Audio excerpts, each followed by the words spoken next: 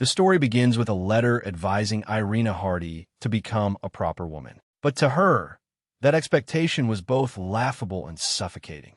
She quietly thought of a world that was both beautiful and cruel, where each person's existence depended on social status and on whether they obediently stepped into the role assigned to them. She had lost her grandfather. His death left her and her aunt vulnerable to those who wore the mask of nobility but were truly no different from wolves. If she had been a man, everything would surely have been different. But as a woman, she was seen as nothing more than an ornament on display, a pawn for others to arrange as they pleased. Even so, she was determined to protect her aunt and this house, no matter what hardships lay ahead. A voice rang out from the foot of the stairs. "Lady Irina, lunch is ready, my lady. Please come down." As she came downstairs, she caught a glimpse of her reflection in the mirror along the hallway. She told herself she had to wake up. Everything happened for a reason. Beside her, her frail aunt sighed softly. "Have you gone to see the lawyer yet?" "Not yet," Irina answered quietly. "I will make sure to see him this week." Thomas, Baron Barden, who had once protected their family, had passed away a month ago. And with his passing, all the property fell into the hands of Thomas Barden, his nephew, because only men had the right to inherit. Irina clenched her fists. She had consulted a lawyer, but there was no legal basis for her claim. "Is there any way to keep this house?" she asked, holding back her emotions. "I am sorry, Lady Irina," the lawyer said. "I advise you to beg Thomas Barden for mercy." Mercy? The thought disgusted her. But if she lost this house, what would become of her aunt? She had no other choice. She would write that letter and send it to Thomas Barden. After lunch, as she washed the dishes, her mind felt heavy. Thomas Barden had replied, but his answer was the complete opposite of what she had hoped. He flatly refused. Instead, he offered another solution: marry him, become his wife, and then he might consider her request. The thought made Irina's blood boil. How dare he look down on me like that? She slammed the plate in her hand down hard, frightening the servants. After that, she sought a little peace in the garden, letting the wind carry away her heavy thoughts. Irina told herself she must not cry. This was not worth crying over. She closed her eyes, trying to find a way out, and then an idea flashed through her mind. Her eyes flew open. "Father." Her breath caught. She sprang to her feet, her heart pounding. "That's right. I can go to Father." She had decided. She would go find him. Far away, at a golden estate, a magnificent palace was slowly coming into view. The sound of oars sliced through the water. Rhythmic shouts echoed out.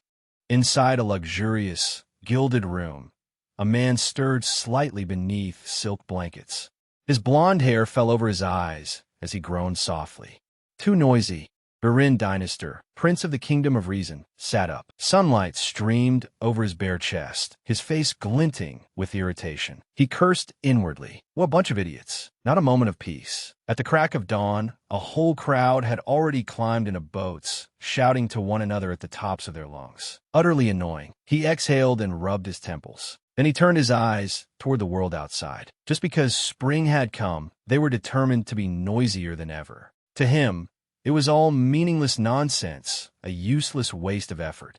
The corridors of the palace shone with golden light as Barin Dynastor rang the small bell beside his bed. A servant appeared at once. "Your Highness, did you call?" Barin lifted his glass and took a small sip. "Look there," he signaled toward the window. The old servant paused before answering. "My apologies, Your Highness. The teams have been officially approved for training. This year, there are even more participants than before." Barin let out another sigh. What a waste. No matter how much they train, Leonard Dynastor will win in the end anyway. "Would Her Highness like to move to another room?" the servant suggested cautiously. "No need," Barin Dynastor answered indifferently. "Bring fruit to the balcony for me." Steam rose and curled around his body. As he soaked in the palace's large bathtub, his mind drifted lazily. Afterward, he reclined in a chair on the balcony, enjoying a brief moment of peace. But the silence was quickly broken by a clear, formal voice. "Your Highness." Barin looked up languidly. Before him, a courtier bowed and announced, "The Crown Prince has arrived." Steady footsteps echoed down the gilded corridor. A tall figure approached. Leonard Dynastor, Crown Prince of the Kingdom of Reason. His sharp eyes behind his glasses locked onto Barin Dynastor. Barin Dynastor chuckled softly. "Were you in such a hurry you didn't even have time to change?" Crown Prince Leonard, his elder brother, exhaled sharply and slapped a newspaper down on the table before him. Poisonous mushroom? Barin Dynastor muttered, his eyes skimming the large headline. His face was printed clearly in black and white, taking up the entire front page. You didn't know? Leonard curled his lips into a smile. That is your newest nickname. Barin merely smiled and took another bite of his apple. At least they chose a handsome picture of me. Leonard sighed softly and pushed up his glasses. Gladys is returning to reason. Barin Dynastor's movement slowed. His gaze became unreadable. He bit lightly into the apple and looked away. What do you intend to do, Barin? Leonard asked, watching him closely. Barin leaned back in his chair, his gaze distant. I don't know. Gladys Hardy, the beautiful princess once favored by the kingdom, abandoned by Prince Barin and even losing her child. Rumors swirled around her, weaving countless speculations. She would return to reason in the next few days. The focus now was the reunion between Prince Barin, who had once been the crown prince and heir to the throne, but was now called the poisonous royal mushroom, and the unfortunate princess, Princess Gladys. Barin Dynastor curled his lips and set down the apple. They really are obsessed with gossip, but Leonard remained silent, waiting. Barin exhaled softly and looked up at the clear sky. Speaking of mushrooms, today really is perfect weather for them to grow. What are you talking about? Elsewhere, Irina Hardy stood at the train station, preparing to leave in search of her father. She quietly whispered an apology to her aunt.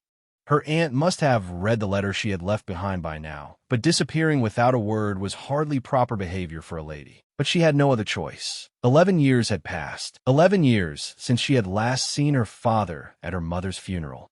Now, he was almost a stranger. Their relationship had sunk completely into silence. Perhaps it was even worse than that. This was her last hope. However faint it was, she still had to believe in it. As her mind wandered, the voice of the train conductor pulled her from her drifting thoughts. Miss, are you getting on the train? It is about to depart. She stepped onto the train. She had to be strong. She had to face everything on her own. In the palace, Barin Dynastor reclined languidly. Dressed in an exquisite robe, his platinum hair was tousled after the indulgence of the previous night. Hey, Barin, are you listening to me? A dazzling lady adorned in gold and emeralds stood before him. Her sharp eyes gleamed with irritation. She clenched a newspaper in her hand. Sensational headlines about the scandal stood out on the front page. Barin hardly even bothered to look. He merely rubbed his head and sighed lazily. Her face darkened. Well, why aren't you answering? Is this newspaper true or not? I want to end this. I see no reason to continue this relationship. Besides, I will be engaged before spring, she declared firmly. She stood straight, graceful and proud. But Barin remained calm, as though her words were no more than a passing morning breeze. He glanced at the young lady and thought to himself that this girl was truly impressive. It usually took half a day to get here from the capital of Swerin. Yet surprisingly, she had arrived so quickly, and her clothes still looked very elegant. Very well, he smiled lazily. Then congratulations on your engagement, Lady Barina. Barin had chosen her only because she was suitable enough for a fleeting relationship. He had known it would end sooner or later. Her eyes widened in shock. What did you just say? Barin set down his teacup, his voice tinged with sarcasm. You were the one who wanted to break up first. His voice carried a hint of teasing. I'm only responding to your wish, am I not? Is that all you're going to say? Is that all you want to say to me? She blurted out, her voice beginning to crack with desperation. Barin stood up and tilted his head slightly, looking at the young lady who was gradually losing control. He was already sick of this conversation. You are unbelievable, she muttered, both fists clenched tight. He gave a slight bow, a faint smile on his lips. I wish you all the best. I hope you will become an excellent countess. As he turned and walked out of the luxurious room, he met the sharp, knowing eyes of Mrs. Fitt, the longtime housekeeper. Mrs. Fitt, Barin sighed softly, rubbing his temples. Then he laughed mischievously and joked. Have you come to lull me to sleep? If you wish, I can, she replied, but I am afraid you no longer have time. You must leave at once for the train station. He blinked. The train station? The Queen will arrive soon, Mrs. Fitt informed him.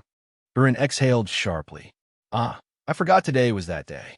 As the train approached its final stop, Irina tightened her grip on her suitcase. The city of saffron bustled before her eyes, radiant and overwhelming. This was the place where she had been born, but after so many years away, it felt foreign. The train station was packed with people.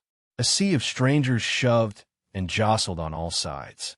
The moment she stepped down onto the platform, chaos erupted. Voices stirred. Astonished whispers spread like wildfire. "Oh, look there. Isn't that him?" Irina's mind filled with confusion. Who were they talking about? Why was everyone staring in one direction? As she was still thinking, crushed in a sea of people, an unseen force pushed her, making her stumble forward. And then she saw him. A man in a flawless black outfit stood at the end of the platform, standing out clearly from the crowd. He adjusted his hat with an elegant tilt of his head, revealing sharp features and bright, piercing eyes that met hers exactly. The whole world seemed to stop. She could only stand there in silence, staring at him, her breath caught in her throat. "Move aside, move aside." A soldier's voice rang out, urging the crowd to step back. Everyone immediately obeyed, as though clearing the way for royalty. She could only watch as he strode closer, his gaze never leaving her. But as the distance between them narrowed, his expression suddenly changed. His eyes swept over her clothes and stopped on the intricate but outdated lace. "She looks as if she stepped out of another era," he thought,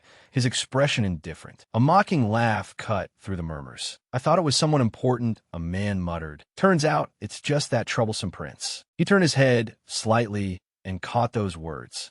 But then something unexpected happened. The corner of his mouth lifted slightly in a brief smile. And immediately after that, he turned and disappeared into the vast sea of people. She stood stunned amid the bitter mockery. He had calmly answered it with a smile. Night fell. Bright streetlights illuminated the bustling city. She wandered through unfamiliar streets, a maze sprawling before her. A magnificent fountain stood in the center of the city, its silver water glittering beneath the moonlight. She sighed as exhaustion gradually came over her and sat down on the stone edge. Her fingertips lightly touched the muslin fabric of her dress, a keepsake hand-sewn by her grandmother. This was the dress she treasured more than anything. Irina's mind drifted back to the past, to the lessons her grandmother had once taught her. No matter where you are, you must always preserve your modesty. Though she bore the Hardy name, she had been raised as a lady, instructed by an elegant duchess to live with dignity and grace. Looking around, she was astonished by Saffron's beauty. This city is even more splendid than I ever imagined. But when she realized how late it had become, panic suddenly rose in her heart. Good heavens, it is so late. One must not arrive too late. Taking a deep breath, she straightened her back. But no matter what, I must keep going, she whispered to herself, stepping forward with renewed determination.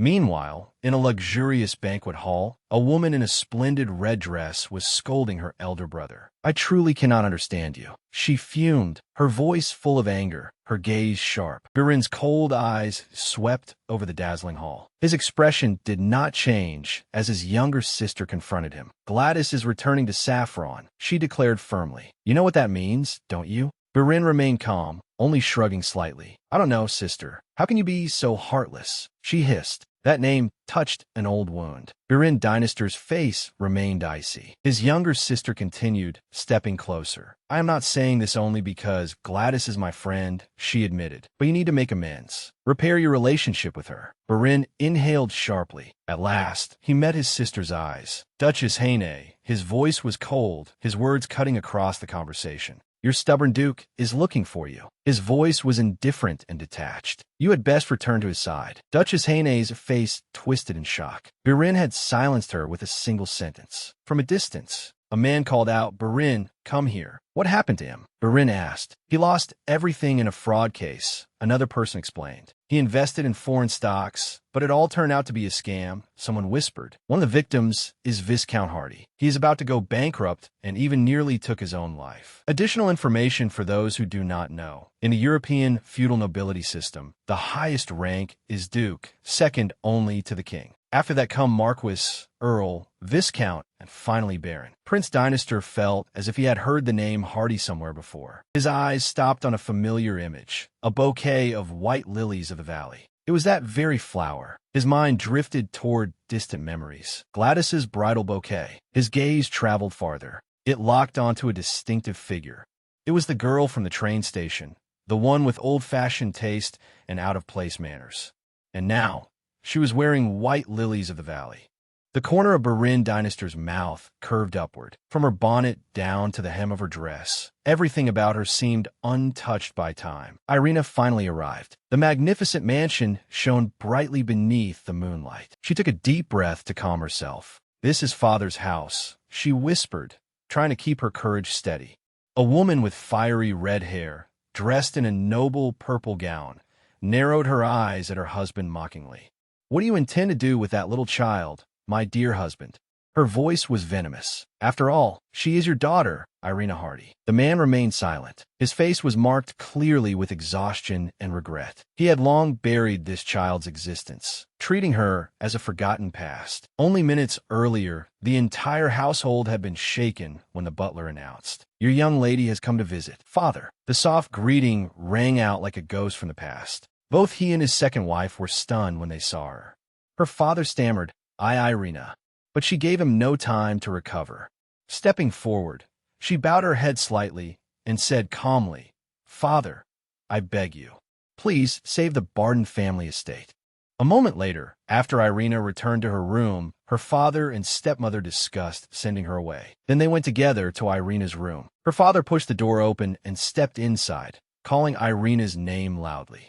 She turned around gently and greeted her father. He was still stunned, staring at her without looking away. His gaze slowly changed from doubt to calculation. Her graceful figure and delicate face. She had inherited her mother's beauty. A new thought flashed through his mind. If she were cared for and trained, this daughter of his could easily rival even Lady Gladys, the celebrated jewel of high society. The corner of his mouth curved slightly as he finally spoke. "We will discuss this later. For now, go eat first." His mind was already spinning with new schemes. This was no longer merely the plea of a forgotten child begging to be saved. Beneath the golden morning sun, Barin greeted Mrs. Pitt, the loyal housekeeper of many years. It was rare for the corner of his mouth to reveal a smile when he heard her comment about how unusually early he had returned. But the light conversation was quickly overshadowed by urgent news. An invitation from the palace had just arrived. The king had ordered Barin to attend the grand festival celebrating National Day. The festival was a splendid scene of nobility and tradition, with the royal ball regarded as its dazzling opening, where the elite gathered. Barin frowned when he heard the news. Once the crown prince, he had long since lost interest in such ostentatious ceremonies. But now the past seemed unwilling to sleep quietly. Memories surged back as he recalled the times his mother had gently but firmly asked whether there was any young woman who had caught his eye. He had always brushed it off, but surely she had still worried about him. And all of it was because of one person, Gladys. Just thinking of her was enough to darken his mood. With a helpless sigh, Barin leaned back onto the large bed, trying to drive away the haunting images. Meanwhile, at her father's mansion, Irina sat silently in the heavy atmosphere. 3 days had passed since she had earnestly begged her father for help, yet he was still hesitating. The mansion had become suffocating, full of tension and uncertainty. If only he would refuse outright, I could leave without lingering regrets. A sudden knock on the door pulled her out of her thoughts. Lisa, the maid, entered with a tea tray, bringing a little warmth to this unfamiliar place. As she took a sip of tea, her mind, Irina suddenly drifted back to her childhood in the remote village of Barden. Back then, she had only one true friend, named Pavan. He had left to study at the Royal Academy of Arts in Swerin, a place very far away. "Does he still remember our distant past?" After hesitating, she quietly asked Lisa where the academy was. Her heart told her it was foolish, but a small corner of her heart still longed to reconnect with the only person who had ever made her feel at home. A few days earlier, when Irina stood before her father, he had refused to acknowledge her, and yet now he called her my beautiful daughter. That sudden warmth made her wary, but this was an opportunity she could not miss. After 3 days of consideration, her father had finally decided to accept her request. He would buy the estate back from Thomas Barden and give it to her. A surge of gratitude filled Irina's heart, making it feel light. But immediately afterward, his next words froze her in place. He had one condition: Irina from now on. He held out his hand toward her. "You will live with us, won't you?" A wave of hesitation rose within her. The proposal was not permanent, only for 1 year, but its meaning was clear. He wanted her to enter high society, blend into aristocratic life, and submit to being polished by her stepmother. The thought of living under the same roof, with that red-haired devil made her stomach twist. But wasn't this exactly the opportunity she had always been waiting for? To keep the estate, to finally be acknowledged. While her mind swirled with doubt, Irina caught a glimpse of sincerity in her father's eyes. She tightened her grip on the hem of her dress. Just 1 year. She would do it, because she could not allow herself to lose the Barden family home.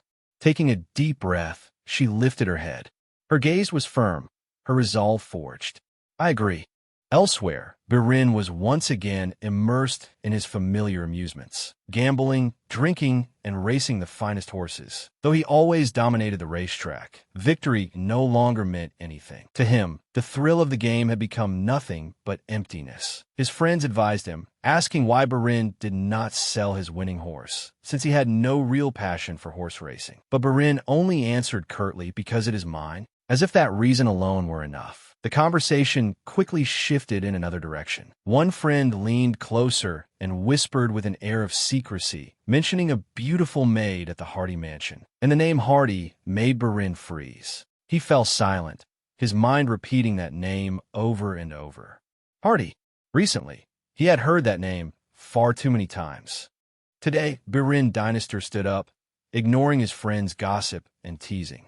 Without saying another word, he left the cafe, his coat slung over his shoulder as he stepped out into the sunlight. Meanwhile, at the Grand Saffron Mansion, a dark plan was slowly taking shape. Countess Victoria Meyer had arrived, a woman renowned among the nobility for her talent in arranging marriages of great advantage. She was called the Kingmaker, turning daughters into duchesses and securing power and wealth through marriage. Brenda, Irina's stepmother, had gone to great lengths to invite her, and now she expected results. She recalled her husband's words. "You see how beautiful that girl is, don't you, Brenda? The child is first-rate goods." He had said it in a chillingly excited voice, a rare jewel that could be sold to the highest bidder in the noble marriage market. At first, Brenda had recoiled in horror, but the promise of wiping away their debts and reclaiming their former glory was far too tempting. Walter Hardy's twisted reasoning slowly took root in her heart. No, if marrying that girl off to a wealthy man meant the family could rise again, then why not? When Irina entered the great hall, every scrutinizing gaze turned toward her at once. Taking a deep breath, Irina gave a graceful little curtsy, her voice steady despite her pounding heart. "My name is Irina. It is an honor to meet you, madam." Victoria's sharp gaze swept over Irina, as though weighing every detail.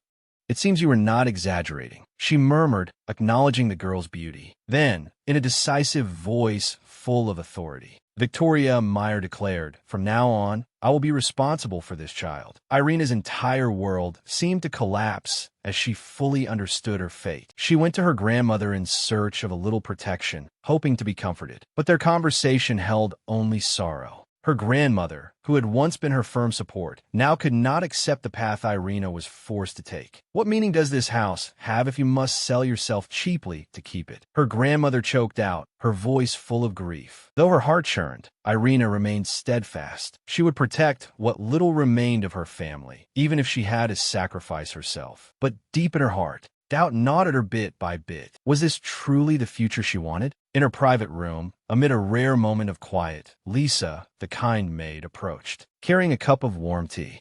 In return, Irina gave Lisa a small flower she had carefully made with her own hands. That gentle act revealed even more clearly Irina's special nature. "Oh, it's so beautiful. My lady, you're truly skillful," Lisa cried, her eyes sparkling with delight. Irina laughed softly and handed the flower to her. "If you like it, take it. Consider it a gift. You can pin it to your hat or wear it as a brooch." Lisa hesitated for a moment, then broke into a grateful smile. "Yes, thank you very much, my lady. I will treasure it." To repay her kindness, Lisa excitedly suggested taking a walk around town to help her become familiar with the city of Saffron. As they stepped out, the town unfolded before their eyes. Bustling markets, magnificent hotels, and a picturesque harbor. The beautiful sights were mesmerizing. Lisa pointed out the most famous places, eagerly sharing Saffron's beauty. However, suddenly, Irina's gaze was drawn to something, or rather, someone. A tall man, wearing an elegant black cloak and a tall hat, stood nearby. His presence exuded an authority that made it impossible to look away. A distant memory flashed through her. That man was the very person she had once seen at the train station. Lisa immediately grabbed her shoulders, holding them tightly with urgency. "My lady, no. Don't look at him. Absolutely do not look," she whispered in panic. Irina turned to her in confusion. I know he is handsome," Lisa said, as if reading Irina's expression. "But my lady, you must never look at him, let alone get involved with him." "Is he dangerous?" Irina asked in a low voice. Lisa's gaze darkened thoughtfully. "Not just dangerous. He is not an ordinary person. He is like a poisonous mushroom, beautiful on the outside, but if you eat it, you will die." The ballroom would soon witness a major event, Irina Hardy's debut in a high society. The splendid dress prepared for her was both elegant and somewhat daring. The neckline was rather revealing. Victoria Meyer was determined that Irina had to wear it no matter what. And so the stepmother turned to the young maid Lisa and ordered in a threatening voice, "Make sure she wears this dress. Otherwise, you will be dismissed." Meanwhile, at another estate, Prince Barin Dynastor was preparing for the same event. He adjusted his cufflinks, tightened his tie, and looked at himself in the mirror. "It is done, Your Highness," the butler confirmed. The prince, with his striking silver hair and cold eyes, looked extremely dignified in his exquisitely tailored black and gold formal attire. "You must not be late today," Mrs. Pitt reminded him sternly. The prince curled his lips slightly. "Does it matter? Being late might even be better," he thought as he stepped into the carriage. Meanwhile, another carriage from the Hardy family struggled through the night, carrying Lady Irina. Inside, she clenched her hands tightly, her heart heavy with fear. "I do not want to attend this ball. I wish the carriage would stop forever so I would not have to arrive," she thought in despair. Lowering her head, she told herself, "I do not want Lisa to get into trouble, so I had no choice but to wear this dress." When they finally reached the magnificent manor, Irina hesitated before stepping down. "But this dress is too much," she thought, gripping the hem tightly. "I just want to disappear." The moment she entered, Victoria Meyer, wearing a showy golden hat, glared at her angrily. "Lady Hardy, why are you so late?" "Even being late should have its limits." Irina bowed, her voice trembling softly. Opuludisa. There was an accident on the road." Her excuse was immediately brushed aside. "Then what is this shawl?" Victoria Meyer frowned in fury. I cannot come without it. I truly could not," she murmured, but before she could say more, Victoria Meyer dragged her forcefully away. "Follow me," she ordered. The massive ballroom doors creaked open, and the announcing voice echoed through the hall. The arrival of the Viscount's family, the Hardys. In a white dress as pure as mist, Irina entered, her trembling arms pressed tightly against her chest. Seeing that she was still hesitating, Victoria Meyer shoved her hard and casually swept away the shawl as well. Every gaze turned toward the door. The girl of the Hardy family, in her pure white dress, clearly felt the weight of that moment pressing down on her chest. Whispers spread throughout the room. Some clicked their tongues in admiration. Others whispered suspiciously about this late debut.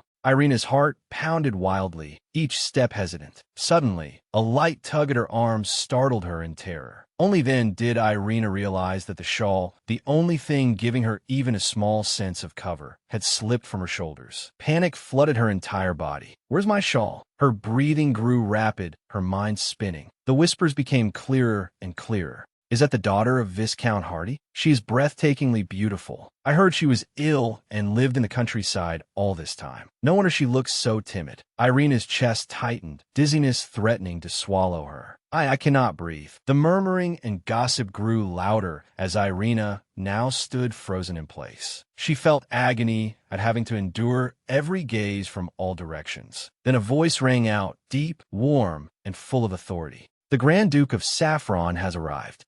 His Highness Prince Barin Dynastor had just entered the ballroom, and the atmosphere instantly changed when Prince Barin's tall figure appeared. His sharp golden eyes, cold, powerful, and distant, swept across the hall until they stopped on the girl standing right in the path, motionless as a statue. His brows furrowed as he returned her greeting slightly. Who is she? Why is she rooted to the spot there? And why is that girl trembling so much? Then everyone gasped at the scene before them. Before anyone could react, Irina's body swayed. Her knees buckled. Cries of alarm broke out throughout the grand hall. With one decisive motion, the prince caught her in time. His arms tightened around her slender figure. Irina gasped for breath, her trembling hands clutching at his black formal attire, desperately searching for support. Barin looked at her. His brows drew together as he felt her chest rising and falling in disorder. She's having trouble breathing. His arm tightened around her waist, keeping her steady, and he bent down slightly. His voice was low but firm. "Calm down," he spoke softly. "Breathe slowly." His steady tone seemed to pull her back to reality. Irina's eyes fluttered open, meeting those cold golden eyes opposite her, while her own deep blue gaze was full of fear. In that moment, it seemed as though the whole world disappeared, leaving only the two of them. His hand rested lightly against her back, a firm, enveloping presence. "Breathe," he repeated, gentler this time. Slowly, Irina obeyed. A long, trembling breath. But little by little, following the rhythm of his whispers, her vision gradually became clear again. Then a flash of awareness struck like lightning. She had just collapsed into the arms of the Grand Duke himself. Panic surged again. She sprang back, hurriedly stepping away, her cheeks flushed red and her head bowed in utter shame as she stammered. "I apologize, Your Highness. Please forgive my rudeness." Prince Barin was silent for a moment.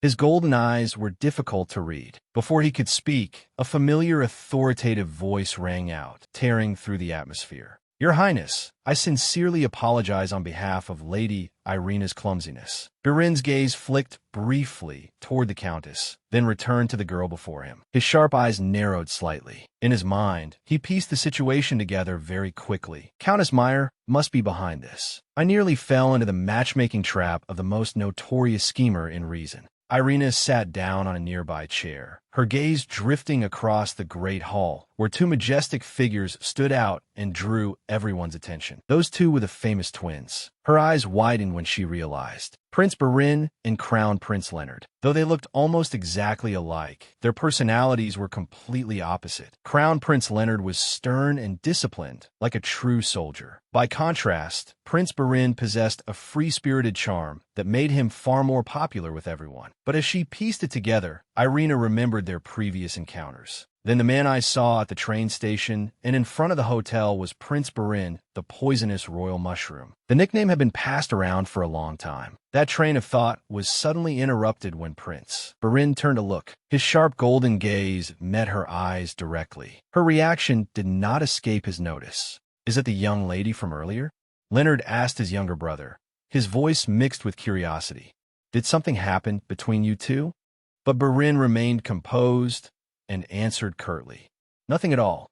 If Crown Prince Dynastor is interested, I can help you win her over."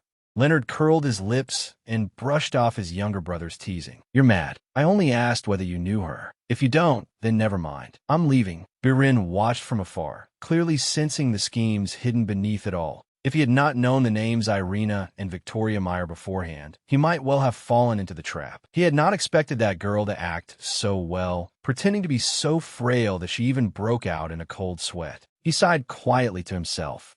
He wondered which foolish man would be next to fall into their game. But none of that had anything to do with him. Meanwhile, outside the great hall, beneath the moonlight, a conversation was taking place in a luxurious palace. The king, dressed in a dignified ceremonial robe and a golden crown, leaned forward, his gaze thoughtful.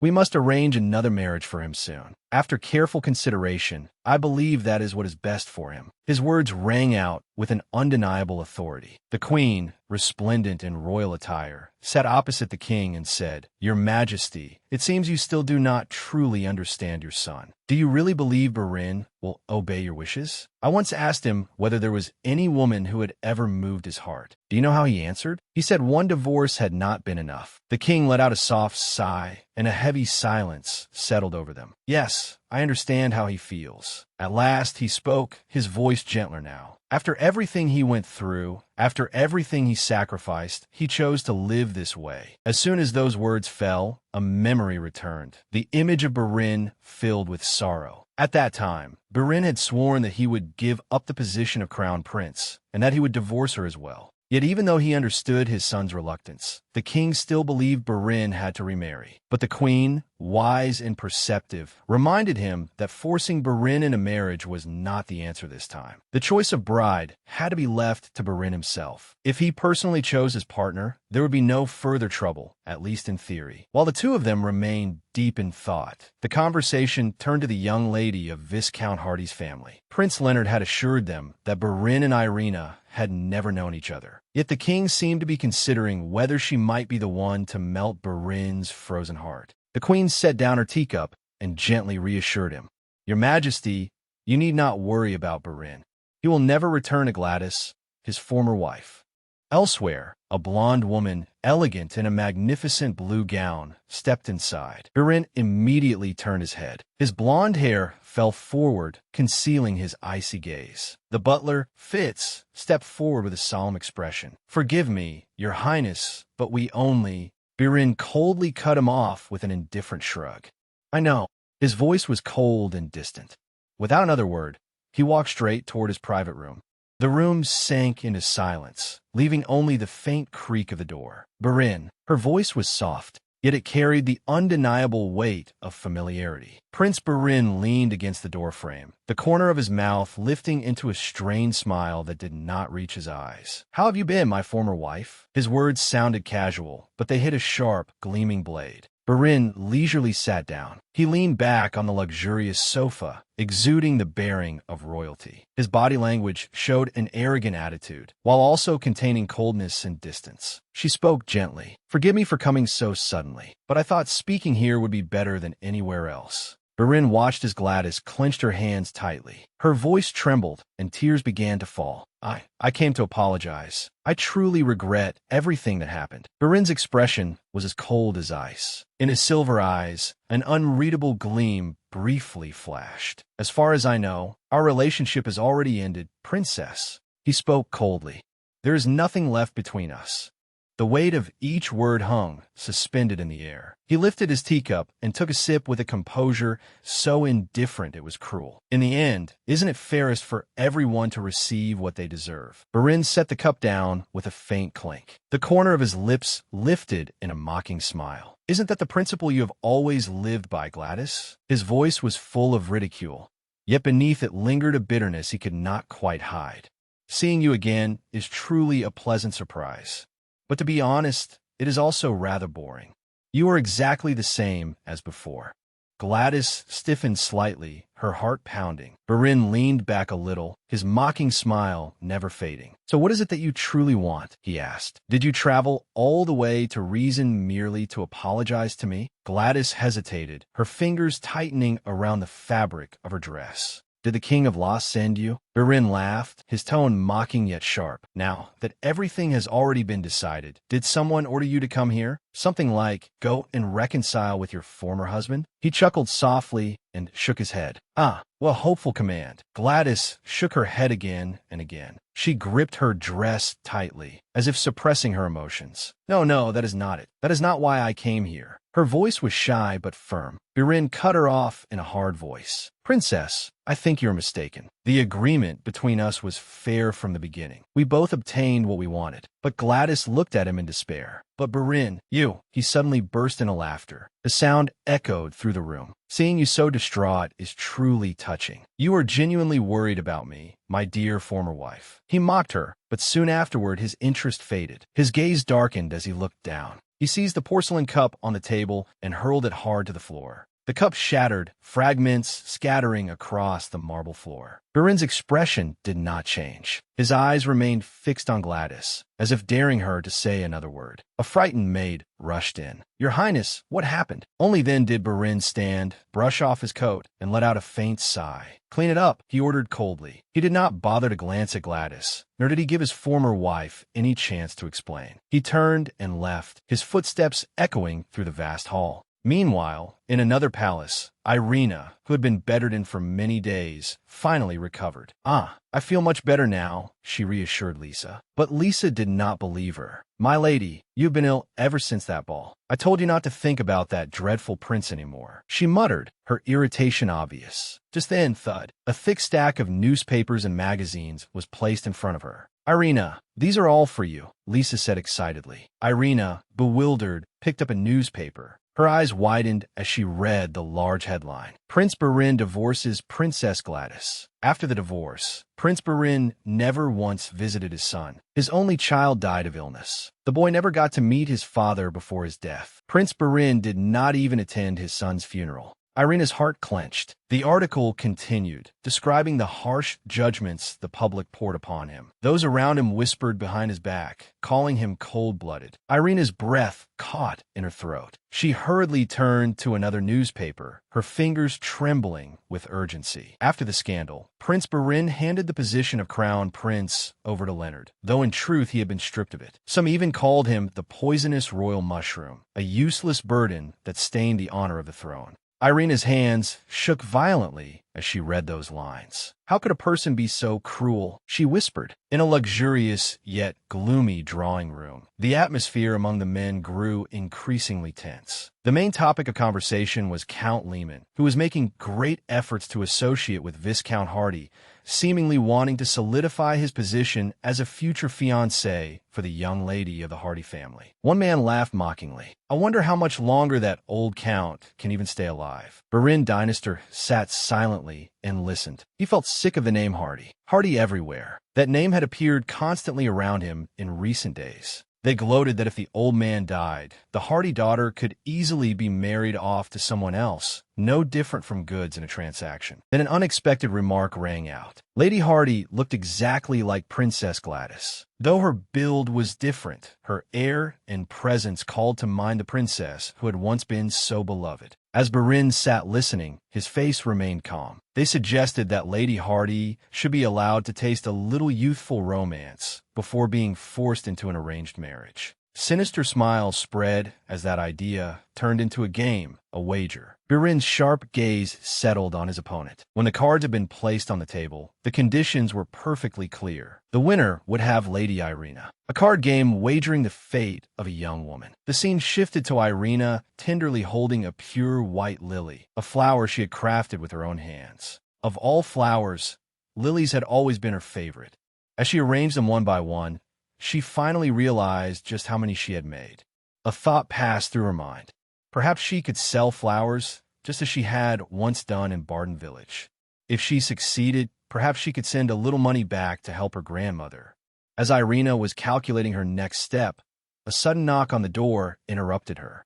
Lisa, her reliable maid, entered with an elegant gift box wrapped in a brilliant red ribbon. With a bright smile, Lisa announced that Irina's new dress had arrived. Surprised, Irina asked curiously what occasion it was for. Lisa revealed that she was expected to attend the grand opening of an art exhibition with Countess Meyer. But the moment she heard the name of the academy, a light flashed in Irina's mind. That was where Pavin was studying. A spark of hope flared in her heart. If she went to this event, perhaps she would be able to see Pavin again. Dressed in an elegant blue gown, Irina arrived at the Royal Academy of Arts. Yet before long, she fell under the stern scrutiny of Countess Victoria Meyer, who was displeased with how Irina carried herself. In a severe voice, she warned that every action Irina took would not only affect herself, but also the Countess's reputation. Crushed under the pressure, Irina tried to keep calm. She stepped back, breathing urgently as the gazes of the crowd made her feel as though she were suffocating. Those expectations were truly stifling. But she reminded herself that she was the young lady of the Hardy family. I cannot be shaken so easily. Just as she managed to calm herself, a sudden rustling sound drew Irina's attention. She turned toward the magnificent rose garden and suddenly caught sight of a figure. Bright red hair, broad and steady shoulders. Her heart skipped a beat. Is that him? Filled with both doubt and desperate hope, she called his name. Pavin. The man did not turn back. He He only continued walking through the rose garden. In a panic, Irina lifted her skirt and ran after him. Paven. But by the end of the path, the red-haired man had disappeared. Nearby, beneath a tree dappled with sunlight, a silver-haired young man was resting. His peaceful nap was torn apart by her urgent call. Irina panted and instinctively froze, her heart pounding. He observed her hurried appearance and murmured softly, "Is that woman Irina Hardy?" She gasped for breath after failing to catch up to the young man. "I did not reach him in time. I cannot even be sure whether that was Paven." Meanwhile, Birin glanced at her with irritation. "Because of her, I could not even take an afternoon nap." Still dazed, Irina turned her gaze toward the prince, and in that instant, their eyes met as if in sudden recognition. "Your Highness," Irina stammered. A wave of embarrassment surged through her, making her eyes widen, her cheeks flush, and her heart race wildly. In her extreme confusion, Irina hurriedly apologized, then turned and fled, just like a frightened deer before a hunter. The prince watched her retreating figure with a hint of interest. Who is Paven? Was she hoping to meet that man here? He lightly ran a hand through his silver hair and thought to himself, how interesting, truly interesting. His gaze stopped on the handkerchief she had left behind. He smiled faintly. What a tired old trick. The prince was prejudiced against Irina, thinking only that she was a trap setter trying to ensnare him. At the Royal Academy of Arts, Irina returned in embarrassment. Why am I always so clumsy in front of the prince?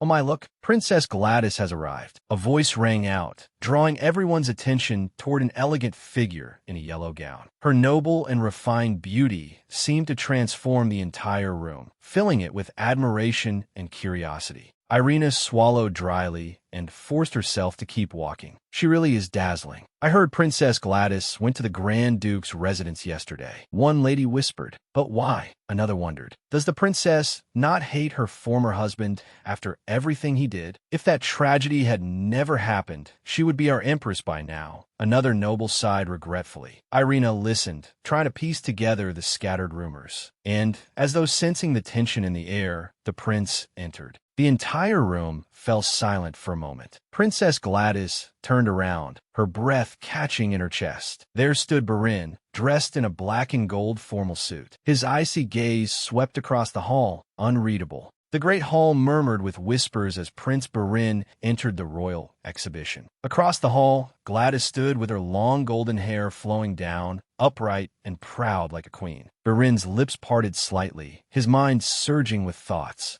I thought she understood the implication that day, but it seems I overestimated her. And now she is standing here proudly, as if she wants to take back what once belonged to her. Then Birin curled his lips into a smile. So you want to reclaim your place? Fine. Let us see how far you can go.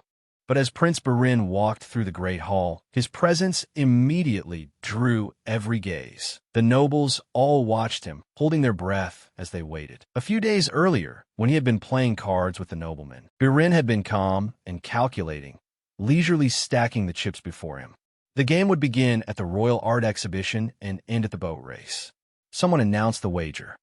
The winner would watch the fireworks with Lady Irina from a boat on the Abid River. The wager was not only money, but also honor and power. One by one, the men joined in, their laughter echoing. Then they all turned to Birin.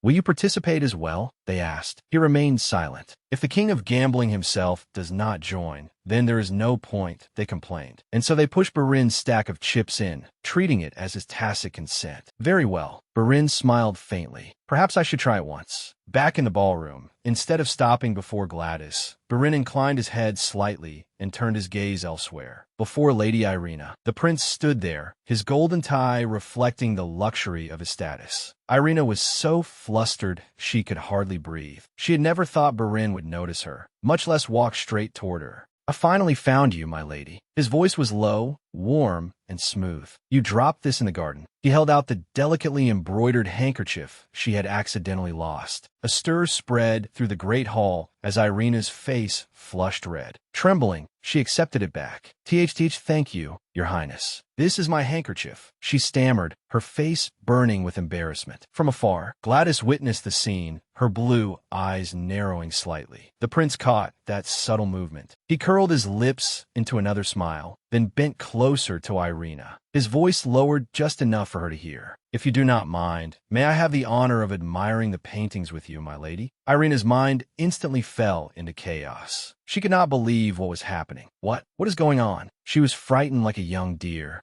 while before her stood a cunning wolf in disguise. The whole ballroom seemed to have been struck by lightning. Every gaze gathered on them. His composure stood in complete contrast to her confusion, further stirring a wave of whispers among the nobles. As he escorted Lady Irina, murmurs and sharp breaths spread like ripples. Some admired them, others were jealous. A few even looked openly disapproving. Among them, a group of men stared at him with frowns. He clearly acted as though he had no interest in the wager, and now he makes the first move.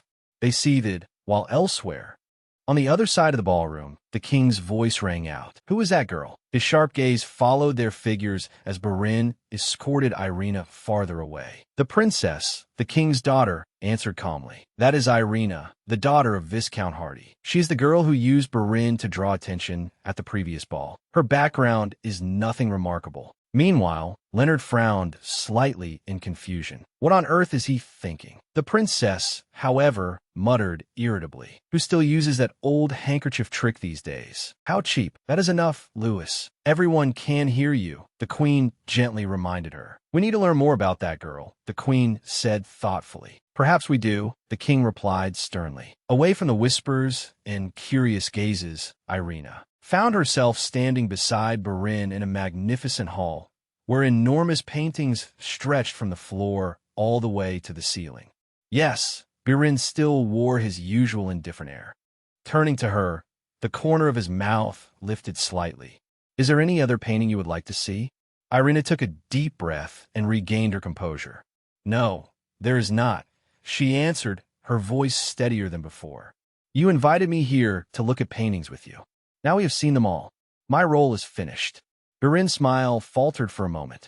Then he tilted his head slightly, as if weighing something. "Stay just like that." His commanding tone startled Irina. Then, unexpectedly, he bent down and closed the distance between them. "What are you doing?" she blurted, stepping back, but his arm had already risen to catch her hand. Irina stiffened, her breath catching. "If you have decided to play a role, you should act it out to the end," the prince whispered. The room seemed to freeze. The nobles who had secretly followed them from the ballroom to the gallery now stared wide-eyed, fixed on the intimate moment between the prince and the young noble lady. Irina's face burned, both shocked and furious. Barin gave another faint, leisurely smile when he saw her sulking expression. "Are you angry?" His voice was both teasing and sincere. But Irina, still flustered, bit her lip and mumbled, "No." Barin laughed, clearly amused by her awkwardness. "Really? But I think you are angry with me." "That is only what you think, your highness. I must apologize because I caused you some trouble at the last ball. So you may consider my acceptance tonight a way of making amends." Irina's voice was calm and courteous. Barin's golden eyes darkened slightly, as if he were pondering every word and dissecting its meaning. "Making amends? A fault?" His brows rose. "Ah, so this is how you want to settle the debt. How practical." A slight smirk appeared on his lips. "Then in your eyes, are we even now? You calculate rather well, Lady Irina." His gaze rested on her, flashing with an unreadable emotion. Then, very slowly, he reached out and took her arm.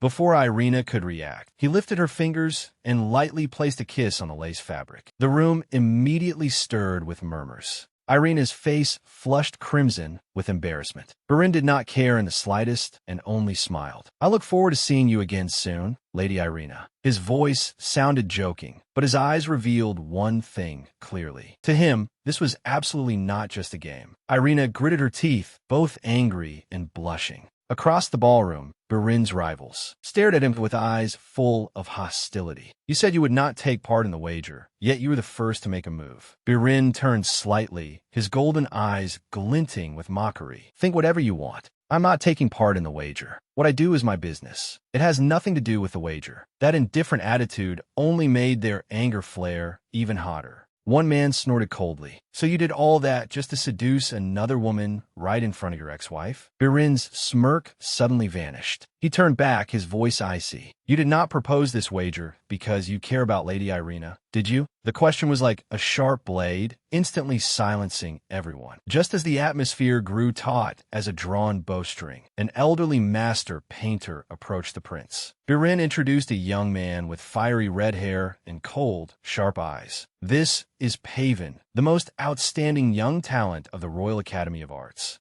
Birin looked him over, a flicker of interest appearing in his gaze. The young painter bowed politely, his manner composed. It is an honor to meet your highness. Birin nodded slightly. I will look forward to your future works, Pavan. He maintained his calm expression. Then he departed with a brief word of thanks. Pavan and his teacher descended into the hall with steps that were graceful yet decisive. Yet as he watched their figures disappear, the name Pavan lingered in the prince's mind. Elsewhere in the hall, Irina clenched her gloved arm.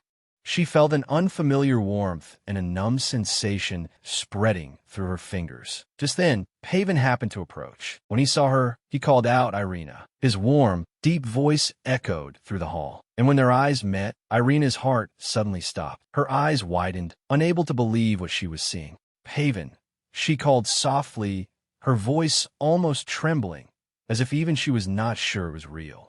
Pavan also fell silent for a moment.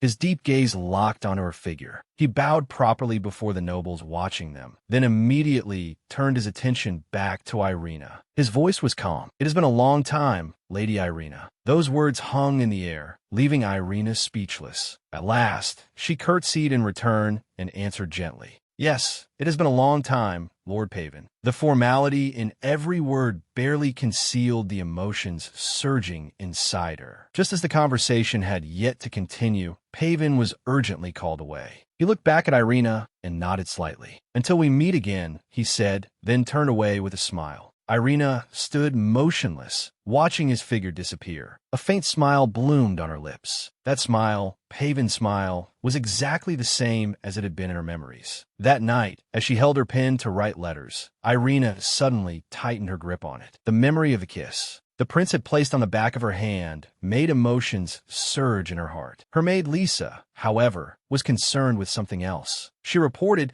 that nearly all the flowers in the city of Saffron had been piled into Irina's room. Clearly, despite her repeated refusals, those infatuated men still persistently sent gifts. Lisa also reminded her lady that there was no need to answer every single letter. But Irina still remembered her grandmother's teachings and insisted that a lady must always be polite, even when refusing. As Lisa was tidying up, Irina hesitated slightly and asked, "Have any new letters arrived?" Lisa quickly guessed her thoughts and teased her, asking whether her lady was waiting for a letter from Lord Pavan. Irina immediately denied it in embarrassment. Lisa giggled and teased her even more before finally leaving her alone. That night, Irina tossed and turned, unable to sleep, her eyes fixed on the bright moonlit sky outside the window. But 3 days passed, and still there was no news from Pavan. She wondered whether he was busy or whether something had happened. Yet in her heart, she still firmly believed that sooner or later she would receive a reply. Suddenly, she recalled the moment the prince had taken her hand and placed a kiss on it. And now the young lady was lovesick over 2 young men at once. How spicy. Now she lay awake at night with nothing to do. Irina unconsciously stretched out her hand, as if reliving the sensation of his lips touching her skin. Her heart beat rapidly. She hurriedly clutched her own arm, as if trying to erase that lingering warmth. Oh my God, why do I feel this way? She groaned softly, rolling back and forth on the bed, unable to sleep. Elsewhere, in a dimly lit tavern, the air was thick with the smell of alcohol and the aftertaste of wagers. Birin slammed his cup down on the table and glanced at his opponent, who had collapsed in utter defeat. "Hey, my friend who is about to get married. I won again, didn't I?" He mocked, his voice mixed with delight. He lightly nudged the shoulder of his groaning friend, who could barely sit upright. "Take your damn trophy and get lost," the man muttered. Birin laughed, snatched up the trophy, draped his cloak over his shoulders, and stepped out into the night. Inside the tavern, groans of defeat echoed as the drunk men collapsed onto the tables. He turns every bachelor party into a contest. He never just has fun properly, someone grumbled. He won every single bet again, another added. I bet his house is full of trophies. Laughter broke out when someone remembered that he had even one at his own bachelor party. Meanwhile, in another corner of the city, Irina walked quietly beneath the night sky. She had hoped that a peaceful stroll might clear her troubled mind. Her thoughts were on the talented, red-haired painter, but fate had prepared something else. Her gaze stopped on a figure sprawled beside the fountain. His blonde hair stood out so much that it could not be mistaken for anyone else's, even in the dim light. Panic surged in her, and she hurried over. "Oh my God, someone is lying here. Excuse me, sir, are you all right?" Her voice was full of worry. Her hands hovered hesitantly over him. Only then did she realize that it was Prince Dynastor himself. Just as Irina was about to touch him, the man moved slightly, his eyes half opening. "Irina Hardy," he said in a deep voice tinged with confusion. Irina's heart skipped a beat. "Prince Barin." She looked down at him, her eyes wide with surprise. "Why are you?" Before she could finish speaking, his strong arm reached out and tightened around her hand. "What are you doing here?" he mumbled, the corner of his mouth lifting into a lazy smile. "You reek of alcohol," she said bluntly, trying to pull her hand away. But Barin was still dizzy with drunkenness. He held her wrist tightly and accused her of following him. She yanked her hand hard, struggling to break free from his grip. "Let go. This is a public place. Well, why do you have to act as if everything belongs to you?" Barin laughed. "Public?" he murmured, tilting his head. Irina's heart pounded, anger choking her chest. "Listen, Lady Irina," he continued, his voice brimming with mockery. "Tell me, do you want to sell yourself to me?" His words were steeped in derision, making Irina's heart pound in shock. Had he really just said that? Then Barin laughed at her reaction. "Oh, do not look at me like that. If you had no purpose, you would not have been following me around like this, would you?" "You are drunk," she said through clenched teeth. "Please understand that I find this conversation extremely unpleasant." Barin tilted his head slightly, his deep gaze unreadable. Then he stood up. "Ah, if you want to do business, we must negotiate first," he muttered. "You only need to tell me the price." The air between them stretched taut. Irina lifted her head, her voice firm though still trembling slightly. "Your Highness, do you not know when to stop?" Barin curved his lips and leaned back leisurely. "Do I look like someone who knows when to stop?" He answered smoothly, his gaze locked onto her. She thought to herself in disbelief, this man was once the crown prince. The rumor about the poisonous royal mushroom was not wrong at all. Irina clenched her fists, her mind in turmoil. Just then, Barin suddenly swayed, his body losing its balance. He staggered, his legs abruptly seeming to give out. His eyes grew hazy as Barin collapsed, his heavy body falling onto her. Irina's eyes widened in horror. A piercing scream tore from Irina's throat. The two of them fell to the ground, the unconscious prince's body pressing down on her. She panicked, looking around for a way out and screaming for help over and over until she spotted the trophy lying right beside her. With no time to think, her trembling hand gripped it tightly. She gathered all her strength and struck the prince directly on the back. "Oh my God, Your Highness, what happened to you?" A group of men rushed over in panic. Irina was still panting, her whole body tense, when someone turned toward her. His gaze was both suspicious and worried after seeing her strike the prince. One man hurriedly knelt beside him and shook the prince frantically. "Your Highness, please wake up." At the same time, he also asked whether Lady Hardy was all right. Irina stood there, both furious and stunned, not yet able to understand what she had just done. She did not wait to hear any blame or questioning. Her instincts screamed at her to run. Without looking back, Irina turned on her heel and fled. The prince struggled to open his eyes, following the sight of her back as she vanished. His gaze was unreadable. His lips parted as if he wanted to say something, but his body gave in and his eyes closed. The next day, Lisa cheerfully brought her lady a letter. "My lady, a letter from Paven has arrived." Irina opened the letter, full of anticipation. It was an invitation to meet at the Duke's Bridge. Happiness surged through her when she realized she could finally meet Paven again. When she saw him again, she wanted to tell him everything that had happened recently.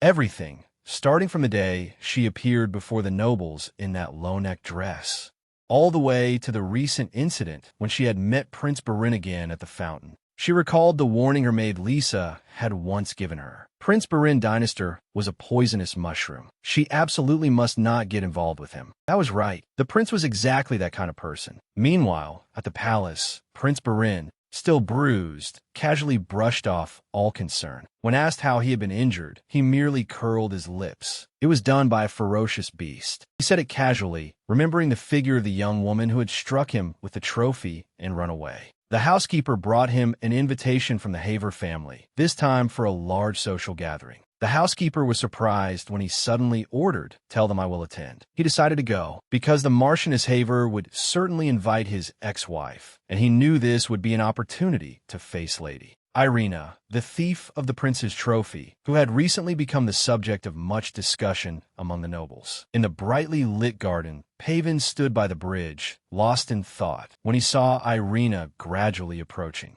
But when Irina called his name with a radiant smile, Pavin froze for a moment. She had changed so much, blossoming into an elegant young lady. Yet her warmth remained entirely unchanged. Her cheerful wave and familiar voice made him unable to hold back a soft laugh. But as they walked together, a faint tension still lingered in the air.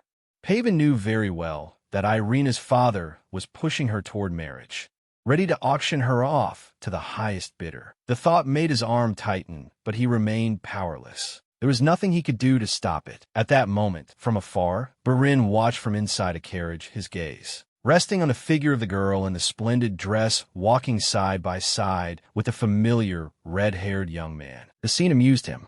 A young lady now struggling to enter high society in search of a husband, while still happily walking beside a young painter. She was truly worthy of being the descendant of Gladys Hardy. The corner of his mouth lifted into a smile, and he leaned back in his seat, whispering mockingly, "What a wicked little girl." A while later, after Irina left, Pavin quietly watched her go. His mind drifted back to a distant memory, to his father's warning years ago, advising him to keep his distance from the granddaughter of Lady Baroness Barton. They were no longer children, and rumors about the relationship between them had begun to spread. Pavin had listened to his father and kept his distance, though he had always cherished her in his heart. Burin later appeared at a lavish party hosted by his aunt. Amid the bustling hall, his eyes immediately found the familiar face of Irina. The prince approached with a teasing smile. He greeted her by calling her the trophy thief, leaving her both stunned and furious. Flustered, Irina hurriedly protested and demanded that he explain such an absurd accusation. But Burin kept his arrogant expression and insisted that she had taken something that belonged to him. She froze.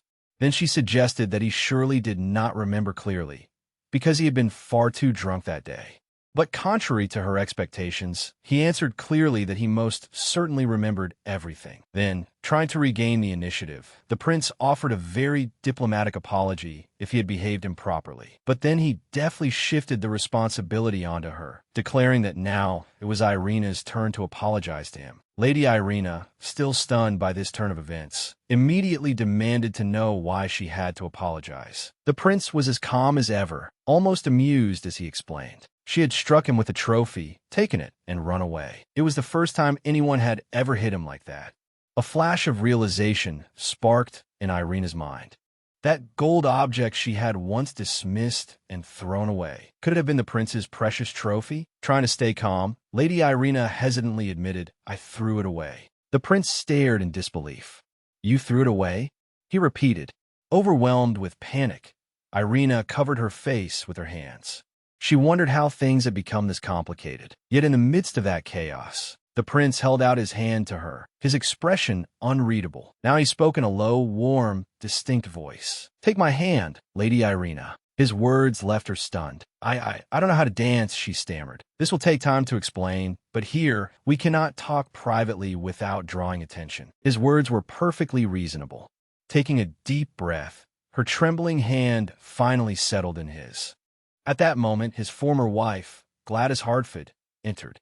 She trembled faintly when she saw the prince dancing with another woman.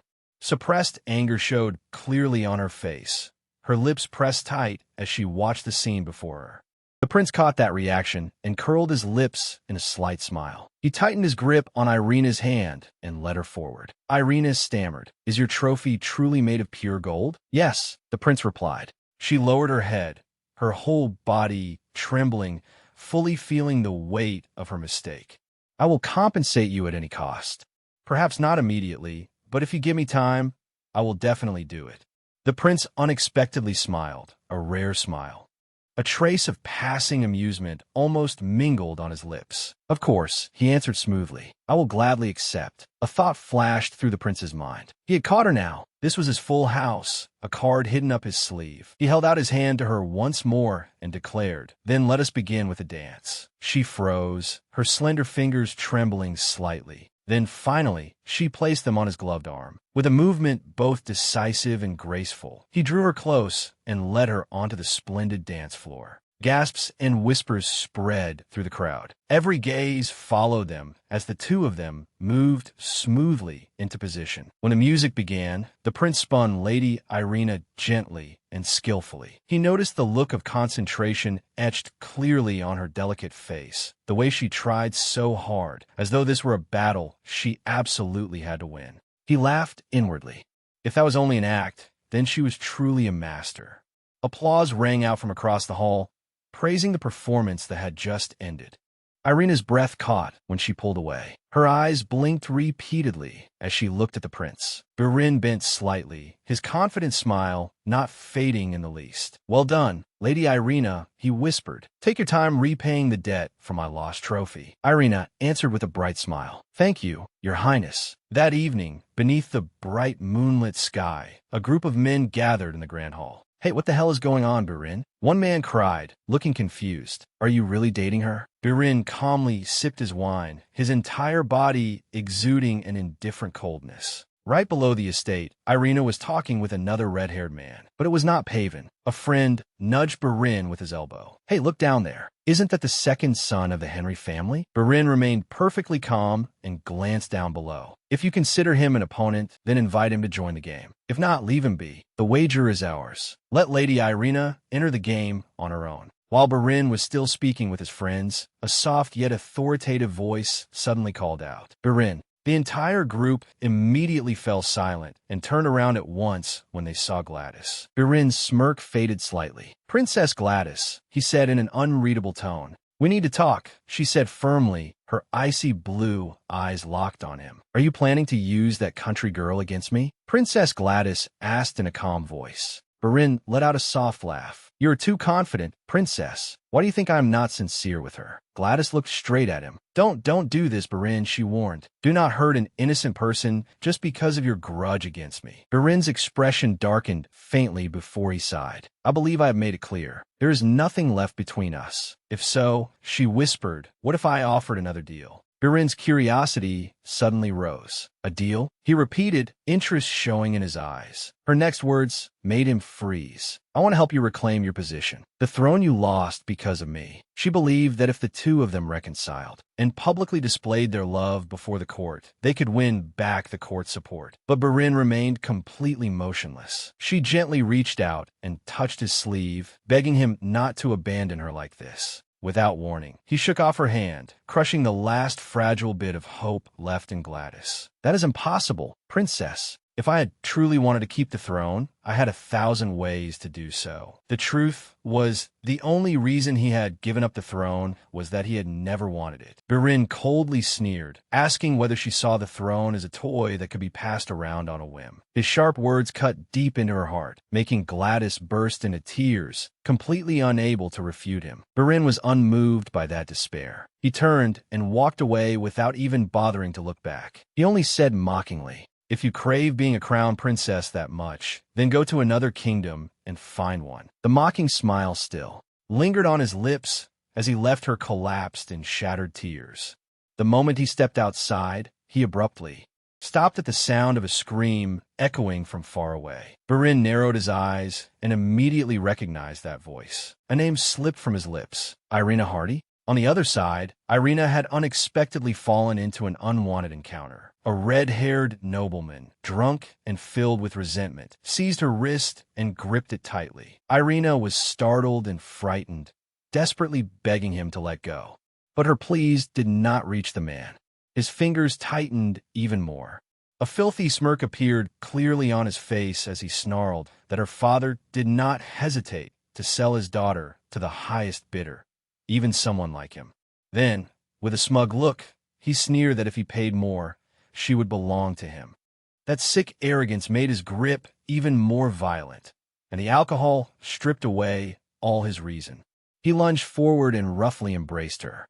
But in that instant, fear flared into strength. Irina tore herself free and shoved him away. She staggered and ran without daring to look back, her heart pounding wildly. She rushed frantically through the corridors, tears rising and blurring her vision. She realized she had nowhere to hide. Every turn led to a dead end. Just then, Burin had followed the scream and found Irina. The splendid dress on her body was disheveled, her blue eyes wide and trembling with fear. She was gripping a heavy candlestick in her hand, shaking and gasping for breath. Burin stepped forward, his face unreadable. "Here you are, Lady Irina," he called, recognizing her. His eyes narrowed as they swept over the scene. "What happened here?" he said quietly. Your Highness," Irina stammered, her lips trembling. "I think I just killed someone." But the prince remained silent. Her arms trembled violently as she tried to explain, her voice breaking. "I didn't mean to kill him. I was just so scared. He wouldn't stop, so I hit him. But then he fell, and then there was blood everywhere." The prince knelt beside the unconscious man.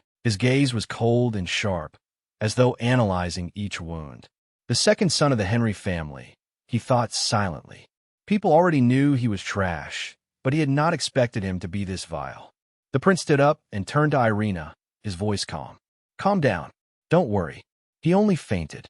He will wake up soon." She looked at him, her eyes hesitant and full of confusion. Really? She asked almost desperately. The prince nodded slightly. "Yes, trust me."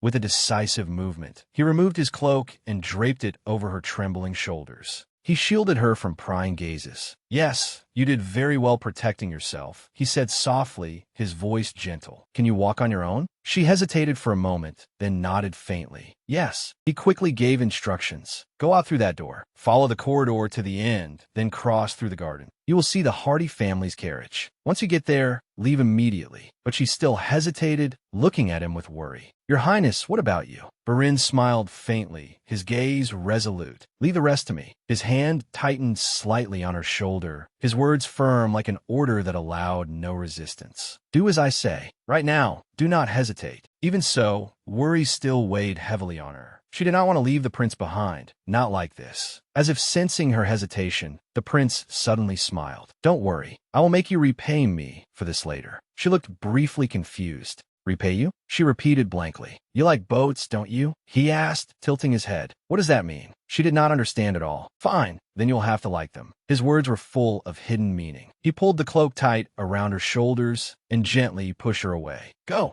The firmness in his voice left her no other choice. With one last worried look, she turned and ran off. As soon as she disappeared from sight, his demeanor instantly changed. He reached for a nearby vase. Without the slightest hesitation, he overturned it onto Henry's face. A choking cough shattered the silence as Henry jerked awake. His mouth fell open as he tried to gasp for air. He raised a hand to clutch his bleeding head. "Ah, so you are finally awake," the prince said, his voice soaked in false politeness. "Perhaps I was a bit too heavy-handed. My apologies." Henry groaned, his trembling hand touching the wound. "WHWH, what's going on?" he stammered. Burin's face remained icy, revealing nothing. "You're not dead, so there is no problem, is there?" Henry looked at him, terror gradually showing through his denial. You're insane." The prince merely laughed softly. "Perhaps." Without warning, his gaze turned cold. The prince grabbed the candlestick, the very weapon Irina had used, and swung it down,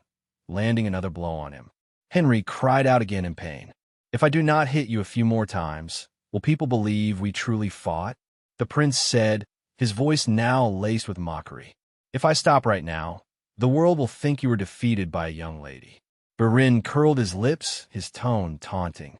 "Between admitting that you were beaten to a pulp by a lady and saying you were unlucky enough to run into the mad prince, which will you choose?" The prince ran a hand through his hair and exhaled, as though all of this were only a minor inconvenience unworthy of concern. "I suppose this is enough," he murmured to himself. Not a trace of sympathy shone in his golden eyes. After that, the prince returned to the ballroom, holding a blood-stained candlestick. The crowd quickly noticed the bloodstains, and whispers spread throughout the room. A few minutes later, The second son of the Henry family appeared, limping and drenched in blood. He could barely walk and collapsed onto the floor. Marchioness Haver rushed over, crying out the prince's name in panic. Meanwhile, Lisa confirmed that the trophy the prince had mentioned was indeed made of gold. That made her tremble. So the prince had been telling the truth. Lisa asked, "My lady, why have you suddenly become so interested in that poisonous royal mushroom of a prince?" Then the maid brought up a new rumor. Apparently, the prince had beaten someone again. "See, he is very dangerous." Lisa stated it firmly. Feeling guilty, Irina tried to defend him. "That rumor is because of me." Lisa was unmoved and insisted, "My lady, do not let the prince's handsome face sway you." Today, Irina let out a deep sigh. Now she owed him a great deal. That day, she had followed the trail to search for the prince's lost trophy, but had failed. And even worse, that day, when she had run away like a coward, he had taken the blame in her place. She opened the precious cookie tin where she kept her savings.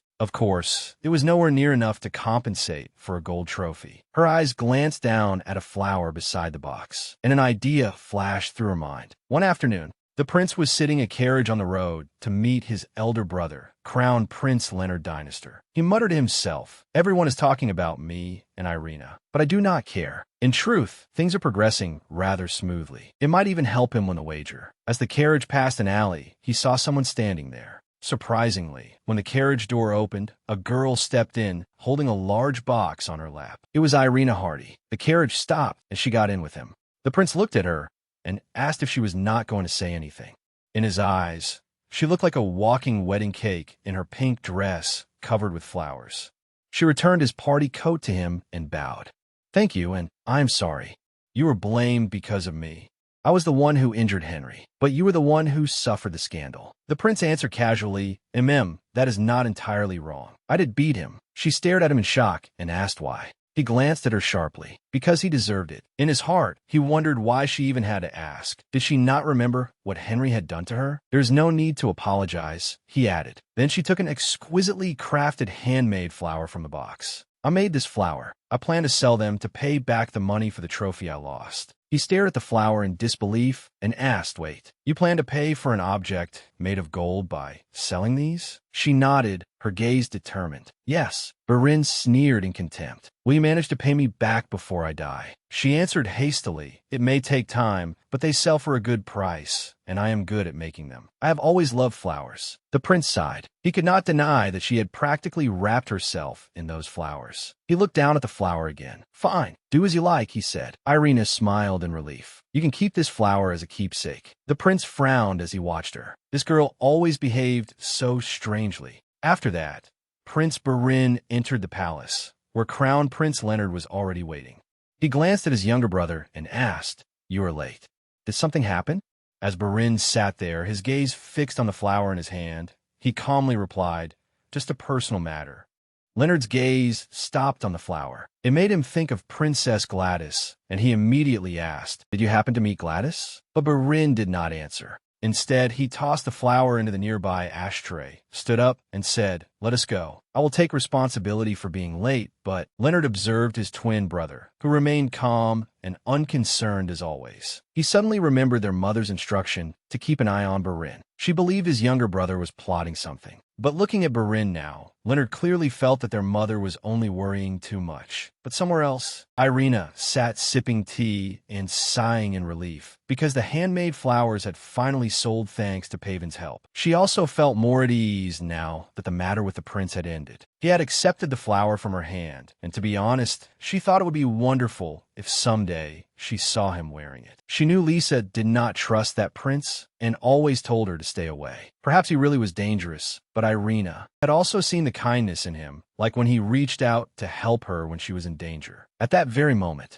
Lisa returned with the money for the newest batch of flowers. The sum was even better than last time. The two of them sat together. They were enjoying tea when a message suddenly arrived. Irina was urgently summoned to meet her father. What did father need so urgently? She whispered, her heart full of questions. Meanwhile, at Prince Barin's castle, the queen herself had come, holding the morning newspaper. She dismissed all the servants and walked straight into his room. Barin looked at his mother, unable to hide his bewilderment. "Mother," but she wasted no time. "Barin Dinister," she said sternly, Her hand slammed the newspaper down on the table. "Explain this to me." Barin picked up the newspaper. His face gradually hardened as his eyes passed over the shocking headline. The article accused the prince of secretly meeting a noble young lady and in a drunken fit attacking her. When someone passed by and intervened, a brawl broke out. Everything had been twisted. The prince had now become a man who beat women and violently attacked even the person who tried to stop him. Barin clenched his jaw. "I should have punched Henry straight in the mouth, not just in the face." But that was not all. The article also implied that the scandal stemmed from that girl's depravity. Rumors arose that she had plotted to become the next Grand Duchess, turning Barin into the victim. The article even blamed her for obstructing the possibility of a reunion between the prince and Princess Gladys. Now, many people in the Kingdom of Reason were openly demanding that Prince Barin apologize and remarry the princess. Barin looked up, his voice indifferent. "Do not take it too seriously.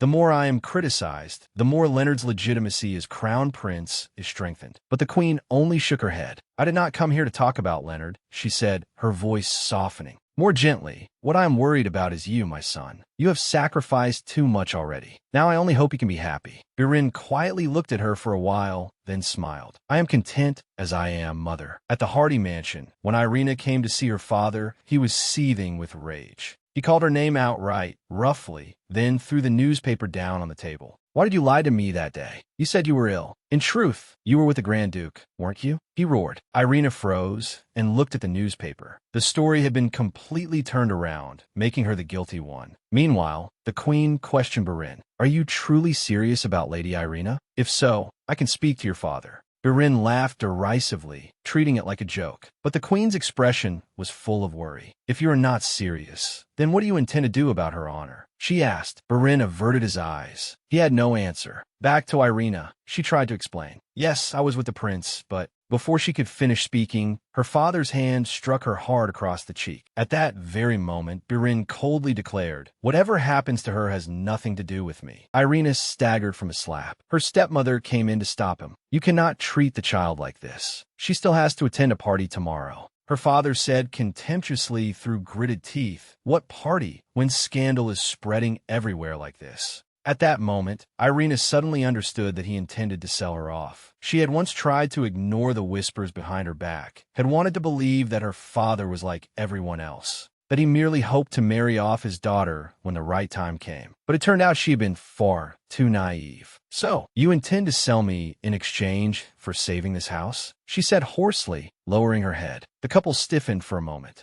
but they quickly regained their composure. Her father replied, "What more do you expect? I may even help you find a good husband. Behave yourself. If you do not, I will sell the house and bill for it as well. You promised you would save it, and now you're threatening me in such a filthy way?" Irina shouted. His hand swung again, harder than before. She fell heavily to the floor, silent and stunned. The truth was now painfully clear. Elsewhere, Pavin left the banquet. He smiled faintly. The second daughter of Count Lehman liked his painting.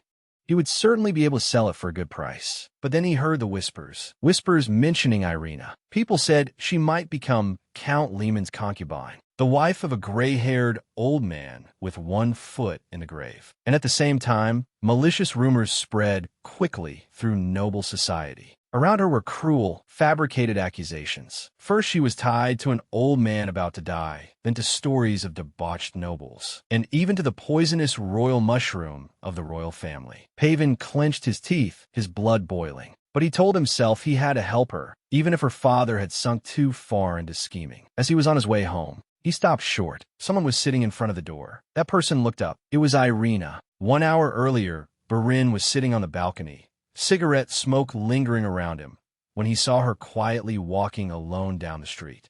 He glanced at the clock. It was already late, too late for a young lady to be outside without a servant accompanying her. But thinking about the scandal, Irina's family must certainly be in chaos. She looked up, and their eyes met. Her face was pale, her cheeks red and swollen. Before he could react, she turned and ran away. How strange. Before, whenever she saw me, she would always smile, he thought. But now it no longer mattered. At Pavin's house, Irina sat holding a cup of tea. "I am sorry for coming so late. I must be troubling you." "No, not at all," Pavin said gently, sitting down beside her. I told you already. Whenever you need help, come to me. He paused, then asked quietly, do you want to go back to Bill Ford? She turned to look at him, and their eyes met lightly. I cannot, Irina answered softly. I made an agreement with my father. Let that house go, Irina, Pavan advised gently. You cannot stay with him anymore. But if I give up Bill Ford, grandmother and I will have nowhere to go. Pavan sighed. Then let me help. I will rent a house for the two of you. You can pay me back whenever you are ready. But right now, the most important thing is to get you out of there before it is too late. From that day on, Irina vanished without a trace. Countess Victoria Mayer said she was ill, but everyone knew that was only a lie.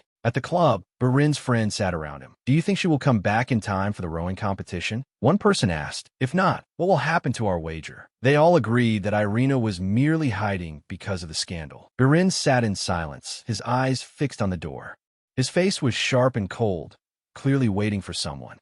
Perhaps the second son of the Henry family. His friends were sure Henry would not dare show his face. But unexpectedly, he really appeared. Long time no see, Henry, Barin said, stepping over and sitting beside him. He even poured wine for Henry, acting friendly, but his tone was cold, his eyes full of vigilance. Barin stared at him. Then he began to slowly read out each line, exactly like the article Henry had planted word by word. He patted Henry on the shoulder. You were the one who spread that story everywhere, weren't you? Were you planning never to meet me again? How disappointing. Henry's hands trembled. What do you want? Barin did not answer. He stood up. Henry breathed out softly, thinking he was leaving. But in the next instant, Barin seized him and shoved him hard to the floor. The two men cried out in pain. Barin held a bottle of wine, his foot pressing down on Henry's chest while Henry struggled. Are we not rivals in love, fighting over the same woman, just like in that story you fabricated? His voice was ice cold. Then I should treat you accordingly. He poured the wine straight onto Henry's face, while the entire room stirred with murmurs.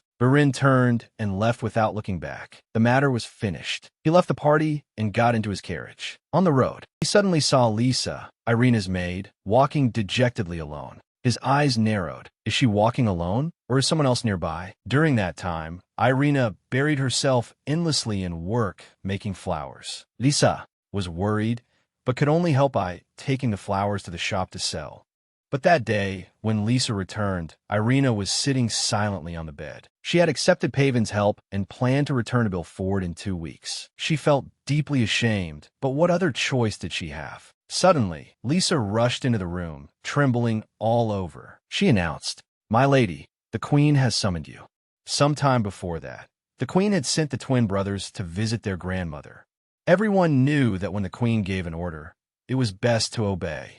One absolutely should not question it. Barin remembered very clearly that his grandmother had once adored her eldest grandson. When he divorced Gladys, his grandmother had refused to speak to him for an entire year. After the second year, she allowed him to visit. And only last winter did she finally allow him to sit at the same table, though she still did not say a single word to him.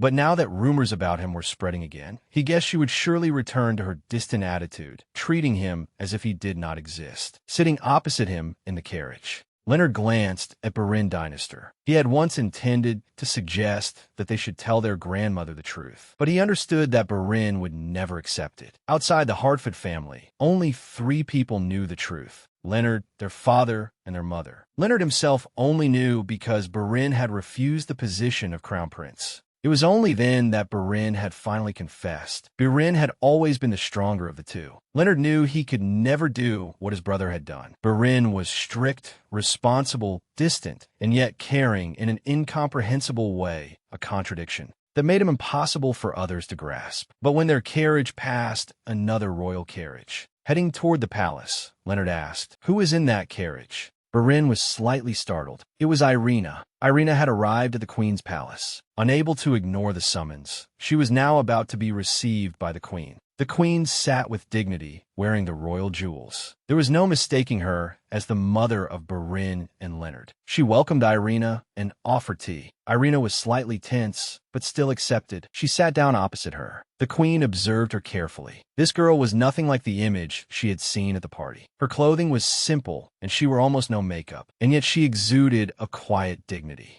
She truly was raised by the Hardy family, the queen thought. Though that family had declined, their elegant bearing remained intact. Without beating around the bush, she asked directly, "What is the relationship between you and Prince Barin?" Irina froze. The question was truly direct. The queen added, "You're not permitted to lie."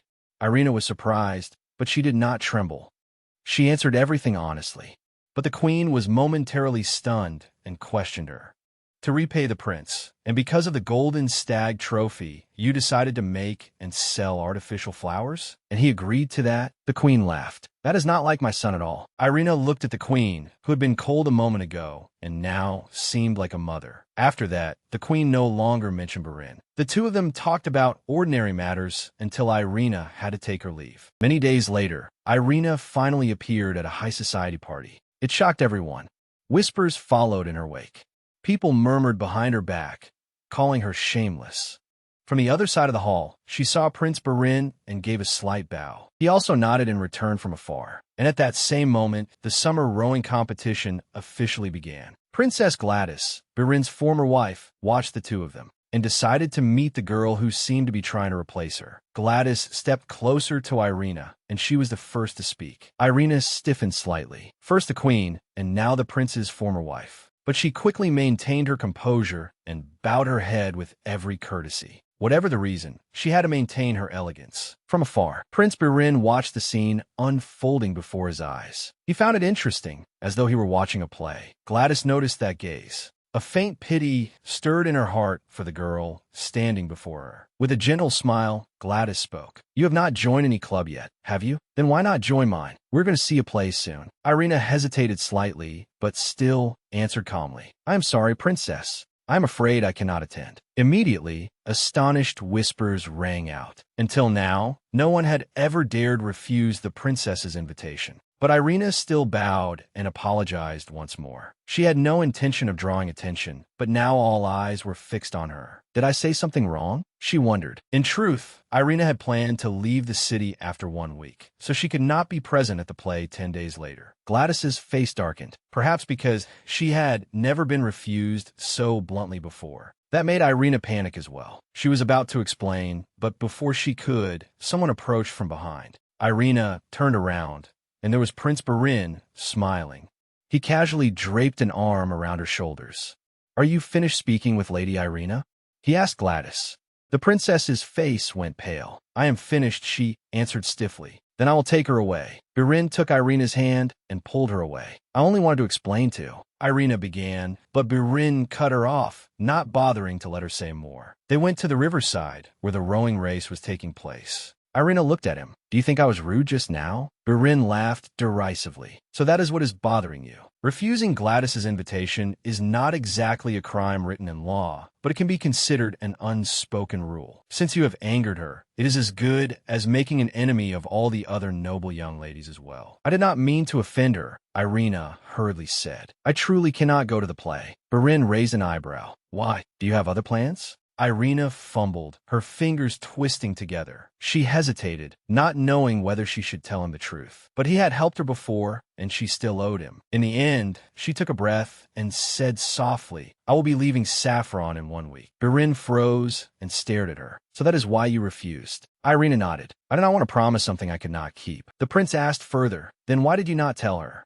"Because it is a secret," Irina admitted. "I want to leave quietly." But Barin burst out laughing. Planning to run away in the middle of the night? He had only meant it as a joke, but Irina did not answer.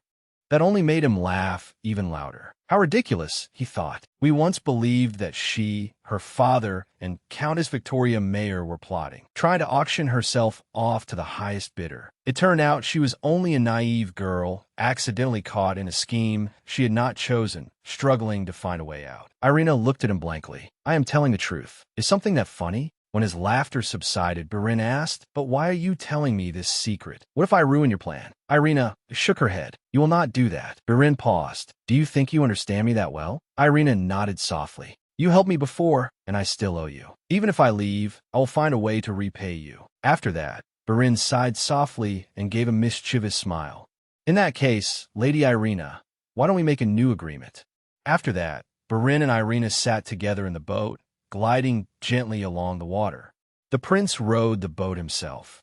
In the end, he won the bet with his friends through the agreement, rowing the boat with Irina beside him. But on the shore, the prince's two friends stood watching with defeated expressions. "Looks like that stubborn girl finally fell to his handsome face," one man muttered. The other frowned. "You're the one who invited him into this bet, so what are you complaining about now?" But the other still sulked. "Is he really that easy?" The remaining friend shook his head. "Strange. Barin has only ever been serious about money. He never cares about things like bets. Outsiders may call him a playboy, but we know him well. He has never actively pursued a woman, right?" The sulking friend nodded. "Yeah.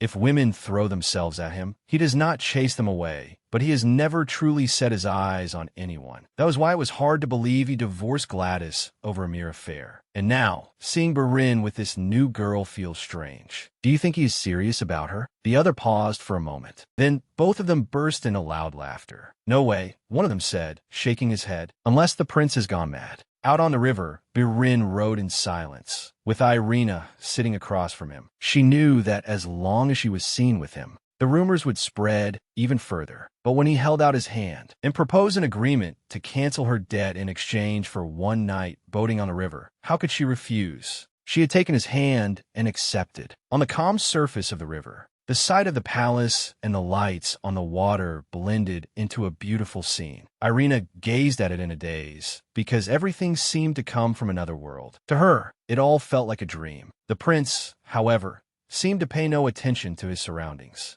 Instead, he fixed his gaze firmly on her.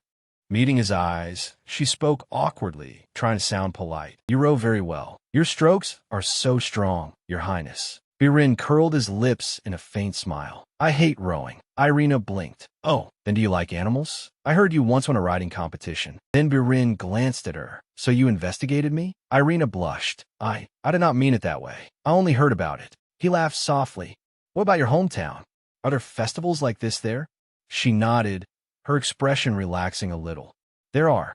They are not as grand as here, but everyone eats and laughs together. It is always very warm." As Irina spoke, she laughed, while Barin only watched her quietly. This innocent country girl, I really was mistaken to think she was like Gladys. And more than that, she had a truly clear, pure, and sacred beauty. Fireworks bloomed brilliantly in the sky. Irina's eyes lit up, sparkling with wonder. "Have you never seen fireworks before?" Barin asked as she kept looking up. "No, this is my first time," she replied. He carefully watched that innocent, guileless expression, and his mind unconsciously drifted back to 4 years ago. That night, he had also been here with Gladys. She had been unwell since morning. She had tried to row the boat, but she was exhausted. When the fireworks burst brilliantly in the sky, she looked pale. But as the crown princess, she still stayed until the very end that day. He had thought she would become a wonderful queen. A week later, he learned the truth. She had been pregnant. When the royal physician congratulated him, he did not even know how to respond. From that day on, he stopped believing in what he saw. He let go of all meaningless expectations. Life became simpler, and tonight, beside him, was a beautiful girl enjoying the festival with him. He had won the bet thanks to her. He had not only recovered the value of the lost trophy, but even more than that. Suddenly, a strong gust of wind blew past. Irina's hat flew straight into the river. She leaned over, trying to reach it. "Careful," Barin warned, but she still kept reaching. He immediately reached out and pulled her back. But the boat swayed violently and overturned. Both of them fell into the water with a splash. The people on the shore also noticed what had happened and began shouting. Irina sank quickly, unable to breathe or cry out. Panic swallowed her. Her body thrashed desperately. Then a large arm wrapped tightly around her. She heard the prince's voice, vague and broken in the water. She could not understand what he was saying, but just knowing he was there made her feel safe. Once again, Barin had saved her. He pulled Irina back onto the boat and kept calling her name. "Irina, wake up." At last, she coughed violently and spat out the water she had swallowed. Her breathing returned in quick, ragged bursts. Barin gently patted her cheek. "This is not good. Are you all right now?" He looked at her. Both of them were still soaked through, and he could not help finding it ridiculous. All because of one hat they had fallen into the river. In his eyes, she really was a troublesome girl. But it did not matter. It was over, and he had won the bet. But when they reached the shore, Irina's parents were already standing there, calling her name. Barin's assistant also ran over and handed him a dry coat. But before leaving, Barin looked back at her one last time, only for an instant. Whether she escaped or was caught again and forced to stay in the city no longer mattered to him. He walked toward his friends, swept his wet hair back, and calmly ordered, "Hand over the money." The festival ended, and everything should have returned to normal. But the rumors flared up again. Irina's father was furious. He flew into a rage, his face red with anger. Beside him, her stepmother tried to soothe him and reminded him, "We still have Count Lehman. Tonight's meeting will settle everything." But elsewhere, it was Princess Gladys herself who overturned everything when Prince Barin was criticized for openly associating with another woman right in front of his former wife, the woman who had forgiven him and was ready to accept him back. The princess decided to make a public statement. She explained everything clearly. In tears, she spoke of the child she had lost. She begged everyone not to blame Barin. She insisted that he had once loved the child dearly and had even quietly attended the funeral. "I cannot force a reunion," she said in a trembling voice. "If he chooses Lady Irina, I will respect that decision." The statement seemed to work like magic. Gladys was immediately seen as noble and magnanimous, a woman who even wanted to protect her unfaithful husband and his rumored lover. Naturally, the public turned against Irina at once and made her the sinner. One after another, those who had once expressed interest in her withdrew. Her father, who had only Count Lehman left to rely on, received a letter canceling their meeting. Another door slammed shut. It was a move too skillful by Princess Gladys Hartford. While she was regarded as noble and compassionate, she simultaneously dragged both Prince Barin and Irina down into the abyss. In faraway Bilford, the newspaper reached Irina's grandmother. Tears streamed down her face as her trembling hands clenched the paper tightly. She knew, for certain, that her granddaughter could never have done such things. And she also knew very well who had pushed the child into this situation. It was her father. "But I will not. I will not let Irina suffer like her mother did," she whispered. She had decided to go to the capital to save her, but meanwhile, Prince Barin sat before the tea table, lost in thought. He murmured, "Why did the king of that country not make his daughter his heir? Why marry her off to reason? She is clearly exceptionally intelligent. Her greatest weapon is that she never reveals any malice." But this time she spoke about the child. Barin gave a faint sneer. "In the past, she avoided lying," he muttered. "But now, it seems she has finally learned how to lie." Late at night, Irina heard the door creak open. She turned around suspiciously, not knowing who it could be at this hour. The answer came immediately. Her father stormed in, his face twisted with anger. The scandal had erupted again, ruining all his plans. In another place, Paven was busy with another portrait commission. He looked up at the sky. The weather was bad. Dark clouds churned, signaling that a storm was approaching. He had promised to meet Irina at 7 o'clock in front of the clock tower. He planned to go as soon as he finished his work. But the storm made everything difficult. At the club, Prince Barin sat playing cards with his friends. It was the usual scene repeating itself. One friend casually asked, "Have you met Lady Irina again since that night?" But Barin did not answer. In fact, he had not even heard the question. His friends felt a flicker of guilt. They had only been joking when they made the bet. Who would have thought they would push a girl in a scandal? But they understood the truth. Barin would no longer concern himself with her. He had even abandoned Princess Gladys. After all, why would he care about Irina? If Gladys and Barin did not reunite, public opinion would continue to place the blame on her.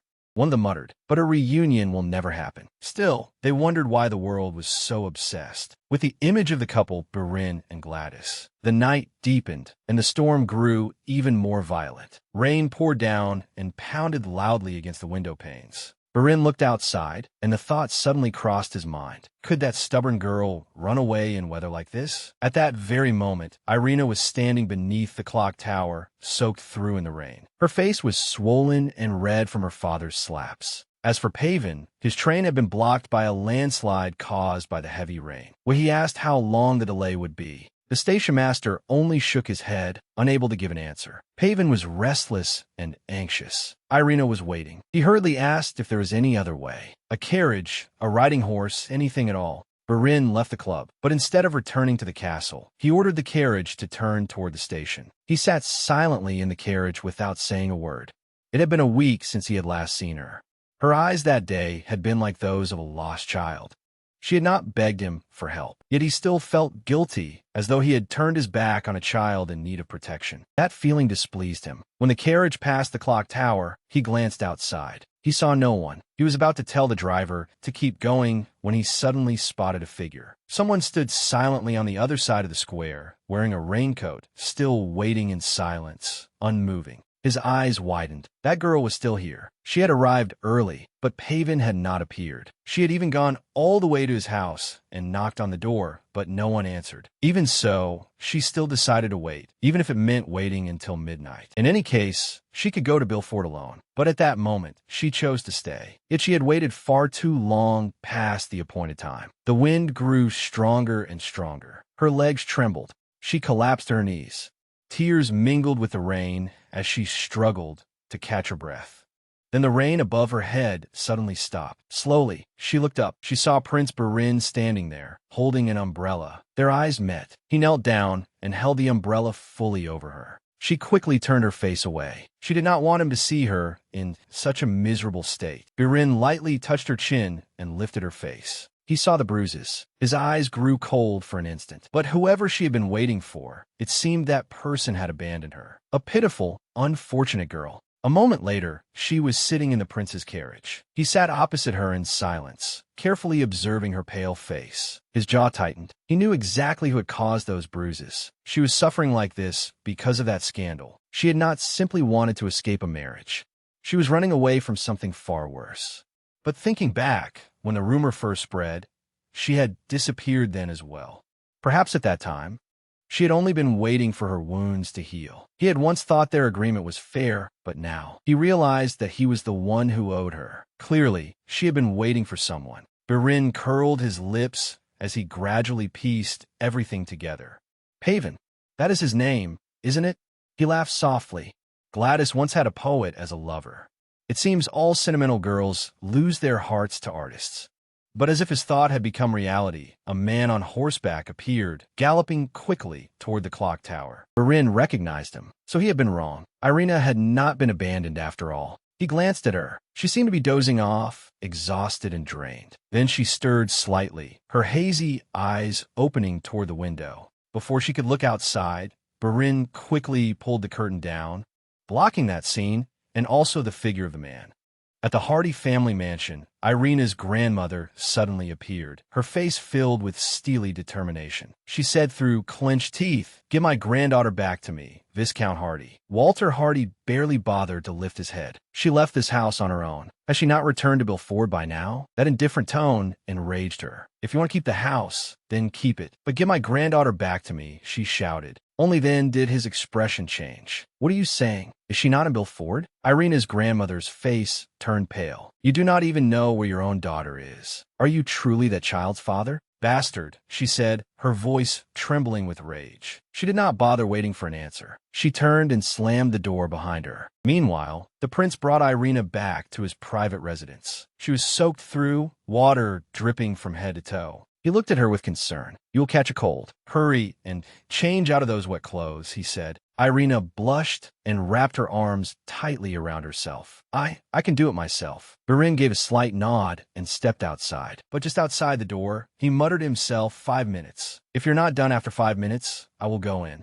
When he opened the door and entered after 5 minutes, she was already fast asleep. Irina had changed into a dry dress and had even carefully tied the ribbon on it like a noble young lady. Burin sighed softly. He gently lifted her and placed her on the bed so she could rest. A new day began when the prince stood with his arms crossed, silently watching the bustling boats in the distance. The butler, Fit, announced that Lady Irina was ready to meet him. He gave a faint smile, his expression quietly pleased. Following the butler's instruction, Irina entered. She bowed lightly to the prince. After that, the two of them had breakfast and tea together. "Thank you again," she whispered. To her, the fact that the prince had come back for her truly felt like a dream. He always appeared whenever she was at her most desperate. Irina lowered her eyes and said softly, "I'm all right now. I should go. My friend is probably waiting." Burin raised an eyebrow. "Your friend Pavin, is it?" Irina flinched. "How do you know?" She stopped, then pleaded, "Please do not tell anyone." Burin leaned back. Why should I keep it a secret? Were you not prepared to be criticized when you planned to run away with him? Irina's face went ashen. It is not like that. Pavan is like an older brother to me. I only asked him to help because of the money. I cannot carry such a large sum by myself. Barin frowned. Money? He did not understand. Why did you borrow money from Pavan? His voice hardened. Tell me everything. Elsewhere, Irina's grandmother went to find Pavan. I need you to help me contact the police, she said anxiously. Pavan lowered his head in shame. He truly had gone to look for her that night. But when he arrived at Irina's house, they told him Irina was ill and resting. He thought she had gone home. By the time he realized something was wrong, it was already too late. At the mansion, after hearing everything, Barin was silent for a while, then said, "No matter how much Pavan promised you, I will give you that amount. You don't need to pay it back. Consider it a gift." Irina stared at him blankly. "Why are you helping me again?" To Barin, the answer was very simple. He had won the bet and profited from it, while she had been forced to suffer in silence. The fastest and most effective way to help her now was money, because that was what she needed most. Just then, a guard came in. "His Majesty summons you." Prince Barin sighed and set off for the royal palace. The king did not beat around the bush. "I received a report that Lady Irina has gone missing," the king said. "Does this have anything to do with you?" "She is not missing. She is with me. She was in a difficult situation, so I helped her. I will resolve it properly soon." The king nodded and smiled. "Good. I give you permission." Barin blinked. "Permission for what?" The king looked straight at him. "To marry Lady Irina." Meanwhile, Pavan and Irina's grandmother went to the police station, only to receive shocking news. The case of Lady Irina's disappearance had been resolved, the officer informed them. Pavan frowned. "Resolved? What do you mean?" The officer handed him a newspaper. Right on the front page was a huge headline. "Prince Barin and Irina are living together." Pavan froze, staring in shock.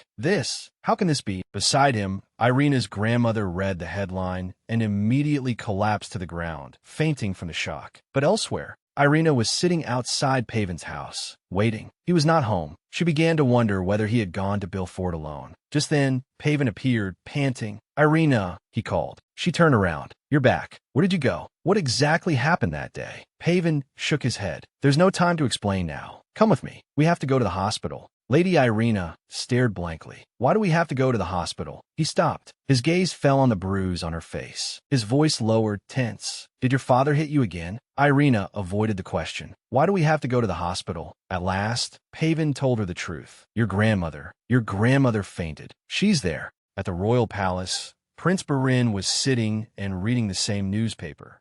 His face darkened. "If I had been born in a more barbaric age," he muttered, "I would have beheaded those journalists."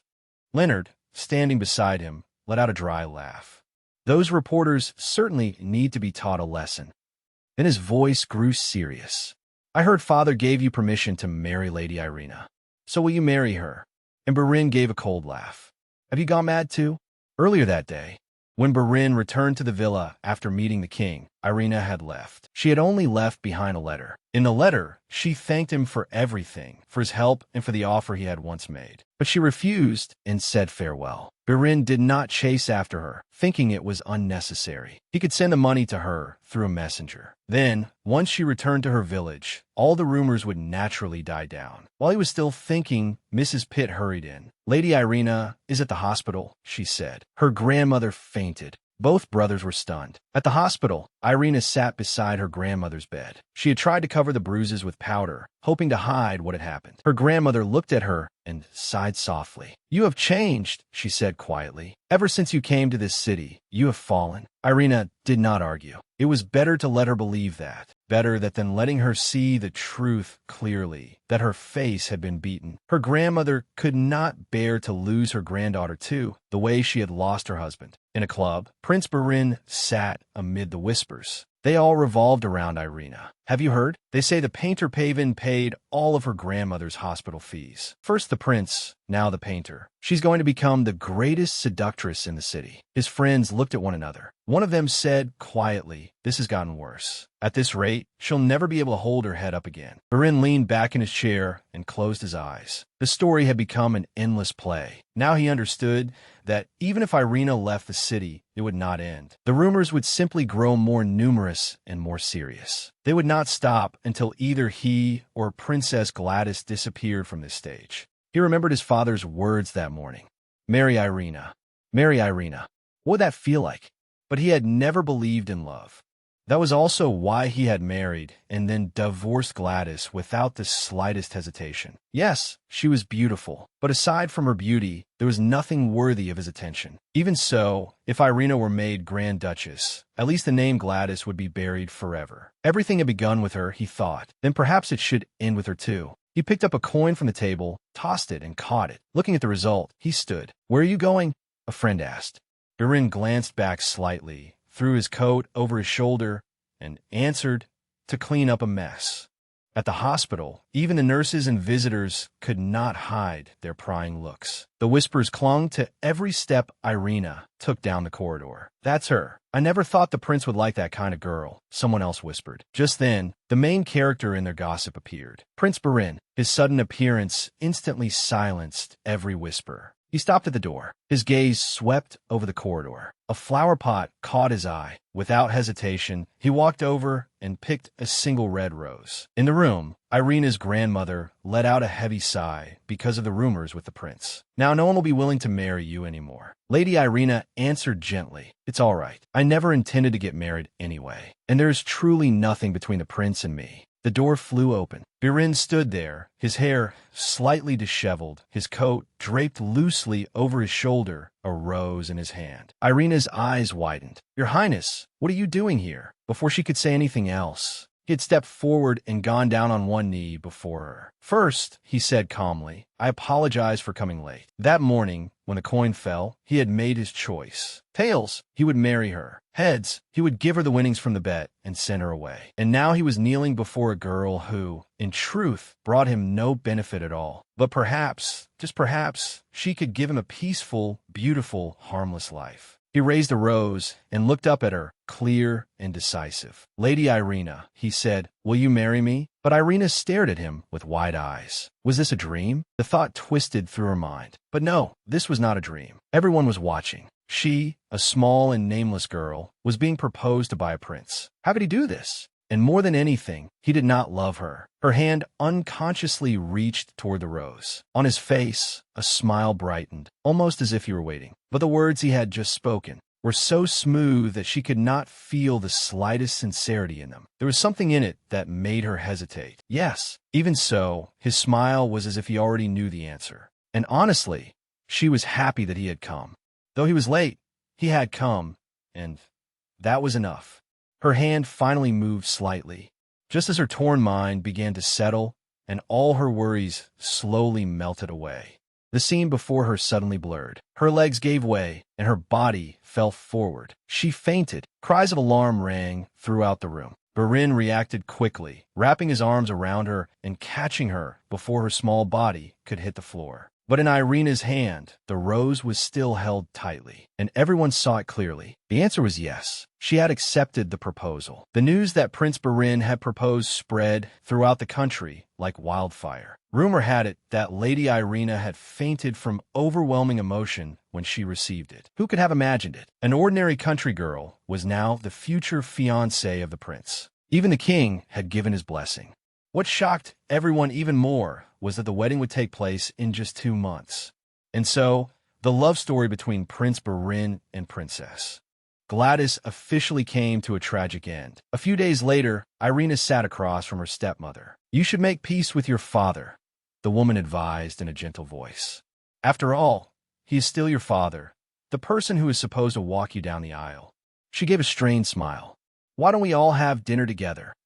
But Irina was no longer the timid girl who had once left that house. She replied calmly, "I'll check my schedule." Her stepmother's face immediately stiffened. How insolent to hear that from a daughter like her. After she left, Lisa sat down beside Irina and raised her brows slightly. "But my lady, do you truly intend to forgive them so easily?" Lisa had been worried. When news of the prince's proposal spread, she had feared that Irina would abandon her. But on the contrary, Irina had come to her first, apologizing for disappearing without saying goodbye, and had earnestly invited her to come along. Lisa had been moved almost beyond words. From that moment on, she decided that no matter what the future held, she would stay by Irina's side. Still, worry lingered in her heart. "The wedding is next week," Lisa said softly, "but the prince hardly ever visits you. Not a single letter, not a single flower. It's strange." But he had caused a storm with that dramatic proposal. Naturally, Lisa thought he must be deeply in love with her lady. But why was there still distance between them, still unfamiliarity? Sensing her thoughts, Irina smiled and replied, "Tomorrow, I will meet His Highness for lunch. He invited me himself." Lisa nodded, though she was still uneasy. But when she looked at Irina now, more graceful, more beautiful, and seemingly more at ease, she decided for the time being to set her worries aside. Elsewhere, a drunken man was cursing the prince, calling him an unpleasant bastard. That very prince was now clutching the trophy from his bachelor party, raising a hand to shield his forehead from the glaring morning sun. When Barin finally left the club, his head felt as though it would burst. The throbbing pain pulsed with every step. 2 bachelor parties. Ridiculous, he thought. He could not afford to lose at either one and make a laughingstock of himself. He had not expected the fun to last until morning. As the carriage passed the fountain, he glanced out the window, and memories flooded back all at once, along with his mad first encounter with Irina. If she had not appeared that day, perhaps everything would have been different. When he returned to the mansion, the housekeeper, Mrs. Pitt, was already waiting. She asked the moment he stepped inside, "How can you come back looking like this?" Then she reminded him, "The young lady is waiting for you." Birin frowned in confusion. "What? Irina is here?" Mrs. Pitt sighed and rubbed her temple. "Yes, Lady Irina. You were the one who invited her. For lunch, do you remember?" "Ah, so that was it." Only now did Birin remember. He entered the room with a lazy smile. But Irina was already sitting there, looking elegant. She raised her head and started in surprise. He no longer looked as neat and composed as usual. His hair was a mess, his clothes were disheveled, and his body swayed slightly. And yet, somehow, she could not take her eyes off him. Birin offered a careless apology. "Well, as you can see, I am in no state to have lunch." He smiled, half amused and half mocking. "Would you mind waiting until evening?" Irina was momentarily stunned, but then, with no other choice, she nodded in agreement. Unexpectedly, Birin stepped closer and bent down toward her. "As an apology, I'll give you this." He held out an object in front of her. "Here." Irina took it and asked hesitantly, "What is this?" Now lying sprawled on the sofa, one hand covering his eyes, Birin answered drowsily, "A wolf horn." Whoever thought that up had decided wolves had horns too? But Irina blinked and suddenly realized. This was the trophy from his bachelor party. He had stayed up all night competing just to win this, just to win it. She examined it quietly and whispered, "Your Highness, wolves don't have horns." But from where he sat, his eyes still shut tight, he snorted. "Is that so?" After a moment of hesitation, "Then I suppose it got cut off." Clearly, the prince was speaking in a half-awake, half-asleep daze. The slurred voice of a drunk man gradually sank into sleep. But before she could say anything more, his breathing had already evened out. He had fallen asleep right there. Irina sat still holding the trophy in her hands. Ever since that unexpected proposal, there were too many things she could not understand. But the greatest mystery was the person himself, the prince who was about to become her husband. What if I had refused that day? She remembered clearly that when she woke, the marriage had already been decided. Her grandmother had cried in relief, and the prince had stood there, smiling calmly. But ever since that day, everything had been vague. Even her own heart was the same. Even so, she could not stop herself from looking toward him. Despite everything, her eyes still turned to him. Night fell, and Birin's eyes slowly opened. The first thing he saw was that she was still sitting there, patiently and quietly holding the trophy. "Your Highness, are you awake?" she asked softly. Birin blinked, still drowsy, and slowly sat up. "I didn't expect to fall asleep like that," he muttered, running a hand through his hair. "Are you planning to postpone our dinner again?" Irina asked calmly, though there was a hint of suppressed anger in her voice. Birin laughed. No, I won't do that again," he said. "Just give me a few minutes to make myself presentable." True to his word, after getting ready, the prince joined his fiancée for the long-awaited dinner. At the table, Birin only sipped tea while Irina looked at him in confusion. "You're not eating?" "I'm not hungry," he answered calmly. "But if there is anything you want to say, go ahead. I'm listening." "Yes." Irina hesitated for a while before finally speaking. I was wondering, after we are married, may I bring Lisa with me? Birin burst out laughing. That maid who was always frowning at him and judging him, and she wanted to bring her too? Yes, bring whomever you want, he replied. Thank you, Your Highness. Irina smiled faintly, then hesitated again. There is one more thing. If I do not walk down the aisle with my father, will it cause trouble for the royal family? Birin looked at her for a moment. So this was why she had been so flustered all this time. She lowered her head, her voice becoming quieter. Actually, I wanted my grandfather to walk me down the aisle, but he is no longer here. Birin leaned back. As far as I know, Viscount Hardy is still alive, he said coldly. Irina's face suddenly stiffened. I do not want to begin my marriage by holding the hand of someone who once abandoned me, she said, her voice trembling. If it is truly necessary, I will endure it. But if there is another way, I want to hold your hand. Prince Birin was left speechless by those words. She looked at him with clear eyes, pleading without demanding, only earnest. Tomorrow was the wedding. That night, Irina lay beside her grandmother. Are you afraid? Her grandmother asked softly. Yes, she admitted. I've been afraid ever since the day he proposed. She hesitated, then asked the question that had weighed on her heart for so long. Grandmother, why do you think the prince proposed to me? A gentle smile appeared briefly on her grandmother's lips. I think he proposed because he knew how to see the hidden jewel, she whispered. And yes, because he loves you. But Irina remained silent in thought. Deep down, she knew clearly. Prince Birin did not love her. At least, not yet. Her grandmother's wrinkled hand gently stroked her cheek. At first, I was terribly worried, she confessed. I worried that, like your mother, you would fall madly in love with a philandering man. That was why I came back to take you home. But now, I'm not afraid anymore. That prince is not like the rumors say. She patted Irina's cheek lightly. So don't be afraid. Live. Be happy. Irina nodded softly. Her heart was still in turmoil, but her resolve grew even stronger. On the day of the wedding, Viscount Walter Hardy flew into a rage. Meanwhile, his wife could only gently try to persuade him. 2 nights earlier, Prince Birin had come to the Hardy mansion to deliver a message. No, that was not right. It was an order. He himself would be the one to lead the bride into the chapel. Her father tried to question him. Why must you do that? Has that girl told your highness something? But Birin left only one sentence behind. Because she is already my wife. In a white dress, she stepped out of the house. She entered the carriage. All along the road to the church, whispers rose around them. Is that her? But how could the royal family replace Princess Gladys with someone like Irina? At the church, the royal carriage stopped.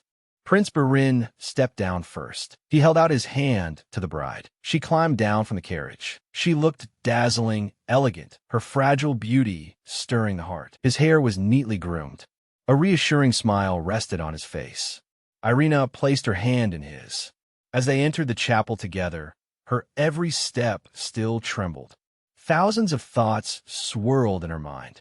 What is waiting for me beyond those doors? Will I be happy? Should I turn back right now? But then she heard his voice. Irina. She looked up. His eyes were warm, his smile steady. Breathe, Irina. He said it exactly as he had on the day they first met. She drew in a deep breath, and her shoulders gradually relaxed. Thank you, Your Highness, she whispered. You gave me what I wished for, so I will do my very best. I will devote my whole heart to this marriage and become a good wife.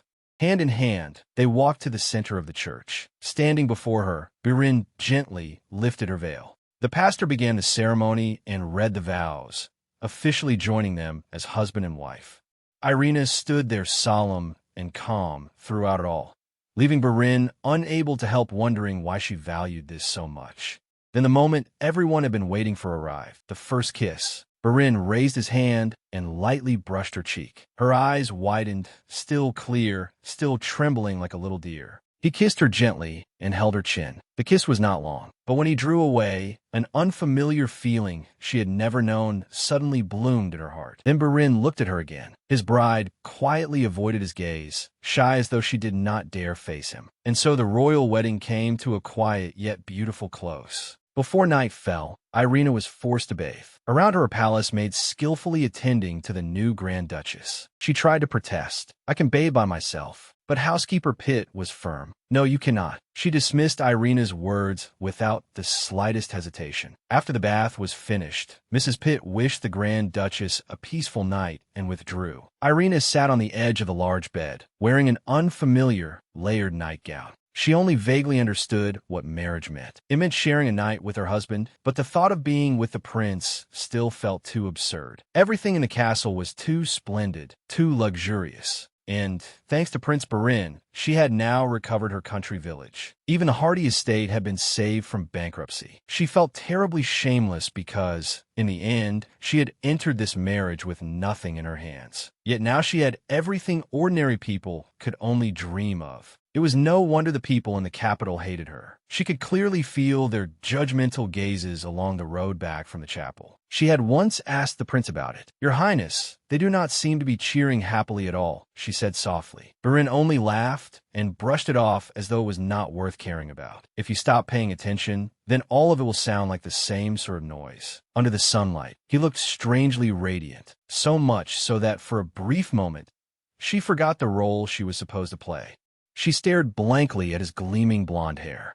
Shyly, she did not dare meet his eyes. Now, in the bedroom, she gave a soft yawn. The prince had still not returned. The wedding banquet had ended long ago. He must still be with his friends. She remembered housekeeper Pitt's stern warning. On the wedding night, you absolutely must not fall asleep like this. But as drowsiness weighed down her eyelids, she silently apologized. "I am sorry, Mrs. Pitt. Just a short nap." Lying at the edge of the vast bed, Irina slowly sank into dreams.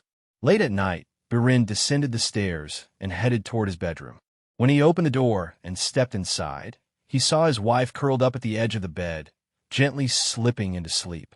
He approached, bent down, and softly called her name. Irina did not move. Gently, he brushed aside the strands of hair covering her face. At that light touch, she started. Her breath caught, and her eyes cracked open. For an instant, her entire body went rigid, as though she were about to scream. But then she realized it was the prince, her husband, and her gaze softened. This was now his room, and theirs as well. Irina slowly calmed down. Barin smiled and stroked his wife's cheek once more. "Hello, my obedient wife." She hesitated, then whispered, "Hello, Your Highness." She hurriedly sat up, her face flushed with embarrassment. "Please forgive me for falling asleep like this." Barin waved it off. "There is no need to be so formal. Lie down and rest." His gaze stopped on the lace nightgown, thin, frilled, and exquisitely made, clearly chosen by her herself. Not even Mrs. Pitt could interfere with her secret tastes. "It is pretty," he commented. Irina's fingers twisted tightly in the hem. "Thank you, Your Highness," she replied softly. Barin gave a quiet laugh. Then he reached out and untied the ribbon in her hair. Her black locks fell loose. "Call me by my name," he said. "In this room, Your Highness sounds stiff." Before she could answer, his fingers had found the tie at her collar. Irina inhaled sharply and hurriedly held it tight. "Try saying it," he urged in a low voice. "Call my name. Hurry, you have to do your best." At those words, her hand slackened. The ribbon slipped free, but Irina squeezed her eyes shut and raised her hands to cover her face. Barin caught her wrist. His voice was teasing, yet the edge of a sharp blade lurked within it. "You promised to be an obedient wife. Was that nothing but a lie?" Irina's eyes flew open. "No, no, no. I would never deceive Your Highness." Her voice trembled, and her whole body quivered lightly beneath his touch. Barin smiled. "Good," he whispered, "because what I hate most is being betrayed."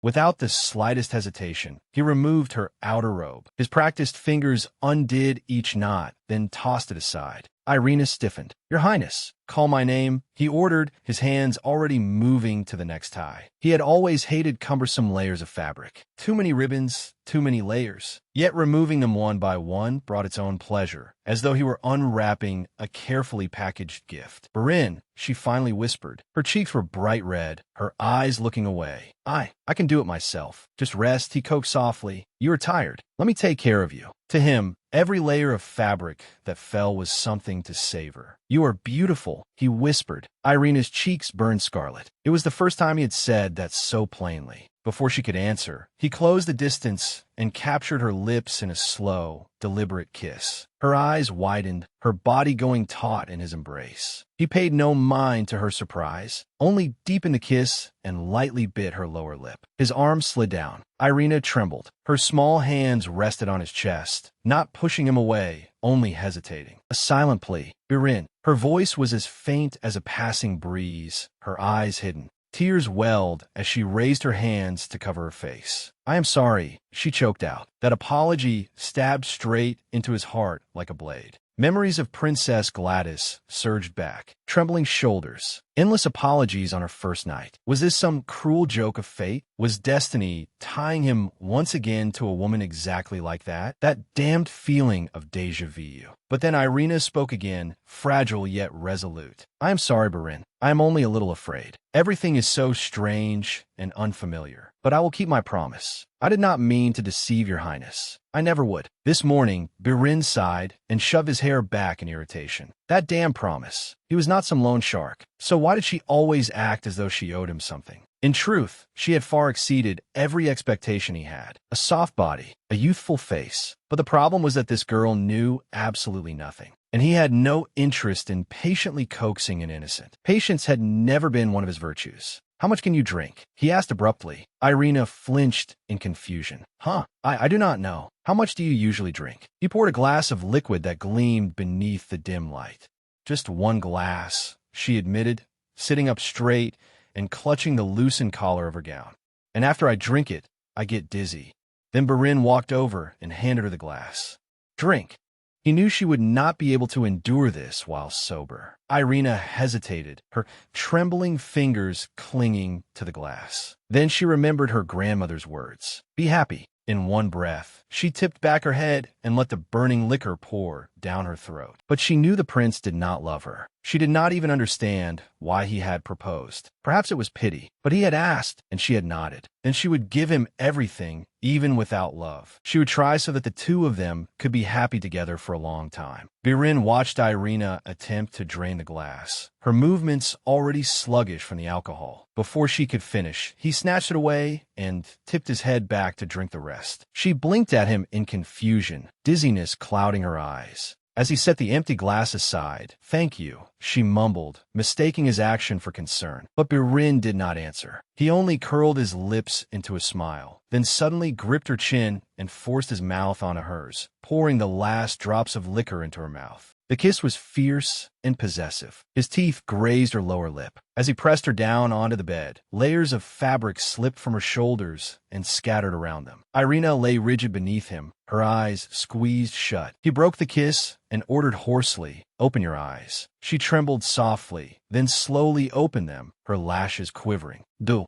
I have to?" "Yes," he answered, his thumb stroking across her burning cheek. "If you keep them closed, it is no different from thinking of someone else." Her face flushed bright red. "No, why would your highness say that?" He did not give her time to finish, swallowing her protest with another kiss, deep and intense. Only ragged breathing remained, damp moans mingling with burning kisses. As the heat in the room rose, Birin had already dragged the robe from his body. Irina startled slightly at the sight. Her breath caught, and her eyes widened. I do not think this will be all right," she whispered anxiously. Her gaze darted about, before she quickly looked away. Birin froze for a moment, then burst into laughter and pulled her close against him. "Thank you, my beloved wife," he whispered against her lips, taking it as the greatest compliment before claiming those lips once more. The heat between them climbed higher and higher. The air grew thick and tense. When he finally released the kiss, his arms still supported the back of her head. Their faces were only inches apart. "It is all right," he whispered hoarsely. "It will be all right." When he had entered the room tonight, he had told himself this was merely a duty, a husband's responsibility. He had even been proud of his generosity for indulging the shy wife who had been secretly looking at him all day. But now he was the one going mad. Those soft, tearful moans, the pink marks blooming like petals across her skin, the way she clung tightly to him, all of it intoxicated him, drove him wild. "Are you all right, Irina?" He forced himself to ask as his reason began to crack. She nodded weakly. "Yes." Then is it over?"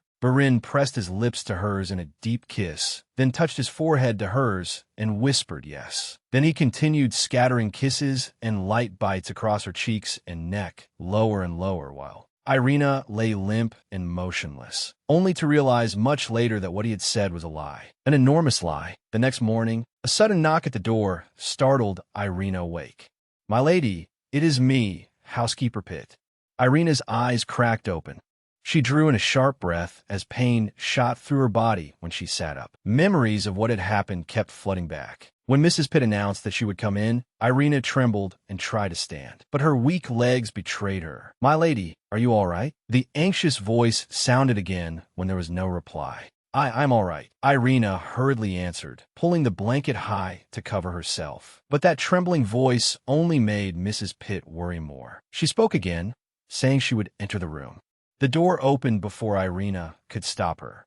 Maids entered one after another, while Irina hurriedly crawled toward the bathroom, dragging an awkward bedsheet after her. It caught at the doorway. Mrs. Pitt's gaze swept around the room. Rumpled blankets and pillows, torn pieces of nightgown scattered about, a half-empty bottle of wine and several glasses. Understanding everything, she immediately dismissed the maids. Approaching the bathroom door, she said softly, "I have sent the servants out. Are you unwell, my lady?" "Thank you. I'm just a little tired." Irina's quiet voice drifted out, choked with emotion. Mrs. Pitt remembered that she had briefly seen the prince that morning. He had been as tidy as usual, bathed, dressed neatly, and left the room without saying a word. He had mentioned nothing at all, as though he had forgotten yesterday's wedding and the wife he now had, as though nothing had changed from the day before. But Mrs. Pitt knew very well that last night had changed everything, at least for Irina. She sighed softly. "I will clean up. Call me when you are ready, my lady." After hesitating for a moment, the housekeeper added, "Your Highness, could you hand me that sheet?" The door opened a small crack. Irina, wrapped in a bathrobe that could not fully hide the marks on her skin, quietly handed it back to the housekeeper. "Thank you, Your Highness." Mrs. Pitt bowed respectfully, then left in silence, her heart heavy. She had once believed the prince's marriage had come from affection. But what man in love would abandon his wife and leave her alone on the first morning after their wedding? Afterward, once Irina had settled down, Mrs. Pitt gently advised her to rest for the entire day. "But will we not go to tour the mansion today?" Irina asked softly. "We can postpone it," Mrs. Pitt replied. The prince said so as well. At the mention of her husband, Irina's cheeks faintly flushed. "Did he?" Mrs. Pitt nodded, though in her heart she knew she had lied. She only wanted to soothe the young girl's tender heart. But when she was alone again, Irina collapsed onto the vast bed. Everything here was too strange, too splendid. It did not resemble the world she belonged to at all. Even the name Irina Dynastor did not seem to fit. And most of all, her husband, Burin. Prince Burin was both kind and indifferent, both warm and cold, contradictory in every gesture. And yet he was not boastful or false at all. That was what confused her most. The more she tried to understand him, the more tangled her mind became.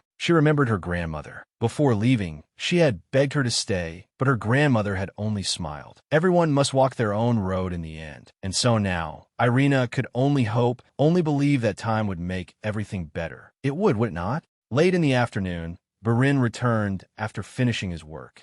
Mrs. Pitt greeted him in the entrance hall beside several maids. "Your Highness," she said with a slight bow, "the Grand Duchess is resting. My lady did not look well, so I advised her to spend the entire day recuperating." Burin nodded briefly. Mrs. Pitt added gently, "Your Highness must also be tired after the wedding. You should rest a little." "I will rest during the honeymoon," Burin replied, walking past her. "But that is still 2 weeks away," she reminded him softly. Burin stopped and turned his head to look at her. "It has only been 1 day, and you have already taken the Grand Duchess's side? How disappointing." Mrs. Pitt hurriedly bowed low. "I apologize, Your Highness." He waved a hand. "Come now, don't be like that. We've known each other all our lives, haven't we?" With that, he entered the study. Inside, he pulled out a letter. He skimmed it, then spoke without lifting his head. "There are still 2 weeks before the honeymoon trip. Use this time to teach my wife." Mrs. Pitt blinked in confusion. I beg your pardon." Burin opened the letter and said calmly, "She has no relatives to teach her about matters of the bedroom, so someone has to shoulder that responsibility, doesn't she?" Mrs. Pitt lowered her head. "Yes, I will contact the palace to find someone suitable." She hesitated, then finally dared to ask, "Your Highness, may I ask why you chose the Grand Duchess as your wife?" She knew she had overstepped, but after so many years of raising him, she still could not see through the prince's heart. Burin leaned back in his chair and said indifferently, "She is beautiful." Mrs. Pitt blinked again. "Is that all?" Burin's lips curved faintly. "Do you disagree? She truly is very beautiful, isn't she?" Mrs. Pitt did not answer. She only bowed more deeply, her expression growing even more troubled. Meanwhile, in her own palace, Irina carefully sealed the final thank you letter. It was addressed to Pavan. She truly wanted to express her gratitude. Without his help, she would never have come this far. But while she was still lost in thought, Lisa suddenly cried out excitedly, "My lady, your honeymoon preparations have arrived. Please come and see." As expected of the royal family, everything was luxurious and magnificent. Jewelry, perfumes, handbags, clothes. Everything was neatly laid out. No matter what Irina tried on, she looked incredibly beautiful. Lisa kept praising her, which only made Irina even more embarrassed. Taking off the hat, she stood there with a heavy heart, thinking that all of these things had come from the prince. She felt an even greater burden in her heart. After saving her house and protecting her father from debt, she was now receiving even more than she deserved. Misunderstanding her expression, Lisa sighed softly. His Highness must be so upset that the first destination of the honeymoon is the Kingdom of La, the homeland of the prince's former wife. If only the Grand Duke would think a little more about your feelings, my lady. It's all right, Lisa, Irina replied gently. I've heard the Kingdom of La is very beautiful. I'm looking forward to seeing it too. Just then, Mrs. Pitt entered and bowed. Your Highness, the royal instructor requested by the prince has arrived. Irina nodded. Very well, I'll come at once. Meanwhile, Burin was busy in a meeting. The decision to make the Kingdom of La their first stop had been received very positively. The merger of their bank with LA's financial institutions promised enormous benefits. When the meeting ended, Burin let out a quiet sigh. He had been far too busy lately and only hoped to rest a little at sea during the coming journey. 1 month. He suddenly wondered what his wife was doing now. Was she still taking lessons? Your Highness, a gentle voice rang out, and Burin looked up to see Irina. She looked as though something weighed heavily on her heart. Do you have a little time? I want to talk. Her voice was clear, but she was obviously very nervous. He nodded, then she sat down beside him, her face serious. What is it, Irina? He asked casually. She fidgeted, twisting her hands together, and finally spoke. I heard that you were the one who ordered the lessons. Is it because I'm too clumsy that you haven't come to see me? Is it because I lack experience? Burin frowned slightly. What are you talking about? Irina's cheeks flushed red, but she still tried to explain. You haven't come to my room since our wedding night. Burin raised a hand and rubbed his forehead. In truth, he had simply been overwhelmed with work. But he still answered, if you know the reason, wouldn't it be better to continue your studies instead of coming to find me? Because, to be honest, she was not entirely wrong. She really is inexperienced, he thought. Irina lowered her head slightly. I understand, she said honestly. I know I am lacking. I apologize for that. That same day, Madame Pack, the royal governess, officially arrived. She was elegant and gentle as she softly explained the importance of what occurred between husband and wife. Irina listened attentively and understood the necessity of it. But the moment Madame Pack began describing the more difficult details, her mind suddenly went completely blank. In the end, she fled from the lesson. Now, her face as red as a tomato, Irina pleaded with the prince. I won't avoid my responsibility, she said, but I don't want to learn that from someone else. Burin blinked in surprise. If it is truly necessary, then I want to learn from you, she whispered in a tiny voice. What? Burin asked in astonishment, clearly not understanding. Please teach me, she pleaded, bowing her head. You are my husband, so I hope you will teach me. Burin looked at her and rubbed his temple, as if he could hardly believe it. Madame Pack's lesson had only been based on vague passages from a few old books. Yet Irina had been frightened enough to flee like a startled fawn. And now she was openly asking him to teach her, completely unaware of what she had just requested. She was astonishingly innocent and unbelievably bold. What am I supposed to do with her?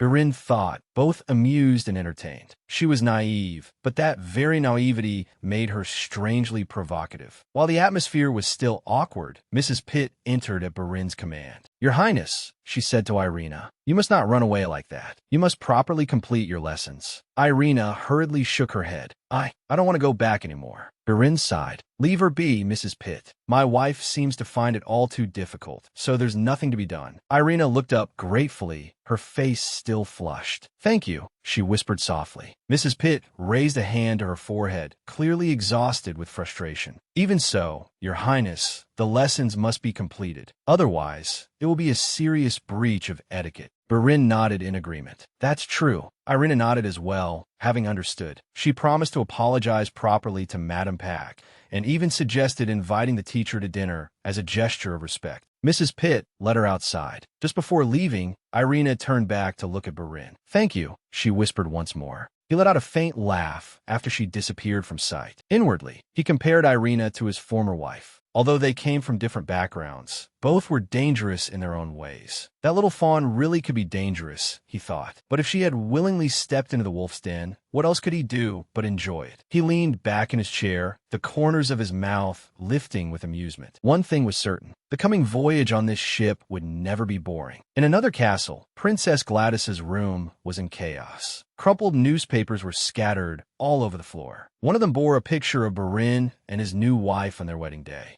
She sat on the floor, clutching her own wedding album tightly. Her eyes were fixed on the face of her former husband. Tears streamed endlessly down her cheeks. A sharp pain stretched taut in her heart. How could she stop loving that man? More and more tears poured out. She raised a hand to cover her mouth, trying to suppress her sobs, and murmured through her heart-rending pain, "Forgive me, Barin. Before that marriage, Princess Gladys had once had a lover. His name was Gerald Owen, a genius poet from the kingdom of La, quiet and simple. He was also the father of both of their children. People had once talked about arranged marriages between the royal families of La and Reason. It was at one such social gathering that she met Owen. Drawn in by his simplicity, she fell in love. Perhaps those feelings were so intense because they both understood from the very beginning that it could not last. But in the end, she had no choice but to accept the reality of an arranged marriage and become the Grand Duchess of Reason, the wife of Prince Barin. At the time, she still did not know that she was carrying Owen's child. When Barin discovered that his wife, whom he had never once been intimate with, was pregnant, he said nothing. He merely calmly advised her to keep smiling, accept the congratulations with grace, and perfectly play the role of the ideal crown princess whom everyone admired. Then the child was born. Barin never once visited the child, but he allowed the child to bear the royal family name. That was the price of the silent agreement between La and Reason. From then on, the two maintained a superficial relationship, built on lies and pretense. Less than a year later, Barin divorced Gladys and allowed her to return to La. She returned with her son in her arms, and the world still believed the baby was Prince Barin's child. Gladys hoped that now, at last, she could live with Gerald Owen and build a family together. Owen was a kind man and became a good father to the children. But the problem was the princess herself. At first, she felt at peace. But as time passed, her guilt grew heavier and heavier. In her heart, Barin's image appeared more and more. Owen sensed that change, and, in the end, he quietly chose to leave this world. Only a year later, not long afterward, the child also died of a high fever, leaving Gladys completely alone. Only after losing everything did she truly understand her feelings for Barin, feelings that, when she was with him, she had not known how to name. Wiping away her tears, Gladys rose from bed. Her voice was calm, but firm as she gave the order. Prepare for the journey. I will return to La this weekend. It will be the exact day, the exact ship on which Barin and his new wife would depart for their honeymoon. And Gladys knew that very well. As the sea voyage began, Irina held her husband's hand as she boarded the ship, smiling and waving to the crowd gathered to see the Grand Duke and Grand Duchess off. Lisa quietly followed behind, her heart heavy because of the whisper she had accidentally heard from another maid. Prince Barin's former wife would also be boarding the same ship. During the half-month she had lived in the Grand Duke's residence, Lisa had gradually realized that, just like the people of Reason, all the servants in the castle were on Princess Gladys's side. Everyone criticized and looked down on the new Grand Duchess, as though they were ashamed that a girl from an ordinary family had taken Princess Gladys's place. But in Lisa's eyes, the greatest problem was not them. It was the prince himself. Even now, he did not spare a single glance for the wife who watched him with such devotion. She was beautiful, graceful, and full of dignity. Of course, he escorted her with perfect propriety, but it seemed as if he were merely playing his role, which made his attitude appear cold. Every gesture of his was elegant and proper, but distant, and that was what worried Lisa most for her young lady. But when they stepped onto the upper deck, Princess Gladys was already standing there. "It has been a long time, Barin," she said, greeting the couple. "If it is not too late, I would like to congratulate you both on your marriage." Birin merely nodded in response, but thoughts churned inside him. What was wrong with her? Not only had Gladys stubbornly stayed in reason for too long, now she had brazenly boarded the same ship as them. He glanced to the side. Seeing his wife flustered at facing the princess, he reached out and gently called her name. Irina placed her hand in his and smiled brightly. The two stood together at the ship's rail, smiling and waving to the crowd.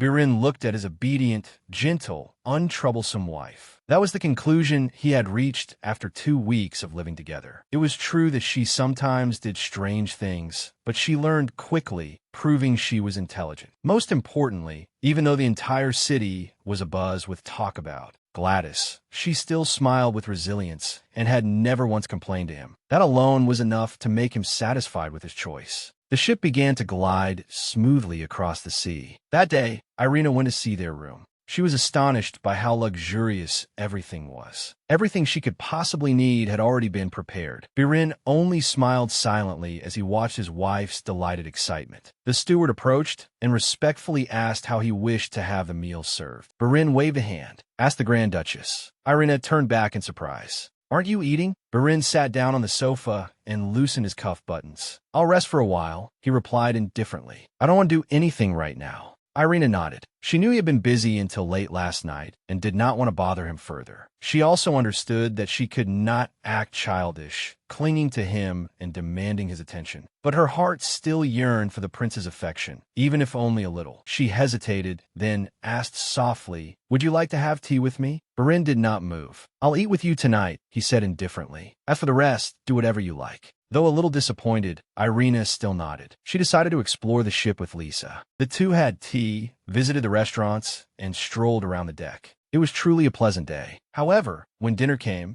she sat down at the table, but the chair across from her remained empty. It's all right, she whispered to herself. I can eat alone. She reminded herself that she had spent a fun day with Lisa. She should not be sad. But the truth was, ever since getting married, she had always had to eat alone. At first, she told herself that he was simply too busy. But now, even on their honeymoon, the situation was exactly the same. In her head, however, Princess Gladys's voice echoed from when she had boarded the ship and called his name so intimately. And Irina remembered their wedding night, when Birin himself had once wanted her to call him that way.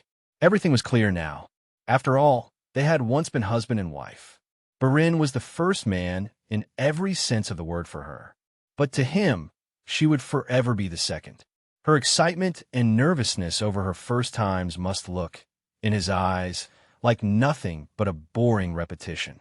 She remembered the maid's whispers in the residence. They had even placed bets on how long the prince's wife would last. Though she tried to ignore them, those poisonous words still slipped into her ears and made her heart ache. She clenched her hands. She had promised herself that she would be a good wife and would not let those words shake her. But the truth was, she was not sure. She did not know whether she would ever be truly happy. The thought that she was only the second made tears well in her eyes. Even so, she forced herself to keep eating. Going to bed on an empty stomach would only sink her mind into darker thoughts and bring more bad luck upon herself. But as Irina sniffled and bit into her steak, a voice rang out, breaking the silence. Hello, Irina. Startled, she looked up. It was the prince. He had just woken up and come looking for her. Her face flushed red with embarrassment. He had seen her desperately devouring her food. Birin burst out laughing. If you're that embarrassed, I'll pretend I didn't see anything. But I must say, you made quite a noisy scene. She lowered her head and mumbled, This wouldn't have happened if you had come to dinner on time. Then why didn't you wake me? Birin asked, pausing.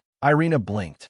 Am I allowed to do that? Birin chuckled. I don't think anyone would punish a wife just for waking her husband. Then he glanced around and asked, Is this your first time on a ship? Actually, it's my second, Irina answered innocently. We went together on the night of the rowing contest, remember? Birin burst out laughing. She counted even that as going on a ship. There was again that sincere, almost naive way of thinking. She had a very strange way of constantly surprising him and making him laugh. But his thoughts briefly drifted to his previous honeymoon with Gladys. There had never been anything like this. Most of the time, there had only been tears or silence, while he buried himself in work. Not once had their conversations brought him any joy. When he returned to the present, the steward stepped forward and poured wine into a glass. No, Birin stopped him. No wine for my wife. Startled, Irina quickly said, I can drink one glass. I know, Barin replied calmly. But tonight, there is something else you must learn. Irina blinked blankly. Learn? Learn what? Then she suddenly remembered the words she had once pleaded to her husband, asking him to teach her about matters of the bedroom. Irina's face turned bright red. Birin laughed loudly, pleased as he watched her reaction. From now on, even if you cry in bed, I won't think of Gladys anymore. Seeing his wife's face, he asked again, why are you so shocked? Weren't you the one who asked for this?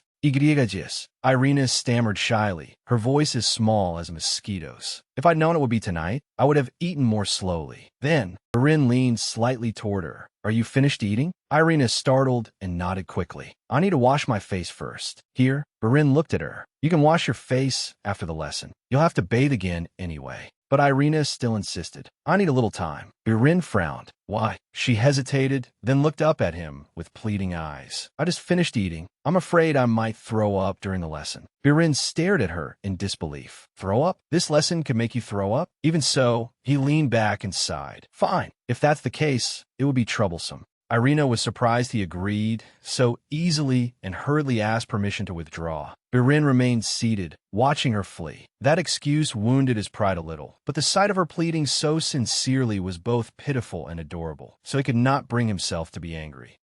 He smiled faintly and murmured, it seems this isn't such a bad beginning to our honeymoon after all. Night fell, and a lesson in biology began. Not only did they study science, the two of them even returned to kindergarten to learn spelling. Irina sat tensely on the edge of the bed while Barin reached out and lifted her chin. How much did you learn from Madame Pack? He asked, needing to know where to begin. I'm not sure. I can't remember, she answered innocently. The corners of Barin's lips curved up. Is that so? Then we should start from the beginning. With one practiced movement, he guided her down onto the bed, his body casting a shadow over her. His thumb brushed across her soft lips. Irina, he whispered, if you want to kiss, you have to open your mouth. Hurry. With timid obedience, Irina parted her lips slightly, her eyes shutting tight a moment later. Birin closed the distance and claimed her lips in a fierce kiss that left her breathless. She followed his lead like an eager student, learning through experience how to please her husband. When his fingers found the delicate ties of her nightgown and loosened them, he broke the kiss to state clearly, I don't like troublesome things like this. I hate inconvenience. I'll wear a different nightgown next time, Irina hurriedly promised. No need. Birin dismissed it, his deep gaze locking onto her. Don't wear anything at all. You'll have to take it off anyway. That bold statement made Irina's face flush bright red and her heart race wildly. He lifted her and set her on his lap. Her fingers clutched tightly at his robe as his lips found the sensitive skin of her neck, sending shivers through her slender body. Be Birin, she cried in alarm. But he had no intention of stopping. Don't just sit still, he ordered between kisses. Respond. Start with your tongue. His direct instruction proved effective as Irina timidly followed each movement he guided her through. When the intense lesson ended, Birin rose as if to leave. Irina's small hand caught his. Please stay, she pleaded. Then she added, I sleep very quietly. I won't disturb you. He smiled and gently stroked her flushed face. Rest. Tomorrow we'll have lunch at the restaurant you visited with your maid. He bent down, lightly placed a final kiss on her lips, and whispered, good night. Then he turned and left. Alone in the dim room, Irina lay back. Her body still trembling from those new sensations, she gradually sank into exhausted sleep. But elsewhere, Pavan received a letter. The name on the envelope stood out clearly, like a silent confirmation. She was now the wife of Prince Birin Dynastor. Pavan smiled faintly. Not long before the wedding, Irina's grandmother had invited him to dinner. On the way there, he suddenly had a strange premonition that perhaps it would be the last time he could meet her in such a peaceful state under the name of friendship. And so, he had chosen to say goodbye while she was still smiling. She had once promised she would write to him, but he had said, no, this is the end of our friendship. Your Highness, only that way will you be happy. But at the time, Irina had only stared blankly, unable to fully understand what he meant. Now, in her letter, she wrote that she finally understood. Even so, she still wanted to thank him for all his help in that unfamiliar city. She said she would never forget his kindness, and that she would always pray for his happiness. With those words, she bid farewell to Pavan, her friend, and also the greatest artist in reason. Paven's mind drifted back to that rainy day. If only the rain had not been so heavy. If only I had found her before the prince. A sigh escaped him. Now it was all meaningless. The past could not be changed. But Irina had become the Grand Duchess. She had left for her honeymoon, and now the only thing he could do was sincerely pray for her happiness. The ship glided smoothly over the calm water as Irina stepped quietly into her husband's private room. It seemed he was bathing, so she sat down on the sofa, nervously wondering whether he would be angry that she had entered without permission. But then she thought, hadn't Barin done the same when he came in her room? Surely once more would be all right. Before long, Barin came out in a bathrobe, drying his wet, tousled hair. He stopped when he saw her softly call his name. Then he walked over and sat beside her. "What is it?" he asked indifferently. "Have you ever seen dolphins, Your Highness?" Irina looked up and asked, "And do you like them?" "No." Irina pouted. "No, but Barin, people say seeing dolphins brings good luck, and we're about to pass through the waters where they often appear. Would you like to go watch them with me?" "No." It was a blunt refusal, yet it contrasted with the faint smile hidden at the corner of his lips. Irina noticed it, but her face still showed a trace of sadness. But Barin looked at her and had already guessed why she had that idea. Long ago, during his first honeymoon, he had also gone to see dolphins with Gladys. Back then, people had told him it was a good omen that his marriage with Gladys would be happy. But the ending had clearly not turned out that way. "If you want to go, then go," Barin said. "Go by myself?" Irina asked back. "Yes." Her shoulders drooped again. Going alone had no meaning. She wanted to share that moment with him. "Then I won't go either." She pouted, her eyes fixed on the floor. Then Barin looked at her again, clearly uncomfortable at seeing her like that. With one swift movement, he pulled her neatly onto his lap. Startled, Irina grabbed his shoulders to keep from falling. One by one, her hat, gloves, and everything else fell to the floor as Barin removed them. "What are you doing?" she stammered. "A husband's duty," Barin answered, his gaze locked on her. Irina looked straight into his eyes and saw it clearly. That desire. He had never intended to hide it. But his touches and his kisses were all ardent. Even if he might not love her, even if it hurt a little, she still wanted to believe that this new wife had not been abandoned by her husband. Like the ship gliding peacefully across the open sea, she hoped their relationship would also move in the right direction. Suddenly, she realized the curtains were still open. Shouldn't the curtains be closed? Barin answered simply, "No need." He could hardly believe she still had the presence of mind to worry about such things. How could he allow that? He leaned in, seized her lips, and kissed her passionately. Irina shut her eyes tightly and surrendered herself to the kiss, savoring every second. Barin's lips moved to her cheek as he whispered against her skin, "You're sweet, warm, and soft. You drive me mad." Irina's face flushed bright red. "Good heavens, Barin, you must have lost your mind," she stammered, flustered by those bold words. But Barin merely laughed softly. Her voice is so pleasant to hear too, and when she moans, he held back that thought for later. Now was not the time to say it. Then he pulled her in again, stealing those lips once more. When Irina woke, she saw Barin sitting beside her, leisurely reading a book. He smiled in greeting, his smile both courteous and sweet, but Irina, who had been hazy last night and unable to remember clearly, now remembered everything. The way he had been patient but firm, making her learn every detail properly. No matter how embarrassed she was, Barin had not let her go until he was satisfied. Now, she finally regretted choosing him as her teacher for that matter. But it was too late for regrets.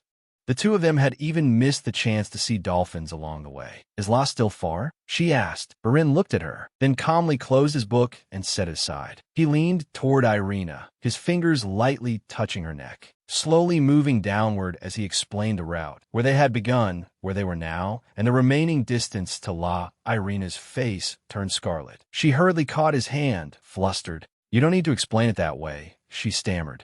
Barin burst out laughing without the slightest embarrassment. "Why not? I'm very fond of this map," he teased. But Irina only blushed even more, not knowing how to deal with his boldness. After that, the two of them sat by the tea table. Barin was absorbed in reading reports. A maid entered, bringing a stack of invitations that Irina, as a princess consort, had to respond to. But she did not recognize a single name among them. Earlier, Mrs. Pitt had explained that she could ask the head maid Karen, but Irina had overheard Karen and the other maids. whispering and placing bets on how long she would last in this marriage and whether she would leave before even becoming pregnant. Naturally, Irina felt awkward about asking Karen. Her only remaining choice was her husband. As she toyed with the ribbon on her dress, she began asking Birin about each name one by one. But Birin remained focused on his pile of documents, answering indifferently and paying little attention. Finally, when Irina asked about the Forster family, Birin merely gave an unconscious hum in reply. Reassured by that reaction, Irina decided to accept the invitation and wrote a reply, saying that she would attend the party. A while later, Birin finished his work and put down his pen. Irina was secretly looking at him and shyly praised his beautiful handwriting. Birin glanced at her for a moment, then smiled faintly and teased. "The ribbon on your dress looks pretty too." Immediately, Irina lit up like a cheerful little doll. She broke into a happy smile and chirped her thanks. Birin looked at her, the corners of his lips curving in amusement. At first, he had only meant to tease her with a remark, but when he saw her brighten over such a small compliment, he unconsciously paused. "This innocent girl, but now you are mine. That smile exists because of me, and everything that belongs to her also belongs to me." That thought gave him immense satisfaction. After sending her reply, Irina appeared at the party hosted by Lady Forster. As soon as she entered, every gaze immediately turned to her, whispering about how the prince's second wife had come to a party hosted by a relative of his first wife. As she stepped into the center of the room, Irina saw Princess Gladys standing there. Lady Forster was flustered and hurriedly leaned close to apologize to Gladys, murmuring an explanation that the invitation had only been a joke and she had never expected Irina to actually come. But Gladys maintained her composed smile and replied softly that it was all right. Her gaze briefly swept over Irina before she added, "Perhaps she does not even know which families belong to her own social circle." Even so, Gladys maintained her dignified bearing. Humiliating Irina here would be no different from lowering Birin's honor, which she did not want. Instead, she put on a graceful smile and welcomed Irina. And Irina responded politely, trying to blend into the party, though that was clearly not easy. The other noble ladies spoke sharply, their smiles indifferent. She felt completely out of place, but she also understood that she could not run away. As the prince's wife, she had to preserve appearances. Gradually, from the scraps of conversation beside her, Irina realized her mistake. As expected, Viscountess Forster was indeed a relative of Princess Gladys. The invitation had been malicious from the start, yet she had naively accepted it, trusting her husband's careless answer. And now she could only blame herself for being foolish. Burning shame surged up inside her. Later, Gladys approached and complimented her with a gentle smile. "Your hat is very beautiful." Irina stiffly thanked her, unease filling her heart. But the next instant, Gladys's smile disappeared. "Even so, I think you should restrain the decorations a little." Her voice was soft but sharp. Birin has always preferred a simple and elegant style. Irina could not reply. No woman wanted to hear her husband's preferences from the mouth of his former wife. And Gladys looked at Irina with quiet contempt. Bitterly, she thought, Birin only chose such an immature, naive girl because he wanted to spite me. Someone with not a single quality worthy of the position of princess consort. "Please take good care of Birin," Gladys said softly, her innocent face revealing not the slightest malice. After the divorce and the loss of his child, he suffered greatly. Irina trembled faintly, unable to say a word. Then Gladys smiled faintly and continued. "Let me give you one more piece of advice. Never repeat the mistake you made today. This ship will soon arrive in La. There, you cannot afford to be so careless. Today, you escape harm only because I was present. But you will not always be so lucky." With that, Gladys rose gracefully. "Enjoy your honeymoon," she said, then left. That day, Irina returned to her room on trembling legs, trying to hold herself together after enduring the party. Near the door, she saw Birin standing with his subordinates. He noticed her as well, his gaze cold and sharp. Irina looked back at him, but her usual polite smile had vanished. Her face was silent and gloomy. "Did you enjoy the party by the dock?" Birin asked indifferently. "Yes," she answered stiffly. "It was Viscountess Forster's tea party." Birin's brows drew together. Forster? His expression suddenly darkened. Clearly, he had not known where she had gone. He stepped closer, his face stern. "From now on, before accepting any invitation, consult Karen first." His voice was cold, There was not a trace of warmth in it. It sounded no different from a reprimand. Irina's heart sank. She had only followed exactly what he had once told her, trusting him. But now she realized that he did not even remember what he had said. He did not listen. He did not listen to her, nor did he listen to anything at all. Earlier, he had smiled gently, acting like they were a harmonious married couple. But now, standing before her, he was only the Prince of Reason, distant and indifferent toward the woman before him. Even so, she could not embarrass him in front of the other nobles. Irina lowered her head and quietly apologized for not asking Karen. "Rest, Irina. We will return before dinner," Barin said in his familiar, indifferent voice, then left with his entourage. The next morning, Irina still stood rooted in place, alone, tightly clutching the hat in her hands. When night fell, Irina stood silently on the deck, her mind in turmoil. She did not truly understand what she was feeling. Was it anger? It felt more like pain. Was it sadness? But when she learned what had happened, Lisa was so angry on her behalf that she brought out sweets, hoping to soothe Irina's mood a little. Irina had known from the beginning that she was the Grand Duchess no one wanted, but the thought that even her husband was not on her side was what hurt her heart the most. A sudden thought flashed through her mind. Was he truly a poisonous mushroom, as everyone said? People rumored that he was a troublesome, flirtatious, wicked man. But the Barin she knew was different. He had never treated her the way people claimed. And yet doubts still crept in. Had she been mistaken? She still wanted to believe in him. The man who had helped her so many times. The man with the warm smile and gentle eyes, for whom she had foolishly opened her heart. But even if she had accidentally eaten a poisonous mushroom, she told herself she had to endure it. She had promised her grandmother that she would be happy. She had to be strong for herself.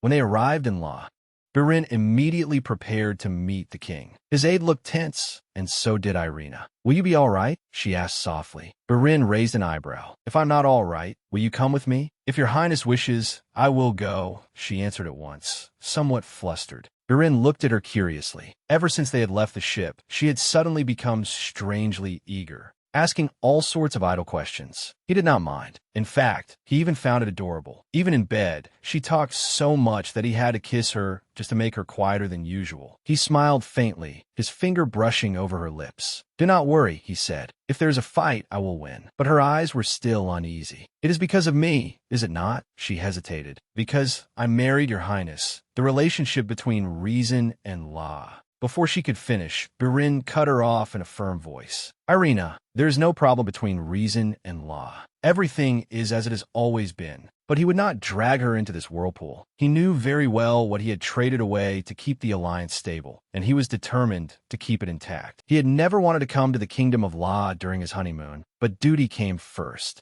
"I cannot do anything to help your highness," she murmured, lowering her head. The corners of Barin's lips curved in amusement. He leaned close and whispered in her ear, "Then tonight, just let me do whatever I want." Irina's face immediately flushed bright red. He laughed and pressed a light kiss to her cheek. She always reacted like that, both shy and flustered, and he found her even more adorable for it.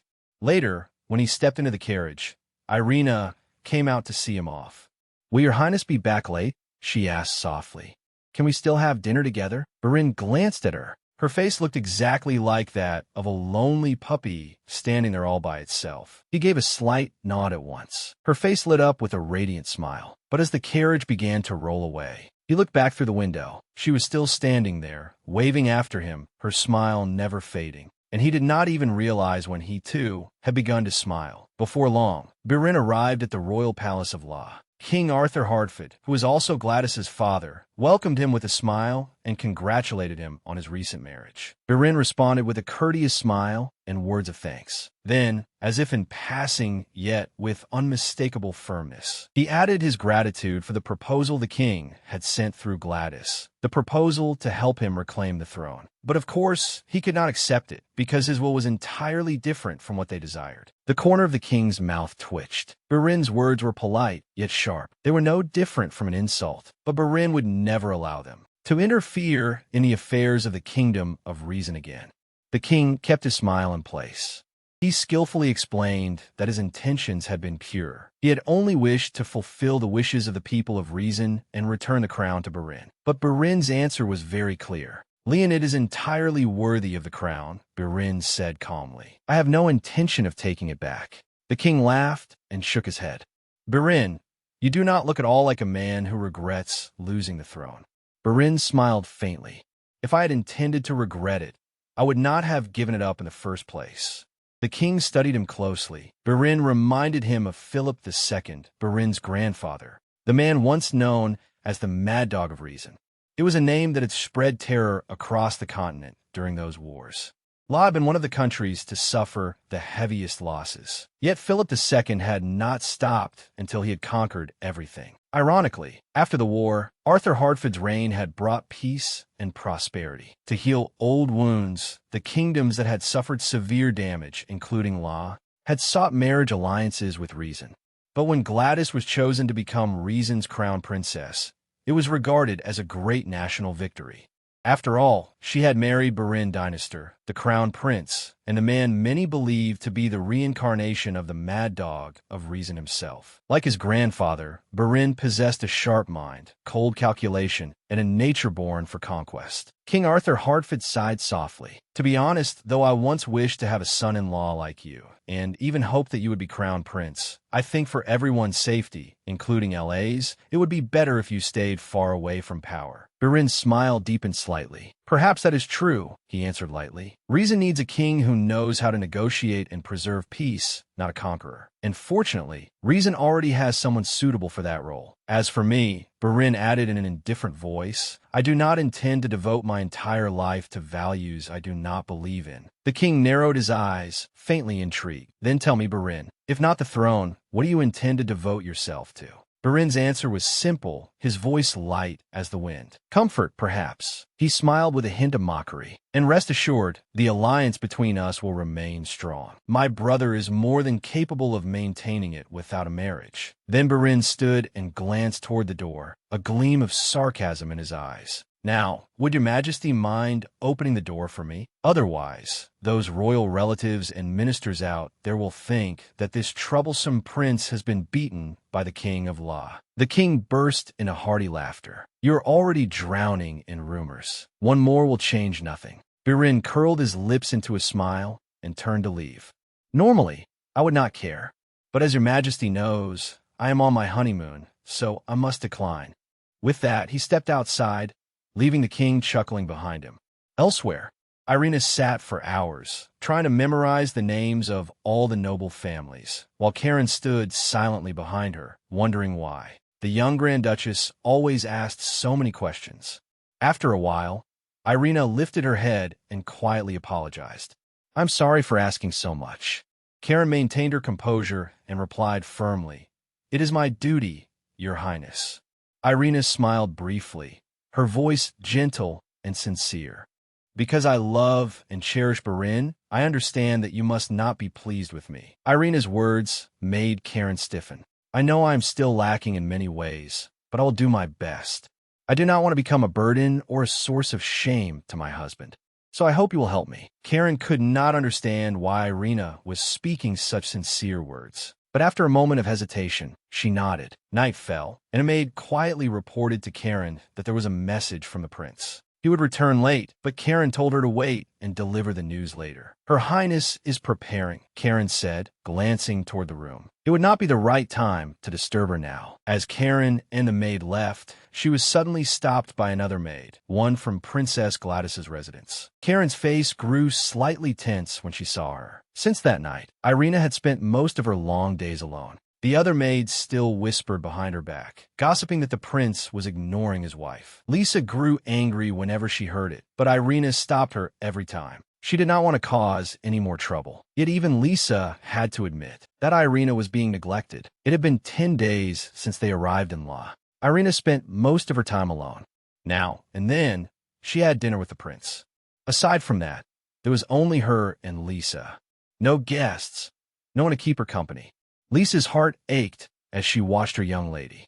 Why had the prince put on such a magnificent performance to marry her, only to treat her like this in the end? In her free time, Irina immersed herself in studying the noble families, carefully writing down every detail. She also wrote letters to her grandmother, but to keep her from worrying, she had to add a few harmless lies. One day, a maid came to tell Irina that her bath was ready. She followed her and bathed as usual. But just then, Barin appeared outside and ordered all the maids to withdraw. Once they had all gone, he took off his coat, tossed it aside, and sank wearily onto the bed. He was utterly exhausted. The banking merger between law and reason was truly not easy. He had attended countless meetings and had been forced to drink endlessly. The king's son was particularly annoying. Before he knew Gladys's secret, he had made threats. Once he knew, he cried and begged for mercy, blaming everything on fate. Barin laughed coldly. It was clearly his sister's fault, yet he still blamed fate. Even so, what annoyed Barin most was that prince's final remark. Why did your highness marry a woman like that? He had clearly meant to look down on Irina because of her origins. A woman like that? Those words kept circling in Barin's mind, irritating him. These people still dare to speak of his wife that way. He had to restrain himself, but everything had been worth it, because in return, King Arthur Hartford had agreed to cede the Golden Fields. He knew every noble in law was eager to learn more about the new Grand Duchess who had replaced Gladys, but they would never be able to approach her. He would not allow it. While he was still lost in thought, Irina entered. "Barin," she called softly, stepping carefully into the room. "I thought your highness would be late." Without saying a word,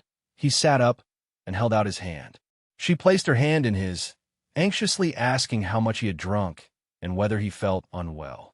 Barin did not answer. Instead, he roughly pulled her onto his lap. She let out a small cry as she stumbled and had to cling to his shoulders to steady herself. He tightened his arms around her and kissed her lightly on the neck. "Is something wrong?" she asked softly, sensing that something was unusual. "No, nothing," he whispered, but he still buried himself against her. Her breathing soothed the heaviness in his chest. As he held her, she began chattering about all sorts of things. She had taken a walk with Lisa today and studied the royal genealogy. She told him everything. Barin listened silently, his eyes following her every movement. Then, all of a sudden, he lowered his head and seized her lips, cutting her off mid-sentence. But that had become his habit, his way of making her quiet. He held the back of her neck, the kiss growing deeper and deeper, then slowly laid her down on the bed.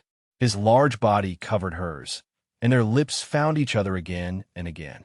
Tonight, Barin was not as gentle as usual, and Irina could feel it clearly. His touch was stronger, more impatient. What hurt her heart even more was the foolish happiness that had flooded her chest when he returned. But no matter what, even now, she still could not bring herself to hate this man, no matter how hard she tried. She knew she was foolish for letting her heart be moved like this. But long ago, she had accepted this fate. Then why did the words of others still make her heart ache? As she struggled to hold back her tears, Barin finally noticed her pale face and trembling hands. He softened his voice and called her name, reaching toward her. But she startled and instinctively avoided him. Barin froze. That tiny reaction shook him violently.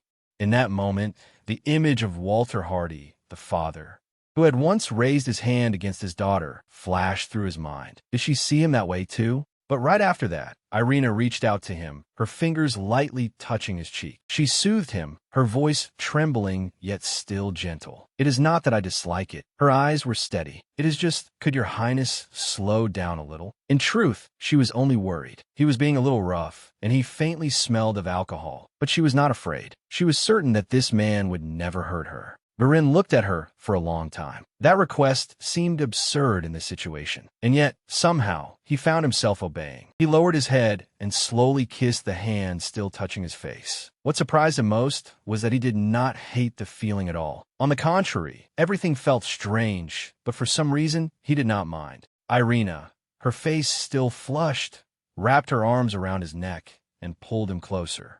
"I'm all right now," she whispered. "Your highness may continue." Barin burst into laughter. This timid girl was now the one teasing him. How interesting. After a passionate night, Barin opened his eyes and saw Irina sleeping beside him. He lowered his head and kissed her softly on the lips, then got up, putting on his shirt as he prepared to return to his own room. But Irina suddenly tugged at his sleeve and stopped him. "Do not go," she said. "Stay and sleep with me." Barin sighed softly. This request again. "I do not want to sleep alone anymore." she hurriedly confessed. Is marriage not about sharing everything together? About walking even thorny roads together? Birin frowned. Who told you that? The Archbishop, she answered innocently. Birin stared at her, his face motionless. That man has never walked through any thorns. But he is married to God, so we should try too, Irina argued, her lips puffing into a pout. Why must we do that? Birin asked with a serious expression. Because your highness is my husband, she answered firmly. Then what is a husband? He narrowed his eyes and questioned her. Irina immediately answered, a husband is family, a friend, a lover, a lifelong companion. In short, everything. Birin frowned. Is that also something the Archbishop taught you? No, she smiled softly. That is simply what I believe. Birin sighed and lay back down on the bed. He could not argue with her. She talked so much it was troublesome, but strangely, he liked it. As he looked at her, the corners of his lips curved upward. Then do you also intend to bathe with me, since we are sharing everything? Only then did Irina realize she was still tightly clutching his sleeve. She hurriedly let go, her face bright red. No, your highness, please go. I will wait here. But she was clearly happy. Her eyes sparkled like those of a young deer, simply because he had not left.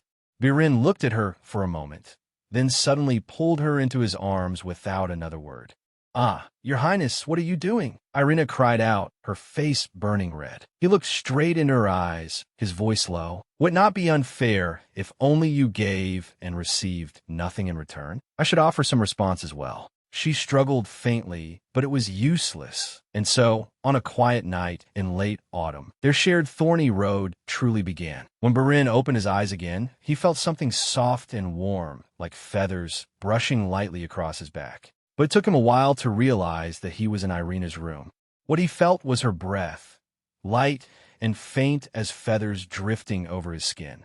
He turned his head and saw her face as she slept deeply, peaceful and gentle. A faint smile appeared on his lips. She had promised that she would not disturb him while he slept. That was the promise she had made on the first night when the two of them agreed to walk this thorny road together. He and she had kept that promise, at least at first. On the first night, she did not disturb him at all. The second night was the same, but the distance between them had grown closer. By the third night, that distance had narrowed even more, and now she was lying right behind his back, sleeping soundly without the slightest concern. Birin looked at her, amusement showing in his eyes. Was this not a kind of deception? And yet you still look so peaceful. Wait, since when did you put your clothes back on? He wondered, his gaze lightly passing over his wife. At first, it had been hard for him to close his eyes while lying beside her. But now he slept so deeply that he even dreamed. The thorny road people spoke of, it turned out, was not as unpleasant as he had imagined. With a faint smile, he reached out and rang the bell. He ordered 2 cups of tea to be brought into the bedroom, and Lisa.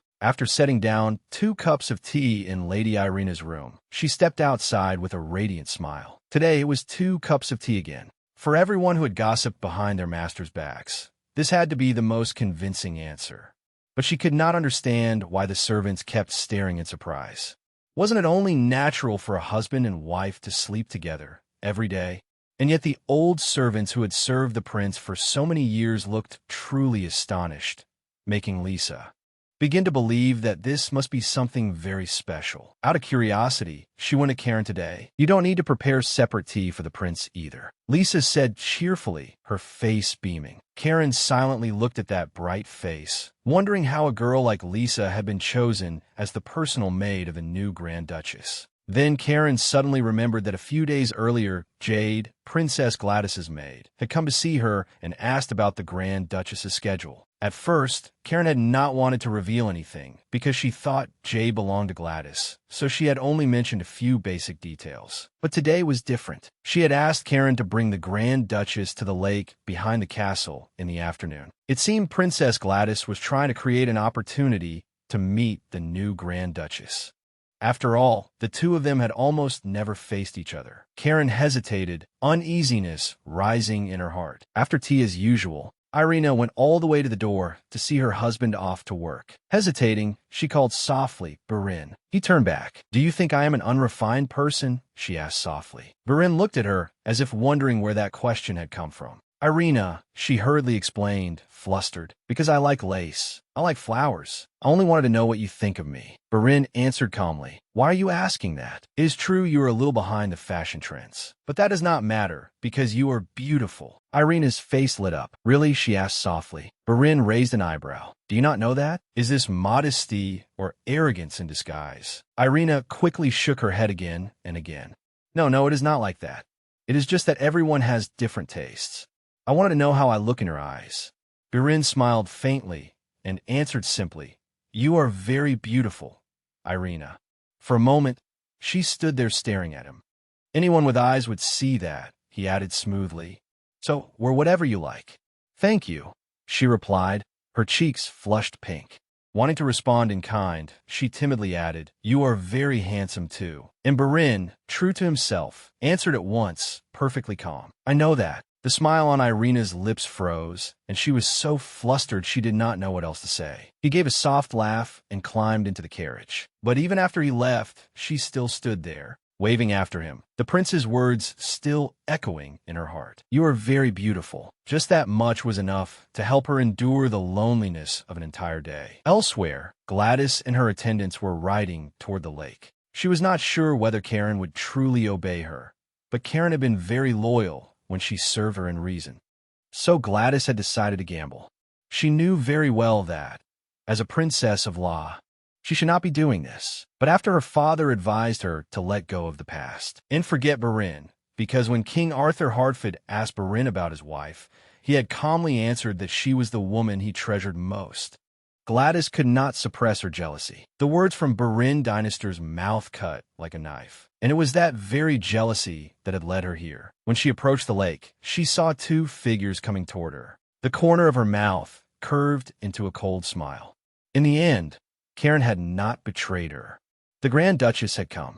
At Prince Barin's palace, he, who should have returned late, came back much earlier than expected. He asked calmly, Where's Irina? Karen froze and answered hesitantly, Your Highness, the Grand Duchess has gone for a walk. She had never expected the prince to return this early. Had she known, she would never have suggested a walk around the lake that morning. Barin leaned lightly against the desk in the study, flipping through a few pages of notes. He was not particularly worried. Perhaps she was only admiring the scenery and watching the animals, and that evening she would chatter to him about it in bed. At that thought, he gave a soft laugh, but his gaze suddenly stopped on her notebook. He paused, then asked softly without looking up, Karen, what do you think of Irina? Karen's face turned pale. Forgive me, Your Highness. A servant would not dare judge. Is that so? Barin murmured, closing the notebook. Karen's breath caught, and a chill ran down her spine. Barin's smile was still there, but his eyes were as sharp as ice. Then why, he said softly, do I have the feeling that you already have? In a greenhouse, Gladys led Irina around with a sweet smile, her voice gentle. This is the very place where I received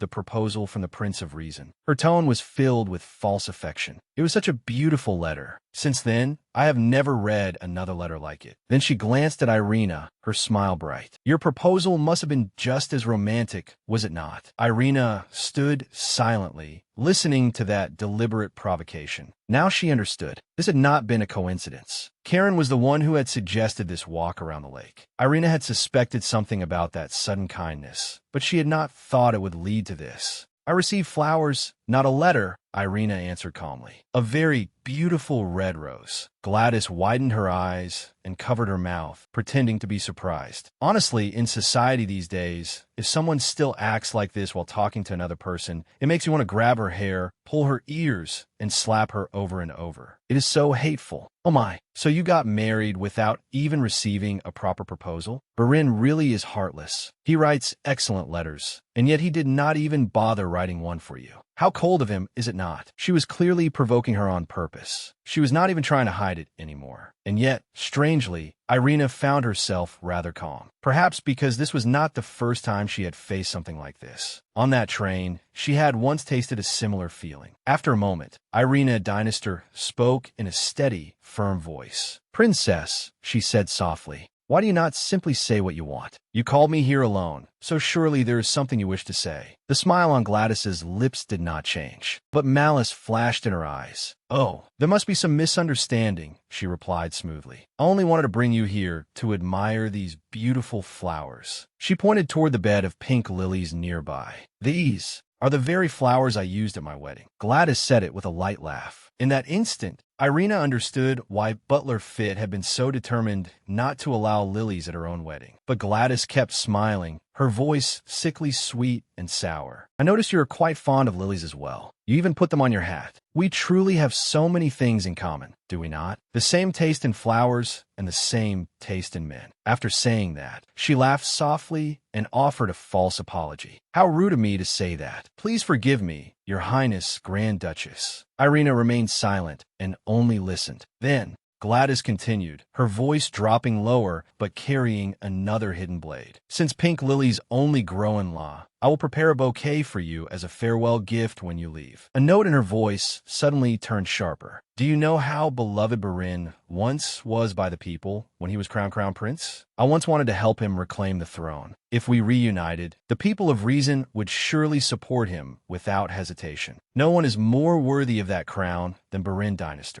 But Irina was silent for a moment before asking, her voice still composed. Why are you telling me all of this, princess? Gladys tilted her head, the corner of her mouth lifting arrogantly. There is no particular reason, she said lightly. I simply thought you ought to know the truth and the past. Her smile remained, but her eyes watched Irina's face intently. Silently enjoying the moment, she saw sadness flicker through the other woman's eyes. The wife he treasured. Was that not how Barin had once called her? Gladys would never miss the chance to carve another scar. Because you ruined my chance to reunite with him, Gladys said, her voice sharp. So, I would guess you must have something far more valuable to offer him. Or are you merely using that man to pay off your family's debts and raise your own status? Those words were like knives aimed straight at the heart, determined to cut deep. If Gladys Hardfit could not have Barin Dynasty, then no other woman would be allowed to have him. But Irina still looked straight at her and spoke calmly. Princess Gladys, may I ask one thing?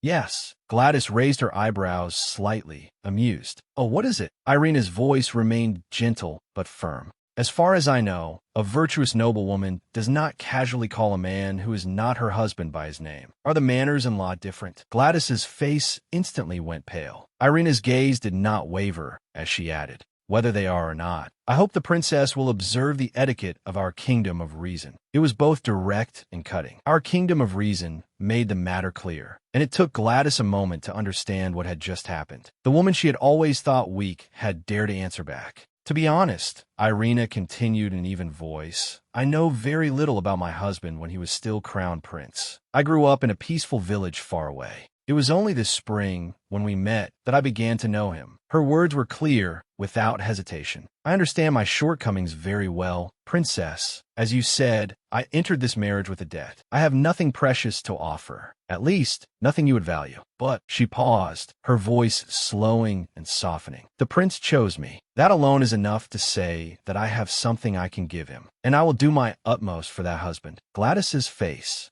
twisted, her teeth clenched in anger. Are you challenging me, Duchess Dynasty? She snapped. Irina only shook her head. No, I am merely speaking my thoughts. Then, as if suddenly remembering some small matter, Irina smiled politely and added, as for the pink lilies, I must decline. I prefer white flowers, and I do not intend to change the ornaments on my hats either. That was a clear answer to Gladys's earlier mockery on the yacht. The only difference was that now Irina said it with quiet confidence. After all, Barin himself had told her that she was beautiful in anything she wore. She did not need anyone else's approval. And Irina gave a graceful little nod, then turned to leave. But Gladys still would not let her go. Her angry voice rang out. Duchess Dynasty, do you truly think you know everything about your husband? Do you know how cruel and terrifying Barin Dynasty can be? Irina stopped. She turned back and looked at her with a calm gaze. A brief silence passed, and she answered softly, If Barin is truly such a terrifying and cruel man, then why do you still long to win him back so much? But it is too late now, Princess Gladys Hardfit. Those gentle words were heavier than any insult. Gladys's face went pale.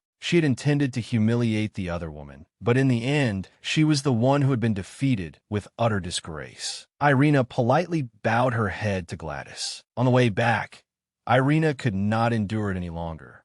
She vomited up everything she had just eaten. She had maintained her dignity before Gladys, but afterward, the weight of it was too much to bear. Lisa could only stand and watch, unable to do anything to comfort her lady, and that made her explode with anger. Her face flushed red. Lisa shouted. This absolutely was not a coincidence. Someone was clearly behind it. Lisa told herself it had to be Karen. Then she pleaded with Irina urgently. My lady, please. We have to tell the prince. But Irina weakly shook her head, her face pale. No, she whispered. Do not tell anyone. Lisa bit her lip hard, full of resentment, but she did not dare go against her lady's wishes. Meanwhile, in the palace, Karen had fallen into a state of panic. She paced back and forth, her heart deeply unsettled, terrified of what would happen when the Duchess returned. If Irina told the prince everything, Karen knew very well what her end would be. She understood all too well the meaning behind Barin's cold, sharp voice when he had questioned her earlier. And she also knew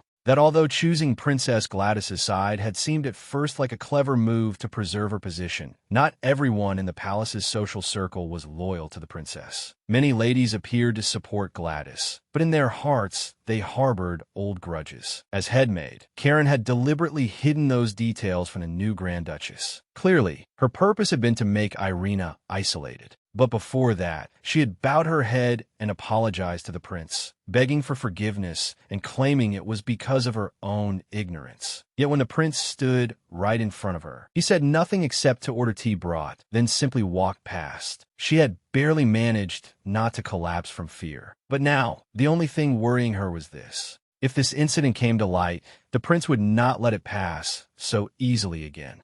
Karen's heart pounded when she saw Irina return with Lisa supporting her. Irina still greeted her, as usual, a gentle smile on her lips. Karen frowned in confusion. Why was Irina acting as if nothing had happened? Or had she not met Princess Gladys at all? No, impossible. Just looking at the suppressed anger in Lisa's eyes was enough to make it clear that they had met. Then why? Why was the Grand Duchess silent? Uneasy, Karen spoke. Your Highness, the prince has returned. Irina froze, her eyes widening slightly. Barin has returned. Inside, Barin was still looking through Irina's notebook, his expression full of displeasure. Because of Gladys, Irina had no place in social circles. He was truly irritated. Just then, Irina came in and greeted him with a gentle smile. Although her face was still pale and weak as usual, today she looked even more fragile in his eyes. Are you feeling unwell? He asked softly, his gaze searching. She kept smiling.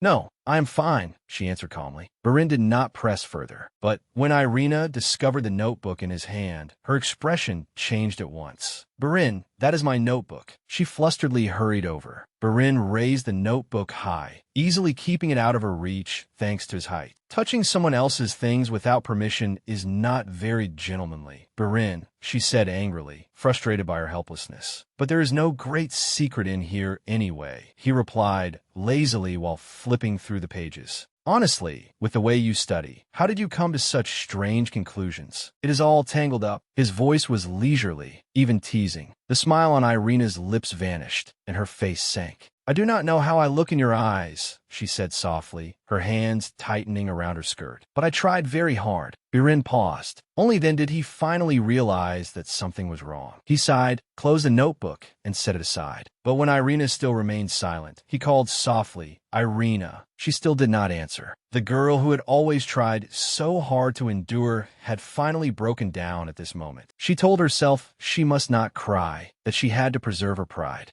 But everything had exceeded what she could bear. He did not say a word. He wrapped an arm around her waist and made her sit down on a chair, leaning slightly forward. Then he pulled over another chair, took off his coat, and sat down beside her. Calmly, he began, explaining to her everything she needed to know about royal social circles, going through her notes page by page. But when he spoke, Irina lifted her head and silently looked at him, surprise glimmering in her eyes. When he told her to cross out a few names, Irina blinked in astonishment. But they're all close to Princess Gladys. Why should I remove them? She asked in confusion. Barin answered firmly, his voice flat and without the slightest hesitation. Because they use my money. Irina's eyes widened slightly at his bluntness. They continued to examine the list carefully. Only when Barin put down his pen over the remaining section did he lean back in his chair and say, "You can learn from Karen." "Thank you," she replied softly, turning her face away in embarrassment. Just a moment ago, she had been angry with him. Yet now her fear and irritation had vanished, replaced by a strange feeling trembling in her chest. Barin reached out and gently lifted her cheek, forcing her to turn back and look straight at him. Irina, his eyes pinned hers in place. "Next time, speak to me frankly like that, as you usually do." She blinked, then asked cautiously, "You won't be busy in the next country, will you?" Barin frowned. "Why?" "Because this is my first time traveling," she whispered. "I want to do so many things." "What kind of things?" he asked, somewhat amused. After thinking for a moment, she answered in a sincere and simple voice. "Taking walks together, visiting new cafes, tasting different kinds of tea, and talking a lot." It sounded like something good friends would do, but Barin could not help smiling. Such an innocent, simple wish. "All right," he said, his fingers still brushing lightly over her cheek. "We will do that." They arrived in Philia, the second stop on their honeymoon. Lisa sat in a cafe with her lady, sipping tea while feeling irritated. She was clearly unable to hide her displeasure with the prince. Today was supposed to have been an outing with Prince Barin and Lady Irina. But because of the unexpected appointment with his friends the previous night, their plans had been canceled. It seemed all the high-ranking nobles who had arrived yesterday had turned into a bunch of people who no longer looked noble at all this morning, the prince included. And so, once again, Lisa had to accompany her lady around town. Although her lady looked truly beautiful today, the effort Lisa had put into preparing her seemed to have gone to waste. "My lady, why is there such a long line over there?" Lisa asked, looking toward the crowd. "They are lining up to climb to the dome of the cathedral," Irina explained with a gentle smile. "There is a legend that if you go there with the one you love and listen to the bells together, your love will come true." "Then you absolutely must go with the prince, my lady," Lisa said excitedly. "Yes, I will go." "It would truly be very romantic," Irina replied, her cheeks faintly flushed. In truth, she had already mentioned this to Barin on the way to Philia. It had been when they were lying side by side in a quiet moment. She had hesitated for a long time before shyly whispering, "My 20th birthday is in 10 days, Barin." Barin had been leaning over her at the time, listening as she softly confessed her wish to visit the cathedral on her birthday. But he had only smiled, cupped her face in his hands, and kissed her deeply, his breathing heavy. Irina had long since realized that Barin was usually most generous at moments like that. So it was the right time to ask for what she truly wanted. Sitting in the cafe, she wondered again whether she should remind him. Several days had already passed, but that day he had smiled and listened very attentively. Surely he would not forget, would he? Thinking that, she let out a soft breath and continued enjoying tea with Lisa. Barin, in his free time, was quietly reading a book. Then he suddenly heard footsteps approaching. He recognized them at once, for he had learned to distinguish them by sound alone. When she was with the maids, her steps were light and unhurried. But when she was alone, her pace was quicker. Sure enough, before he could think further, Irina poked her head in and called, "Barin." He smiled and looked up, just as he had expected. She sat down beside him, as usual. She cheerfully told him about her day, speaking naturally. Then she mentioned that she had gone with Lisa to tour the sewer museum. Barin's expression suddenly froze. "What? Where? What do you mean, a sewer museum?" he asked, unable to hide his shock. Irina nodded and began recounting it, even laughing when she remembered the guide, showing them how to find objects in the sewers. Barin listened silently, an odd look on his face, inwardly thanking his friends for stopping him from taking her there himself. But Irina kept staring at him, her eyes narrowed. "Are you trying to avoid me?" Because you think my dress is dirty now? She asked, pouting. Birin immediately leaned back in his chair, dodging that coquettish accusation. She slid closer after him, not letting him escape. Even though you got drunk and broke your promise to me, she continued, her lips pressing tighter. But Birin retreated again, this time forced to the edge of the chair. Irina grabbed his hand tightly, still pouting. Even though you abandoned me and made me go alone. She leaned closer and pressed him this time. Birin simply wrapped an arm around her and pulled her down, laying her across his lap before leaning back in the chair. Your poor hat must be so sad, he teased with a soft laugh. And then you made it tour the sewers.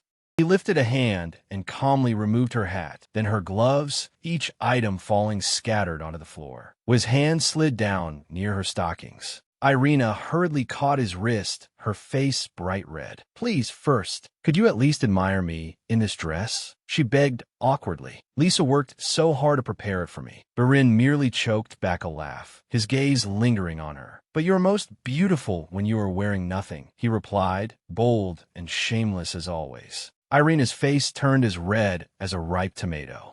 How can you say such things so easily? What if I said that to you? She stammered, but immediately regretted it, because she knew very well that this man had no shame and would surely answer with something even more brazen. Sure enough, Birin burst into laughter, obviously amused. But before he could speak, Irina hurriedly pressed her hand over his mouth. Do not say anything. I do not want to hear your answer, she declared, her face so hot she could hardly speak. Fortunately, Birin indulged her and stayed silent. But of course, that relief did not last.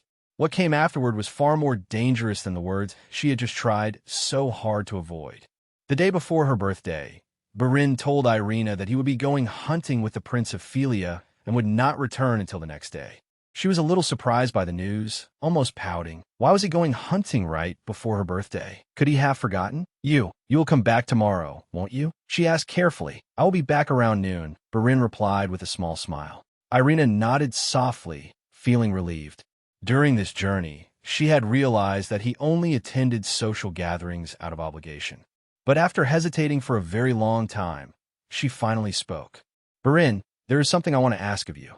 He frowned. She rarely asked for anything of her own accord. What is it? A letter, she said softly. Could you write me a letter tomorrow? I would treasure it. Birin looked at her in puzzlement. A letter? He had no idea that it was Princess Gladys's words that had planted this wish in her heart. If there is something you want to hear, just say it. We can talk now, he replied simply. No, Virin. Writing letters to each other feels different, she murmured. Birin stood, ready to leave. We see each other every day, Irina. What meaning would a letter have? His voice was flat. She did not know how to answer. Before she could say anything more, he bent down and placed a farewell kiss on her lips. Goodbye, Irina. She nodded, but in her heart she felt like a child who had just been scolded for whining. But when Birin stepped out to the waiting carriage, Irina still stood silently at the threshold and watched him go. She remained there until the carriage had completely disappeared from sight. But in the end, what little pride she had left would not allow her to raise her hand and wave after him. Birin went hunting with the Prince of Philia.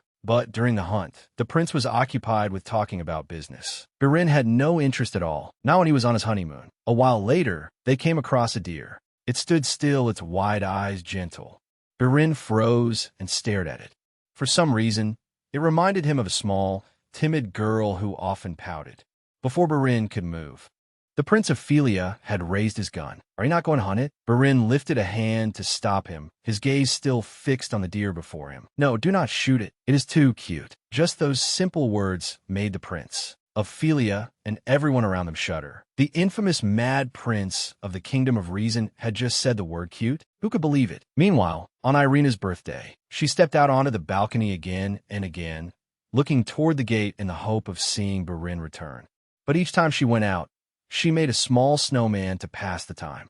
But Birin still did not come back. Even when she had to drink afternoon tea alone, she kept looking outside, clinging to the faint hope that he would appear. But in the end, he did not. She had spent the entire day doing nothing but waiting. And by this point, it was too late to tell anyone that today was her birthday. It would only make her seem foolish. So she quietly put on her hat and slipped outside without telling anyone. She suddenly remembered her birthday the year before, when she had still been at home, sitting at the dining table with her grandmother, smiling warmly. Those days now seemed so far away. But if Barin did not intend to take her, then she would go by herself. Determined, Irina walked through the snow-covered streets, heading straight for the cathedral. At the palace, Karen's face turned pale as she read the letter from Butler Fit.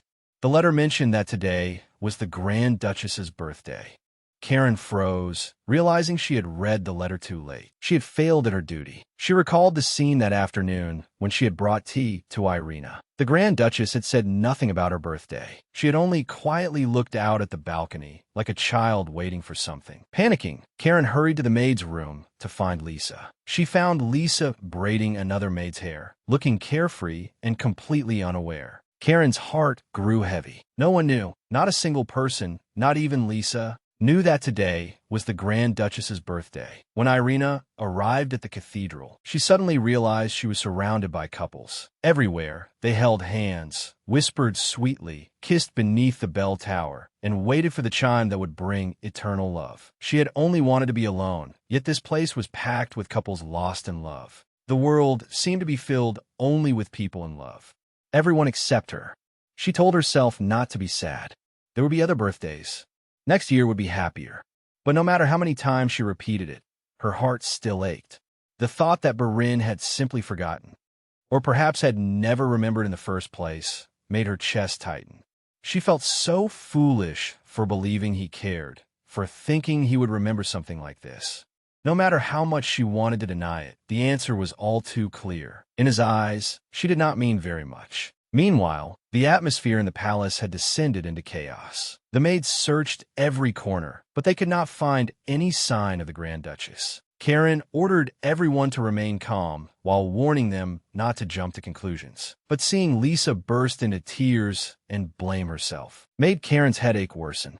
She had to think of something before the prince returned. But just as she was about to speak, a maid rushed in, breathless, and reported, "His Highness has returned. He is asking for the Grand Duchess." The whole room froze, everyone's face turning pale. They had no choice but to tell the truth. Karen stepped forward and bowed deeply. "Your Highness," she said carefully, "the Grand Duchess has disappeared." Barin, who had been standing by the window and silently looking at the small snowmen left on the balcony, slowly turned his head. Disappeared? His voice was still calm, but his eyes had narrowed. It was only then that everyone realized even the prince had not known. He had not known that today was his wife's birthday either. At the cathedral, Irina sat for a very long time. When she finally walked to the door, she suddenly froze. The door would not budge. Her eyes widened in panic. The door had been locked. She was trapped at the top of the cathedral. Irina pounded on the door again and again, shouting for help, but no one answered. The place had long since emptied. She felt so foolish, even pitiful. What had she been thinking, sitting here for so long? She should have left earlier. In desperation, she ran to the railing and tried to call down for help, but the distance was too great. No one could hear her. In her panic, she dropped her handkerchief and staggered back, frightened that she herself might fall.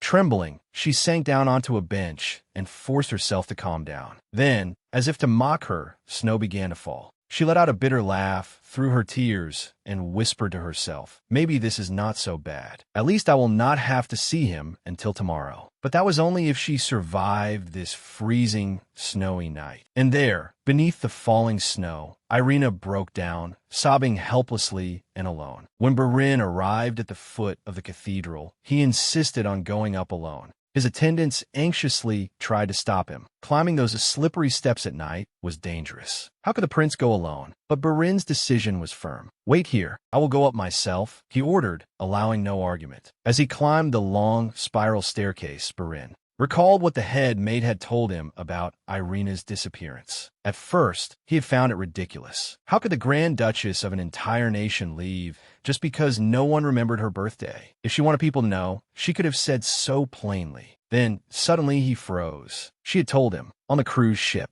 on some night, she had shyly mentioned her birthday in a quiet voice. Yes, it had only passed a few days ago. She had told him. His chest tightened abruptly, and that was precisely why he was at the cathedral tonight. It sounded absurd, but somehow he believed he was not wrong. To be honest, if he did not find her here, he would not know where else to go. Step by step, he climbed higher, irritated yet unable to help admiring her when he imagined her walking here on those small feet by herself. But Irina was stubborn.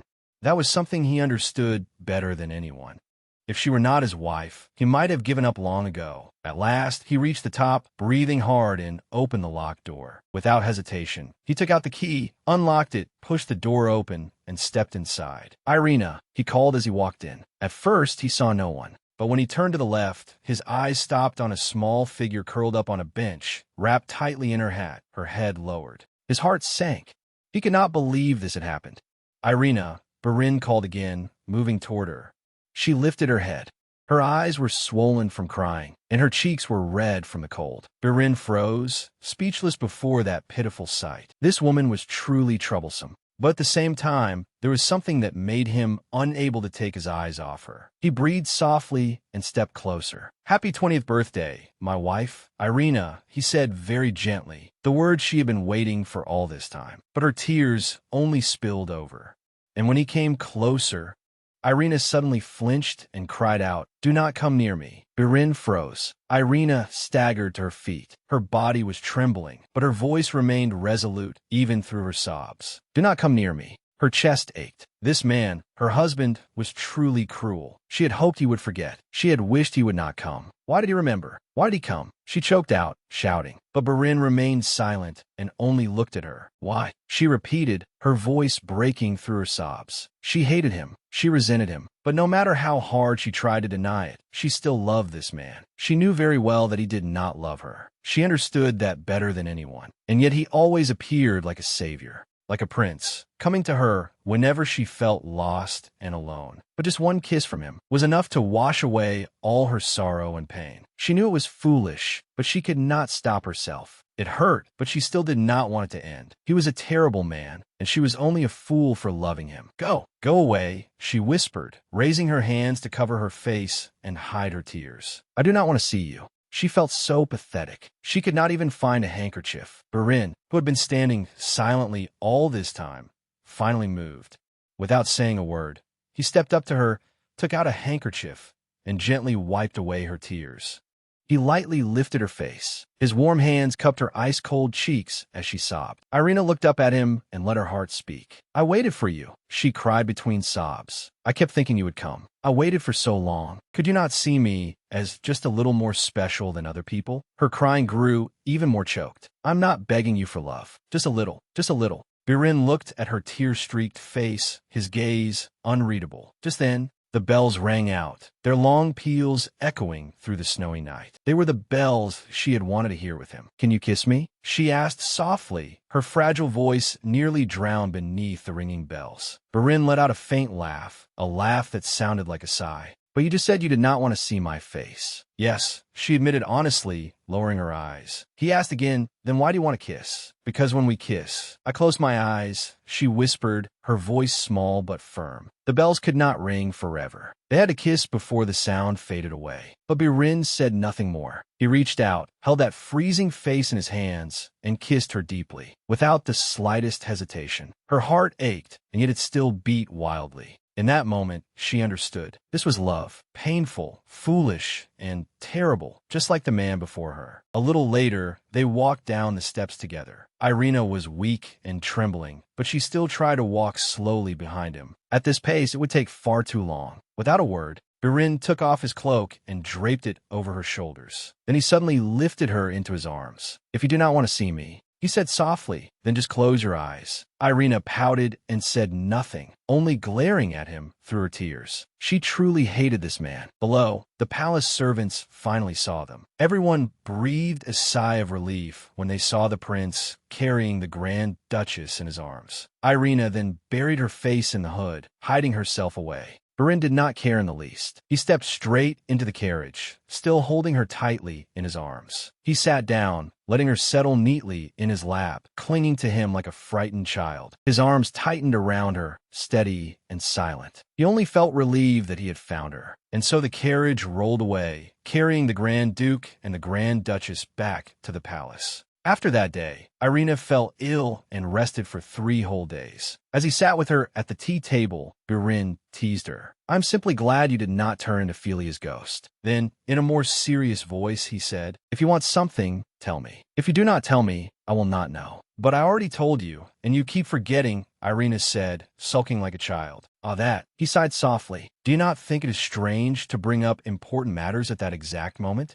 Yes, it is strange, she admitted, rubbing the teacup in her hands. But that is the only time you truly listen. Birin felt as if he had been reproached. But when he thought back on how he had behaved, perhaps she was not wrong. Then say it all. Irina, I will listen, he said gently. He did not want to see her cry like that again. Then tonight, I want to have dinner with you. If you are free, she blurted out quickly. All right, Birin nodded firmly. And if you're not busy tomorrow, I want to go sightseeing with you, she added boldly. No, he answered bluntly. But you said you would listen, she protested. I listened, and I refuse, he replied calmly. Are you teasing me again? She grumbled, her lips jutting out. Then Birin stood to leave, but before he reached the door, she called after him again. And sometimes, I want to hear romantic words too. She figured she might as well say everything at once while she had this rare opportunity. Birin turned back and smiled crookedly. Romantic, is it? Then shall you and I return to the bedroom? Irina's face flushed bright red, but she held her ground. Then I will see you at dinner. He nodded with a smile, then went out and got into the carriage. After that small incident, everything returned to normal. There were no unnecessary emotional entanglements, but Irina remained natural and innocent, and Birin thought that was enough. Their marriage might have taken place in haste, but he had made the right decision. That afternoon, a jeweler from Philia arrived with all kinds of luxurious jewelry, dazzling jewels, and exquisite accessories. Irina was stunned. It turned out Birin had ordered them prepared to make up for having forgotten her birthday. There were so many that it made her dizzy. When Birin returned from work and saw that the jeweler was still there, he asked why she had not chosen anything. I already received so many beautiful things from the wedding, Irina answered softly. Birin sighed and was about to force her to pick at least one piece. But then she looked at him and smiled. Then will you choose for me? You have very good taste, and if it is a gift from you, I will treasure it forever. He stood dazed for a moment. Then, in Philian, he ordered bring out the most expensive piece. The jeweler returned with a splendid diamond necklace. The bright blue jewel at its center shone like a pair of luminous eyes. Irina accepted it with a radiant smile and gentle words of thanks. It was a gift from her husband, simple, sincere, and beautiful. After being occupied with political affairs for several days, Birin finally had free time. He spent his days at the palace, reading, sipping tea, and staying with his wife, like a man truly enjoying his honeymoon. Do you not get bored lying around like this? Irina asked from a nearby chair. I am conserving my strength, Birin answered lazily, his eyes still fixed on his book. Conserving your strength for what? She asked blankly. Birin lifted his head from the sofa, his voice calm and completely shameless. For everything we do every night. Irina's face immediately turned scarlet. Birin laughed, clearly satisfied with her reaction. She secretly glanced over and saw his robe hanging loosely from his shoulders, revealing his bare chest. It was not the first time she had seen it, but in broad daylight like this, it made her flustered. She stood, walked over, and pulled his robe closed. What are you doing? Birin asked with a frown as he looked at her. You are not properly dressed, she whispered, still fussing with the robe. But I am very confident in my appearance, he replied calmly. Yet even after she fixed it, the robe still failed to cover his body. He reached out, took her arm, and pulled her down into his lap. You should conserve your strength too, he whispered, his eyes looking up at her. Leaning against his chest, Irina asked softly, we will return in 1 week, right? Do you not feel a little regretful, staying indoors like this all the time? You have already seen this city's sewer system. Is there still something else to explore? Birin asked mockingly, referring to the time she had gone with Lisa to visit the sewer museum. Then he lightly tugged at her scarf. But we still have not done much. Can we go out this afternoon? I want to buy gifts for the family too, she said hopefully. Birin gently laid her down and covered her body with his. If we go out, what will we do? Stroll around, explore more, and choose gifts. I want to choose something myself for my grandmother and the others, she said softly, shivering as his fingers brushed over her cheek and trailed down along her neck. Gifts? He asked, his lips pressing against her skin. Yes, for grandmother and everyone else too.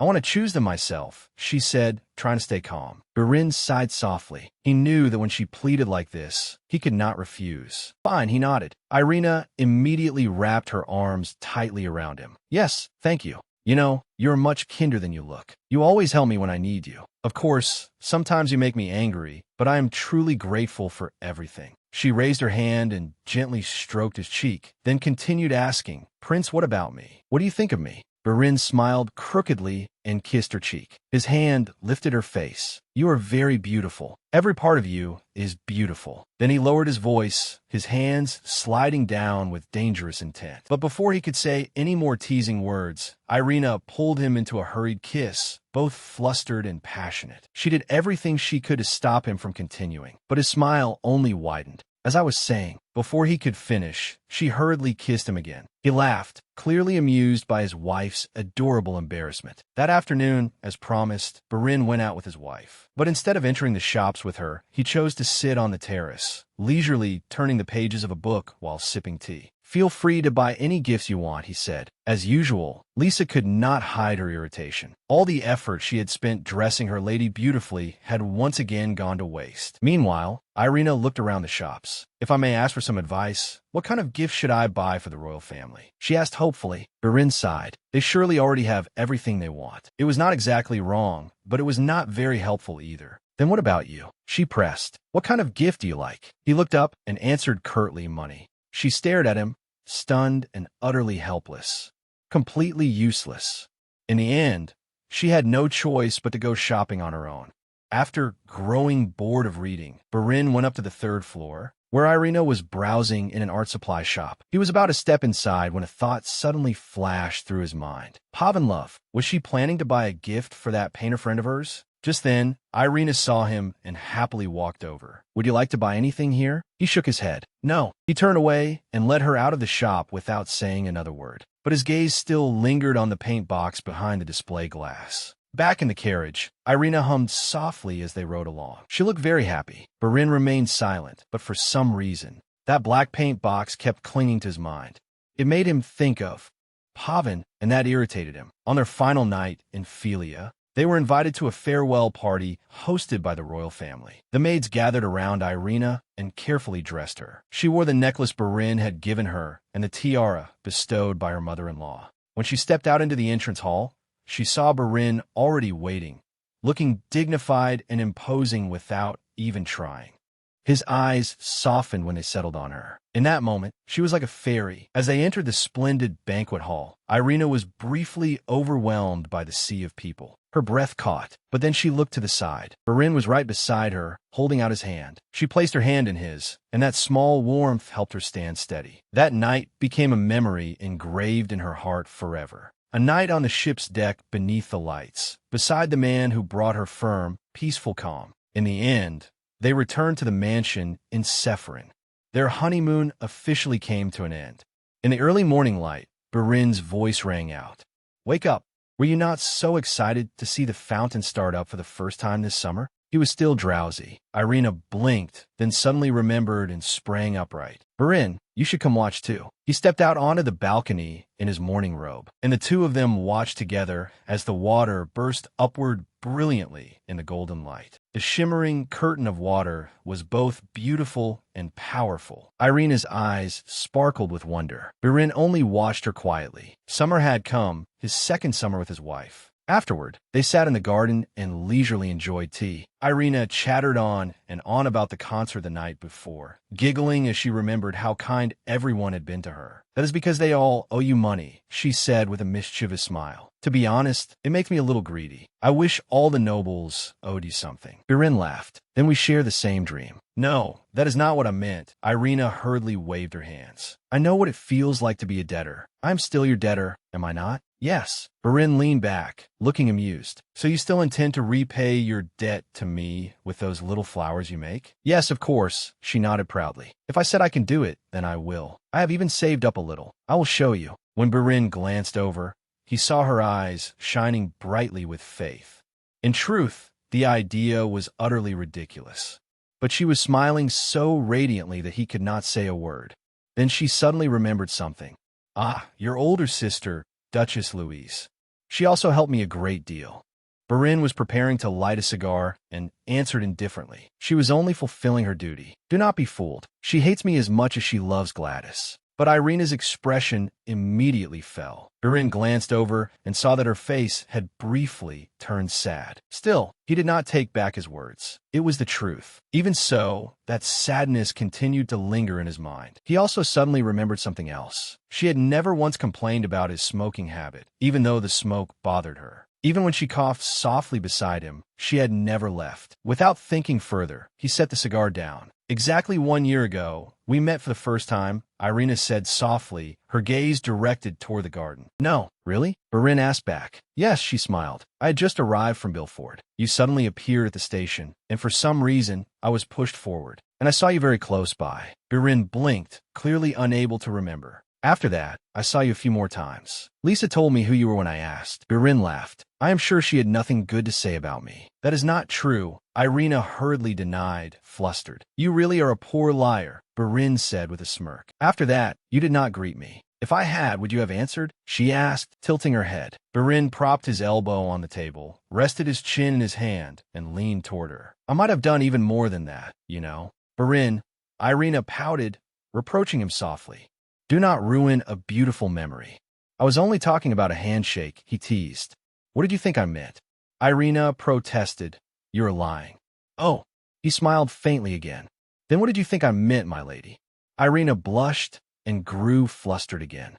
He clapped his hands softly. Congratulations. From a gentle young lady, you have now become quite stubborn. Irina widened her eyes, then quickly changed the subject. Ah, speaking of that, I made you a flower, remember? Did you keep it safely? Birin briefly froze, clearly unable to remember. The keepsake of our promise, she reminded him gently. Only then did he realize she was talking about the artificial flower she had once given him, the thing he had long ago tossed into an ashtray. Probably, he answered, his face unreadable. Her radiant smile appeared again. Why does she care so much about an artificial flower? Birin wondered. Spring sunlight poured over the garden in a lazy warmth, stirred in him a thirst that could not be quenched with tea. An irritation at not being able to enjoy a simple cigar mingled with a strange feeling growing inside him, one he could not name. He knew addiction could be dangerous, and yet here he was, unable to restrain himself. With a single glance, he signaled to the butler, who immediately understood and quietly withdrew with the maids. Birin stepped closer to his wife and gently tugged at the ribbon on her hat. Irina looked up at him in confusion, utterly unaware of the fierce anger surging inside her husband. He set the hat aside, then bent down and kissed her. She stiffened slightly. But Birin, someone will see. There is no one here. He whispered against her lips and kissed her again. This time it was slower and deeper, but she drew back a little. There are windows up there. I do not want to be seen like this. Birin fell silent. He took her hand and led her a few steps away, behind a tall tree at the edge of the garden, where the foliage was thick enough to shield them from outside eyes. Hidden from view, his kisses burned even hotter, and this time she kissed him back. But when his hand slowly wandered lower, she broke the kiss and gasped. What are you trying to do? What a thug would do, my lady. He held her tighter. I do not want to do this outside. Shall we go inside? She asked in embarrassment. Birin did not answer and only kissed her more fiercely. His lips slid down to her neck, leaving scorching traces with every touch. Irina was trapped between the tree trunk and his chest. Trembling, she wrapped her arms around him to keep her balance. Birin looked down at the woman in his arms. Part of him knew clearly that he should not be too greedy with someone as fragile as her. Yet he had long since crossed the line. Irina tilted her head and caught a glimpse of the deep blue spring sky above. It was heartbreakingly beautiful, and so was he, making her forget everything else.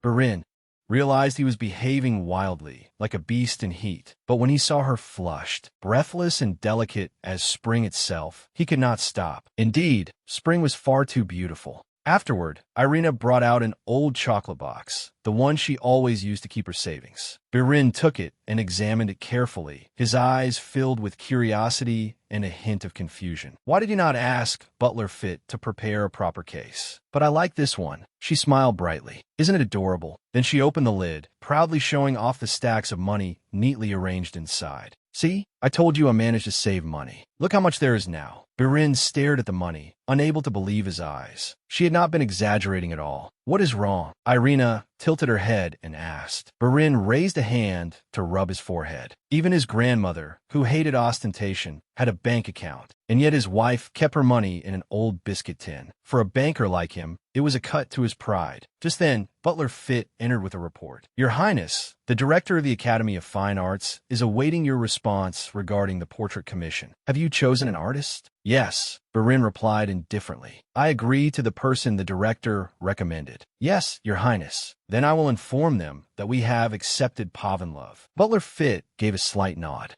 The name made Irina visibly tense for a moment. Barin noticed at once and spoke. Wait, give us a moment before confirming. Butler Fit bowed and withdrew. As soon as the door closed, Irina turned to him. Barin, could we choose another artist? Why? He asked, his eyes narrowing slightly. She hesitated, then answered honestly. Pavan is my friend. I do not want to see him in the position of someone who has to work under us. But Barin did not answer right away. He understood her reason. In truth, there was no need to insist on choosing Pavanlove when there were so many other talented painters. But something kept stirring uneasily inside him. He knew that if he had not arrived in time that day at the cold, rainy station, Irina might have left with Pavan. Love might have become his wife. Everything might have taken an entirely different path. A single moment, and the thought made the prince uneasy. Barin rang the bell. Butler Fit returned, and he made his decision in a calm but firm voice. We will proceed with Pavanlove. It was not necessary to choose him, but there was no reason to avoid him either, and Barin wanted to face it to see it through to the end. The next day, Irina appeared at the party she had personally organized as the Grand Duchess of Reason. As she welcomed the noble ladies, a few of them inadvertently asked, Why is your Highness not wearing the necklace the prince brought back from Philia? Everyone was so looking forward to seeing it. It must be such a precious piece of jewelry. Irina smiled politely. Since this is only a small gathering, I thought it would not be appropriate to wear something so extravagant. At a nearby table, Princess Louise, Barin's younger sister, sat quietly sipping her tea. But both she and Irina understood the truth. Those people did not care about the necklace at all. Their eyes were full of mockery. To them, Irina was merely a puppet Grand Duchess, enjoying luxury bought with her husband's money. There was no need to explain, because speaking would be useless. She only needed to be more careful. When the party ended and the guests left one after another, Irina turned to Princess Louise. Thank you for helping today. I truly appreciate it. But Louise's reply was cold. I'm only here because of my brother.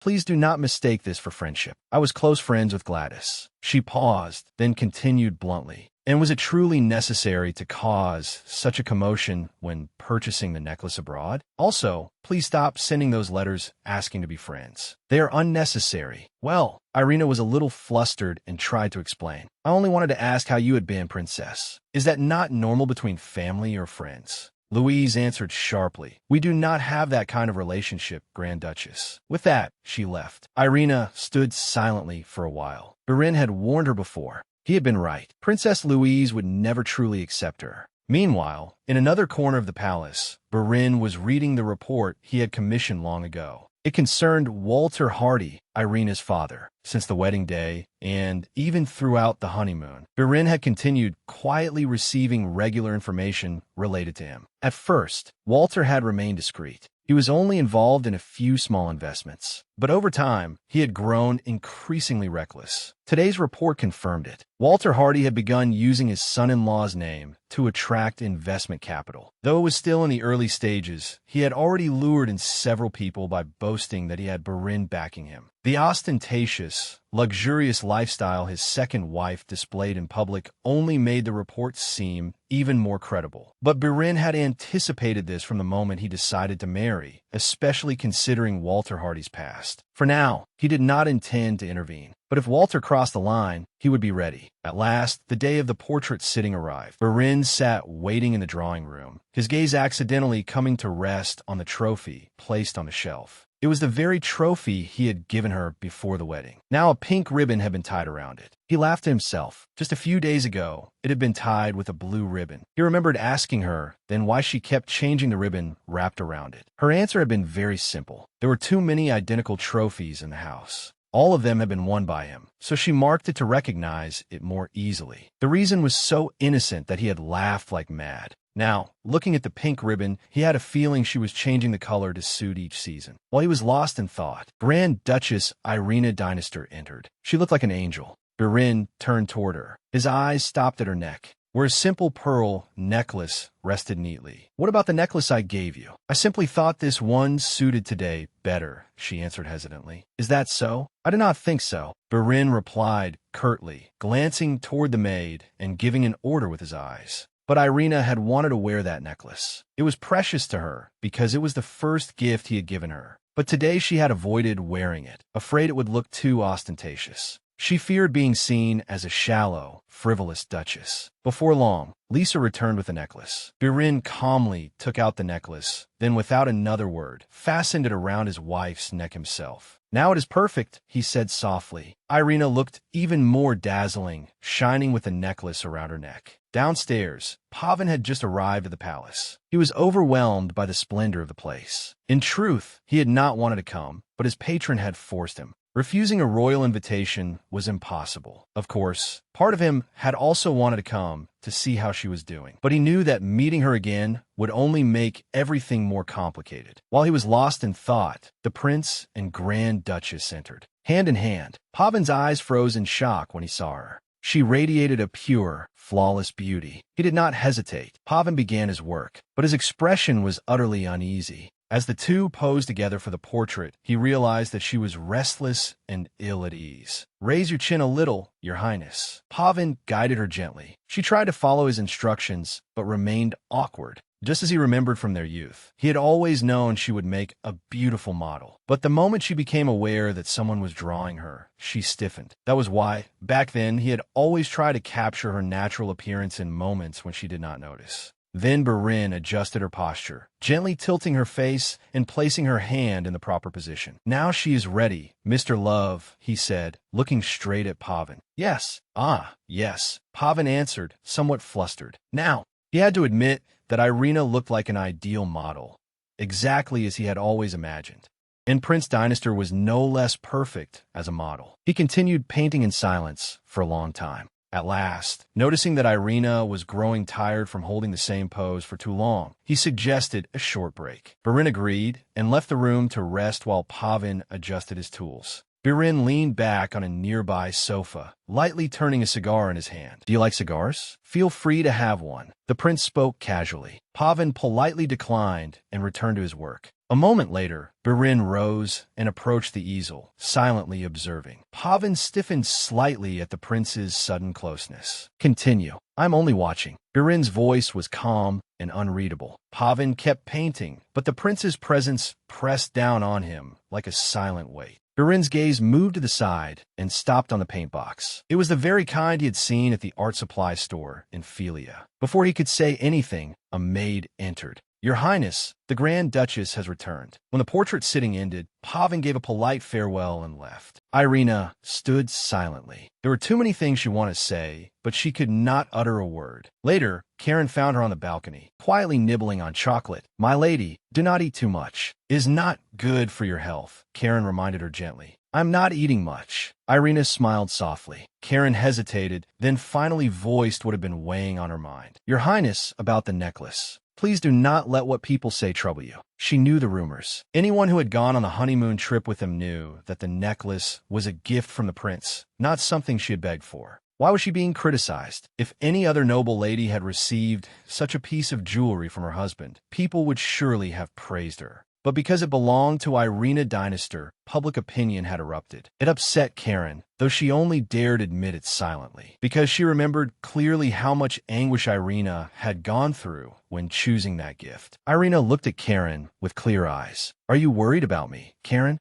"Oh, well." Karen grew flustered, not wanting to admit it outright. "Yes." "Thank you, Karen." Irina smiled again. She was sincere, and that warmed Karen's heart. When the two went downstairs, Butler Fit approached and reported, "Your Highness, would you like anything special prepared for tonight's dinner?" "I will speak with Birin and let you know," Irina answered softly. But Butler Fit still hesitated. "In fact, the prince has already gone out. He said he may return late." The next day, when Birin opened his eyes, it was already noon. Whenever he returned late, he usually avoided entering the room, not wanting to disturb his wife's sleep. But afterward, she always complained. Sometimes she even looked as if she were about to cry. When he got out of bed and sipped his tea, a maid reported that the Grand Duchess had gone out. He did not react. He had no reason to worry. He could not be certain what that painter thought of his wife. But there was one thing he firmly believed. Pavan was only a friend, and Irina had given him that paint box only because of friendship. Nothing more, nothing less. Because Birin knew perfectly well that this woman loved him. And yet, what was this feeling? Why was there this strange unease? Jealousy? He laughed scornfully at the thought. Jealous of a painter? How absurd. Meanwhile, Irina had gone to the mansion of Birin's grandmother. She sat in the drawing room, playing with the cat. I suppose I should ask permission to leave now. Grandmother, she said with a smile. Grand Duchess Arsenal sat opposite her, still wondering how long this girl intended to persist. Right after the honeymoon,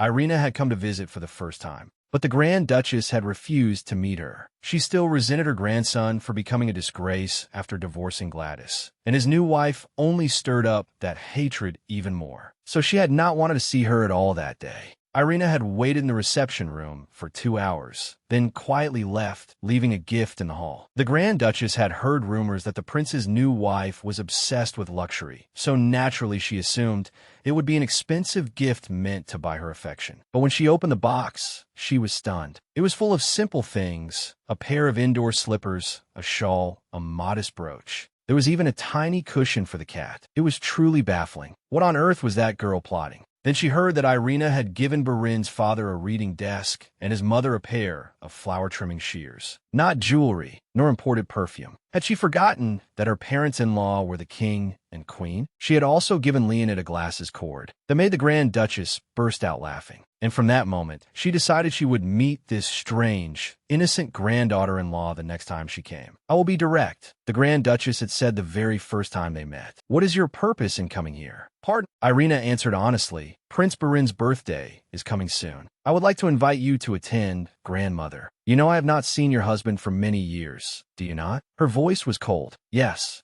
Irina remained calm. That is precisely why I want to give my husband this gift. It will be the first gift I give him for his birthday. Did your husband order you to come here? Grand Duchess Arsenal pressed. No, please do not let him know. Irina hurriedly answered. I want to keep it a secret to surprise him. The Grand Duchess had meant to argue further, but Irina's lovely expression and radiant smile drained away all her momentum. And so, for the past 2 months, Irina had come every Wednesday. But when she was refused a meeting, she merely played with the cats for a while, then quietly left. And when she was allowed to sit with her, she chatted. Most of it was trivial, but most of it always revolved around her husband. This gave Arsenal a splitting headache. Perhaps Birin had chosen an extraordinarily persistent wife, one who would not stop coming even after being driven away to her face. She would only smile and say, "Then I will see you next week," and walk out as if nothing had happened. When she returned home, she wished she could have stayed at Lady Arsenal's house a little longer. After everything that had happened from last night until this morning, she did not want to see Birin, at least not at noon. The prince often spent the night out and left her alone. As soon as she stepped into the hall, Butler Fit reported the news. His Highness is waiting for you. But he said nothing more. Irina followed the corridor to the dining room. She had been as patient as she could be. So despite all the broken promises, despite the late nights when he came home reeking of alcohol, she still gritted her teeth and endured it. And just when she thought it could not get any worse, Birin always found a way to astonish her. Like that morning. He came home late, still thick with the smell of liquor. Irina had been waiting at the door and asked gently, "Could you be a slightly more reliable husband?" Birin leaned closer and asked, "Irina, who do you think you married? A saint?" He laughed scornfully. "You married a sinner. Do not expect something I do not have. That is not what I meant." She hurried to explain, but he cut her off. "Since you chose a man like me, should you not love me as I am?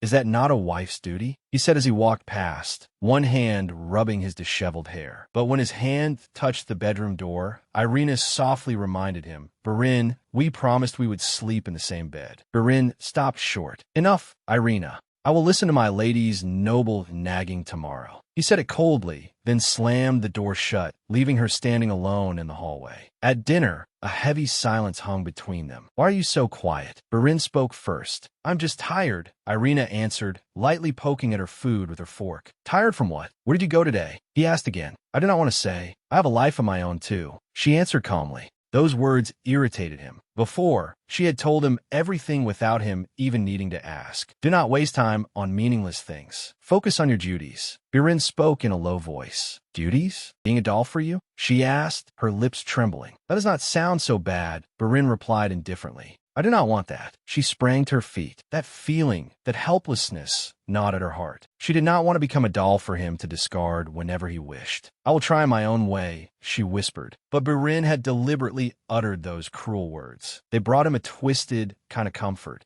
proof that her heart still belonged to him. A secret, cruel pleasure. Sit down and finish your meal, he ordered through gritted teeth. No, but this time, Irina did not yield. She wiped away her tears and said firmly, No, I still have to. Take care of those meaningless things you just mentioned. With that, she turned and left the table. A maid stepped forward. She placed the final dessert on the table. Take it away, Birin ordered coldly, his voice dark. After dinner, Birin sat in his study, bent over his papers. Butler Fit came in. Do you have something to say? He asked, his eyes never leaving the page. No, I only wanted to see how you were. It is truly interesting to see that even your highness has moments of marital quarrels. He bowed slightly. Huh. Birin let out a faint laugh. That was hardly a quarrel, he answered. He had always thought that just one kiss would be enough to make her smile at him again.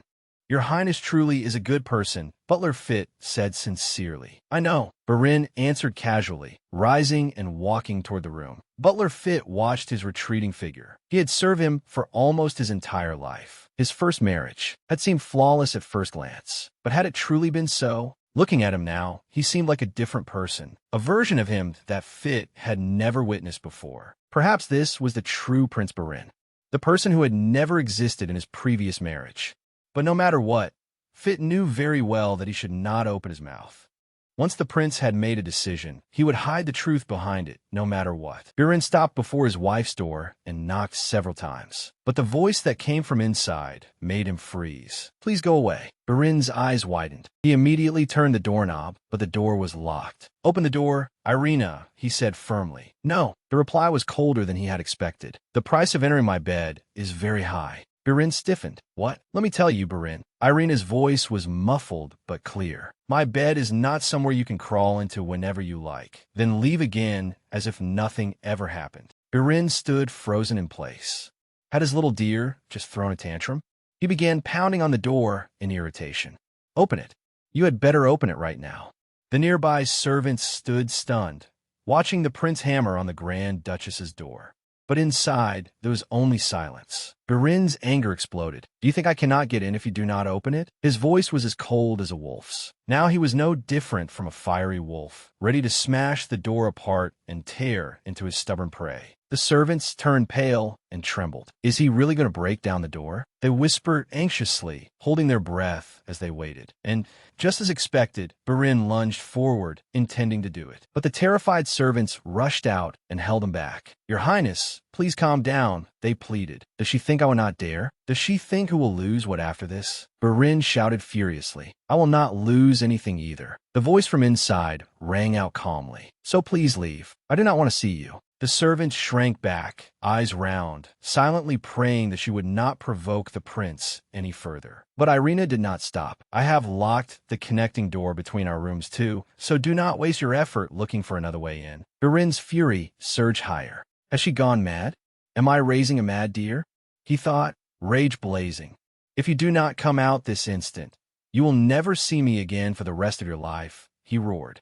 But the answer from behind the door made the servants bite their lips to hold back their laughter. Thank you for your concern, Your Highness.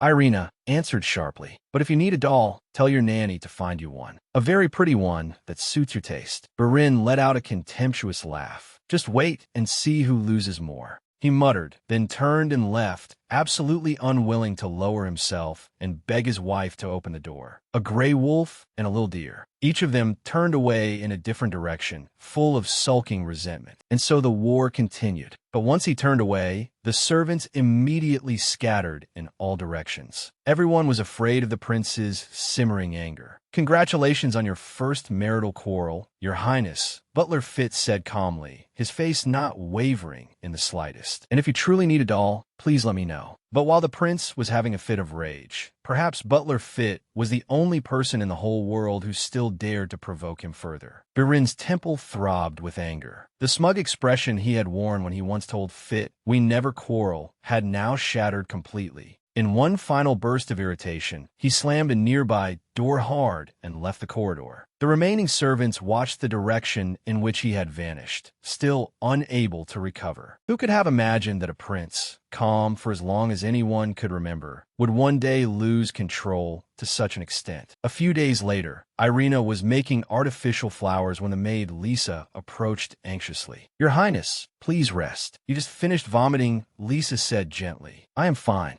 Irina smiled. "Besides, I do not want to sit idle." Lisa sighed, still worried. "It is just a pity that we can no longer sell flowers now, because you're the prince's wife." Irina paused for a moment, then suggested softly, "Then shall I give them to the maids and servants?" Lisa hesitated slightly. "But some people still speak ill of you behind your back." "I know," Irina answered calmly, "but I still want to give them away. Who knows? Perhaps they will begin to feel kindly toward me. Even if only a little." Lisa smiled faintly. "Will you give one to His Highness too?" "Never," Irina huffed. But the truth was, she had been the one who started things because she was angry. Yet what happened afterward was not what she had wanted. At first, the feeling of standing firm and defending herself made her feel satisfied. But as the days passed, her worry grew greater. By the third day, she had even unlocked the door. She thought that if Birin came back, she would gradually forgive him. But that man did not return at all. He slept, ate, and worked alone, as if he had no wife beside him. And so Irina became just as stubborn, and the silent war dragged on for an entire week without the slightest progress. That day, Butler Fit brought news. "Your Highness, the royal family will come to Sephirin Castle on the opening day of the World's Fair," he reported. "In addition, this is the guest list for the prince's birthday banquet. The banquet will be held 2 days after the ceremony." Irina accepted the guest list. She understood how important this event was. This was the first time she would have to host such a large banquet. All eyes would be on her. She began reading carefully, but suddenly felt her throat turn. Her face went pale, and she hurried into the bathroom, retching violently. Butler Fit blinked. Only then did he realize that the Grand Duchess had been vomiting all morning. "Your Highness, I think we should call the royal physician," he said firmly. "I am fine." Irina tried to brush it off. "I only need to take a little medicine." "No, that will not do." Butler Fit stopped her. "Forgive my rudeness, but has your monthly cycle been late, Your Highness?" Irina froze. Thinking back, it truly was late. Before she could say anything more, Butler Fit had already turned to the other butler. "Call the royal physician at once." But elsewhere, Birin was riding his horse across a hillside, gazing at the magnificent scenery before him. As soon as he dismounted, the scene before him unconsciously made him think of her. But then he suddenly remembered what had happened 2 days ago, when he had happened to meet her walking with a maid. At that moment, he had thought she would be willing to break the silence, at least say an apology. Even just a little. But no, she looked straight into his eyes and brushed past him, slightly raising her parasol to cover her gaze. That wife of his had ignored him completely. That mixture of anger and stabbing pain lodged firmly in his chest. Right then, he decided fine. He would return to the life he had lived before marrying her. Reading, writing peacefully, and not thinking about her anymore. When Birin returned to the palace, a butler hurried over. "Your Highness," he called, panting, "please go to Her Highness at once. The examination should be over by now." Birin removed his hat and frowned in confusion. "What examination? You had not heard?" The butler smiled brightly. "Congratulations, Your Highness. They say you are about to become a father." Birin's eyes widened. Those words struck him like a bolt of lightning. They dragged him back into a memory from 4 years ago, the last time he had heard the same thing. But in Irina's room, Butler Fit and the doctor stood beside the bed, confirming with relief that there was nothing serious. Yet Irina's face was bright red with embarrassment. After all the commotion of calling a doctor and worrying everyone, in the end it was only that her period had come late. And now she could not understand why everyone was still standing around her. Clearly, she was not a patient. Suddenly, the door burst open. Prince Birin rushed in and went straight to the bedside. "Are you all right? Are you truly pregnant, Irina?" he asked, breathing hard, his worry obvious. But Irina stared at him with wide eyes, stunned to see him after all those days. So he had not forgotten her after all. In that strange moment, she even wished she really were pregnant, just so she could hold on to this little bit of concern for a little longer. But the truth was far too awkward to admit. After everyone left, Birin still lingered and sat down beside her. Butler Fit had told him this was only a misunderstanding. The silence stretched on before Irina finally turned to him. "Why are you still here?" Birin leaned back and crossed his arms calmly. "To embarrass you, of course." She frowned. "Are you happy now, seeing me like this?" "Not yet," he answered shamelessly. "Try looking a little more flustered. You have always been good at that. You're also good at flailing your arms and legs and stomping loudly." Irina sat up abruptly in anger. "You know very well that was not me." "Oh, so now you want to blame someone else?" he teased. "No, that is not what I meant," she stammered. Birin burst into laughter, clearly delighted by their exchange. The atmosphere was exactly like before.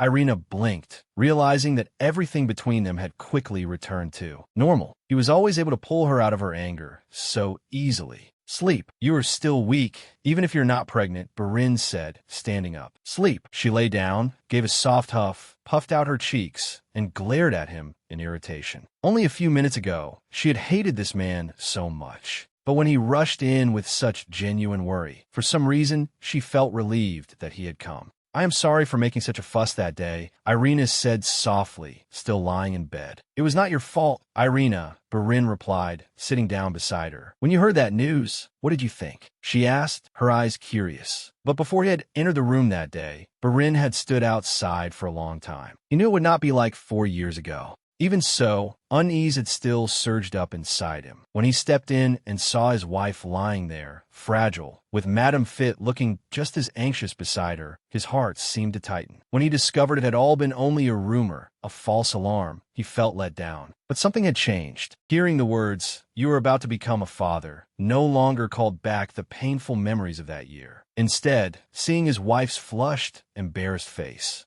he laughed. He suddenly realized that one day he would truly hear those words. And now, he found himself silently wondering what it would be like to become the father of a child born by this woman. "It is late. Rest now," he said, bending down to kiss her gently. But Irina held his hand. "Are you leaving?" she asked. "You once said the price for me to get into your bed was very high," Birin replied calmly. "That is true, but you are rich," she muttered awkwardly. He laughed and sat down on the edge of the bed. "Then will you stay?" she asked softly, looking at him intently. But Birin did not look into her eyes. His gaze had wandered lower. "Only if you let me touch there," he said brazenly, his eyes fixed on her chest. Irina's cheeks flushed bright red, and she slapped his hand. "Stop teasing me." The next morning, Birin woke at her bed. He had finally been allowed to stay, but the space beside him was empty. Just as he had expected, she was out in the garden. Ever since summer began, Irina had gotten used to waking early for walks, and today she had chosen a white dress. He thought to himself that it was truly an excellent choice.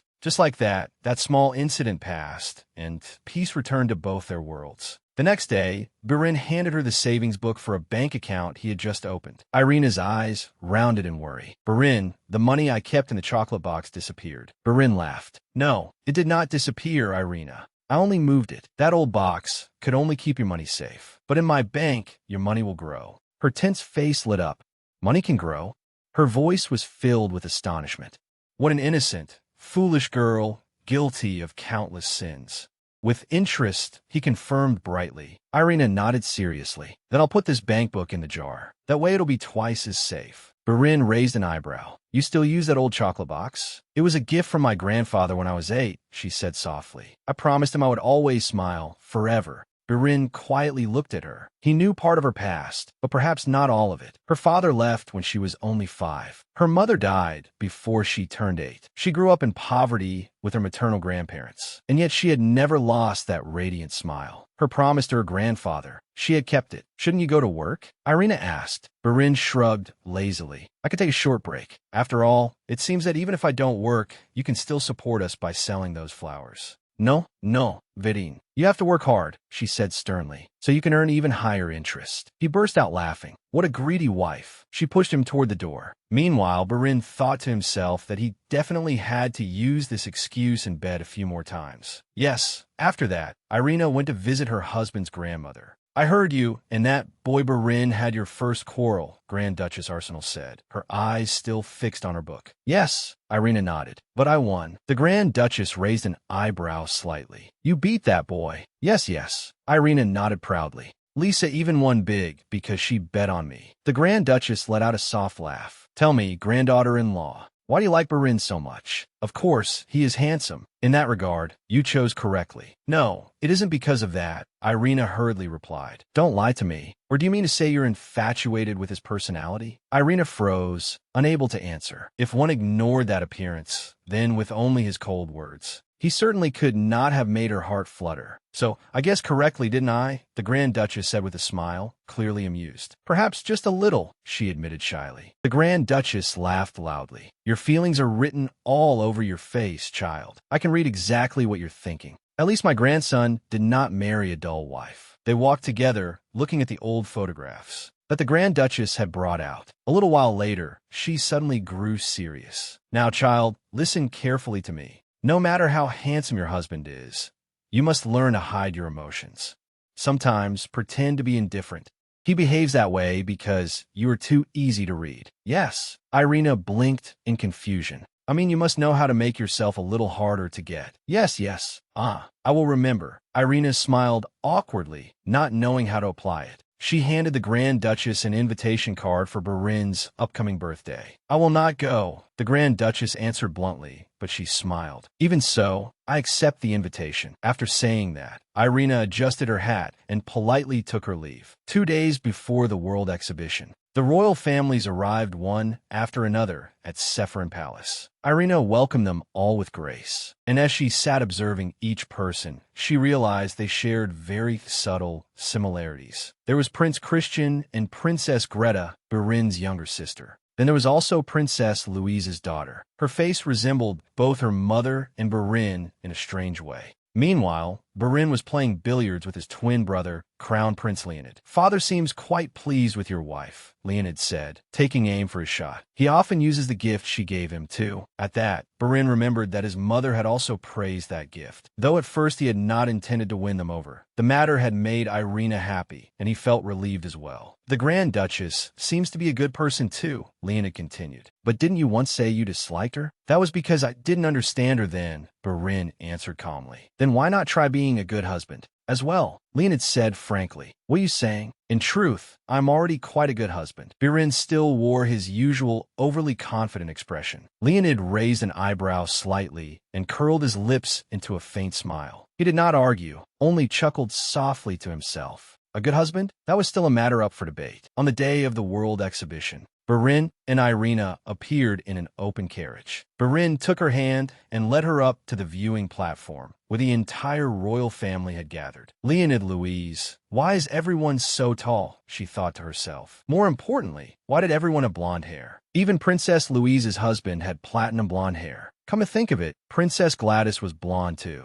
Could this be a requirement for the royal family? She laughed inwardly at her own random train of thought. Soon after, the photographer began preparing the camera to take the royal portrait. Feeling small among those tall figures, Irina tried to stand on tiptoe to look a little taller. Barin noticed at once. Though she trembled slightly, she was still determined to stand on tiptoe. He slipped an arm around her shoulders and gently pressed her back down into her original posture. But Irina pouted and glared at him, not daring to complain in front of everyone. His smile only widened. His adorable little dear was trying her best again. A dazzling flash of light. The solemn portrait of the entire royal family was captured perfectly. When the event began, many new machines were introduced, symbols of technological progress. Hand in hand, Barin and Irina walked through the exhibition booths. He led her to a machine. This is a telephone, he explained. You can talk to someone very far away, even in another city. At this point, honestly, even Princess Gladys Hartford would have to call our heroine by telephone. Really?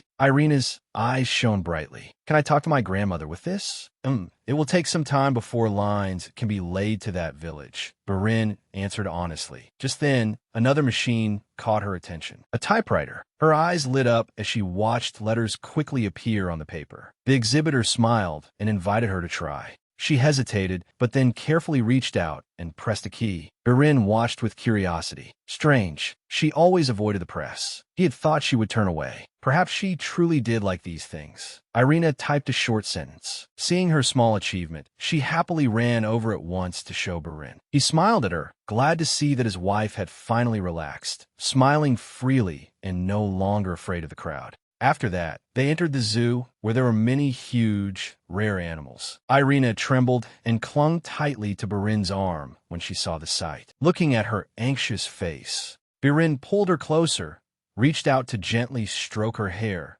then kissed her softly.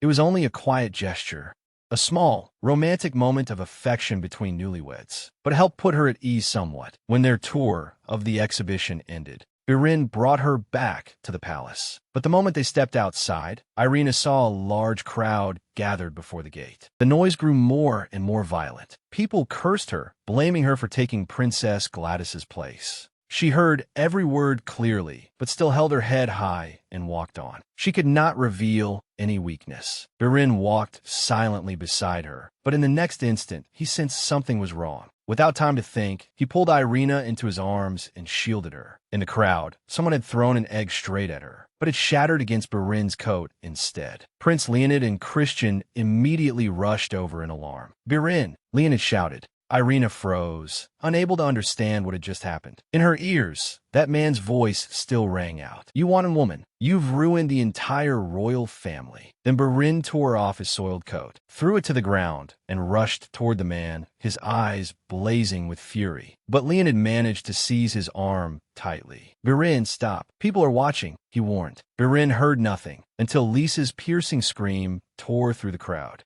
Everyone turned back to see Irina collapsed on the ground. Birin immediately rushed over and knelt beside her, calling her name and shaking her awake. She did not answer. He lifted her into his arms, held her tightly against his chest, and strode toward the carriage without another word. Meanwhile, in the kingdom of La, Catherine Owen stood before the door of a publishing house, her face deeply marked with disappointment. Another rejection. Yet another publisher had refused the manuscript she held in her arms. Her older brother, Zero Owen, had once been a genius of poetry, admired by the literary world. Now he was regarded as a name that had fallen into oblivion. That spring, while cleaning his room, she happened to find the manuscript. At first, she had felt grateful when the Academy of Law offered to preserve Zero's house and turn it into a memorial. But everything changed when she discovered the pages hidden beneath the floorboards. It was a quiet love story, gentle and heartbreakingly beautiful. And at the heart of that story was Princess Gladys. On that day, Catherine understood the truth, and she made a decision. If the publishers, if all of La, did not dare touch her brother's work, then she would cross the ocean. She would go anywhere and do anything. She would not let Zero's death become meaningless.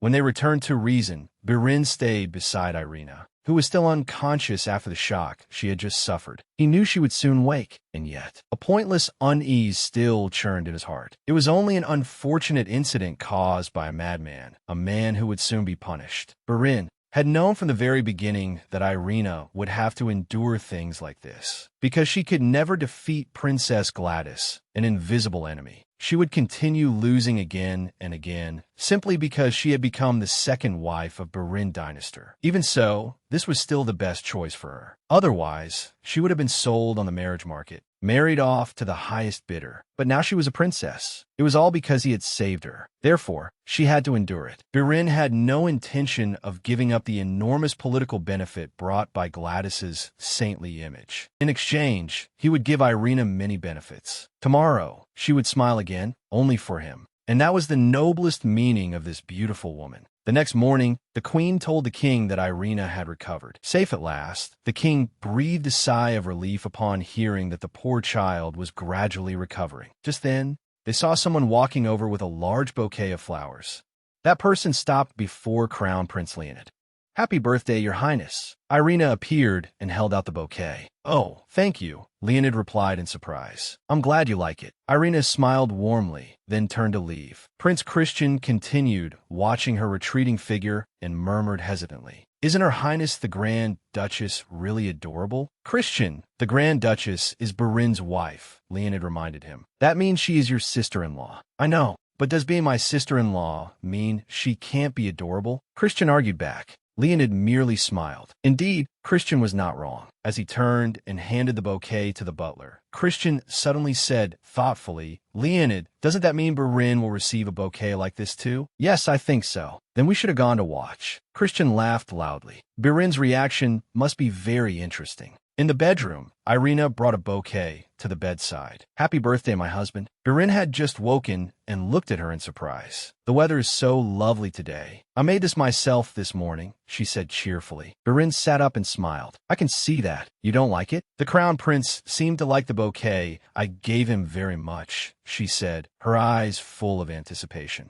"You gave one to Leonid too?" he asked in surprise. "Yes, because today is both of your birthdays, but yours is a little bigger." She added that with a warm smile. Birin laughed at her explanation. "Come here," he said, pulling her into his arms. "I only hope today's banquet goes smoothly," she said with quiet worry. "It's all right, Irina. Even if it isn't perfect, it doesn't matter," Birin reassured her. No, Birin. This is your first birthday with me by your side, so it is very important to me," she replied hurriedly, lifting her head to look at him. Birin froze at that reaction. The memory of her first birthday suddenly flooded back. How could he have forgotten? To her, every first time was priceless. Emotion welled up in him, and he lowered his head to kiss her lips. At first, Irina was slightly flustered, but then she smiled. The love shining clearly in her eyes put him at ease. Irina would always return to being herself. And as long as she remained that way, their life would always be peaceful. That evening, the banquet celebrating the crown prince's birthday was prepared grandly, and the guests had filled the great hall. But Irina's eyes were fixed only on the door, waiting for a special guest, the gift she had prepared for her husband. Butler Fit advised her to return to her seat, as it was nearly time to begin.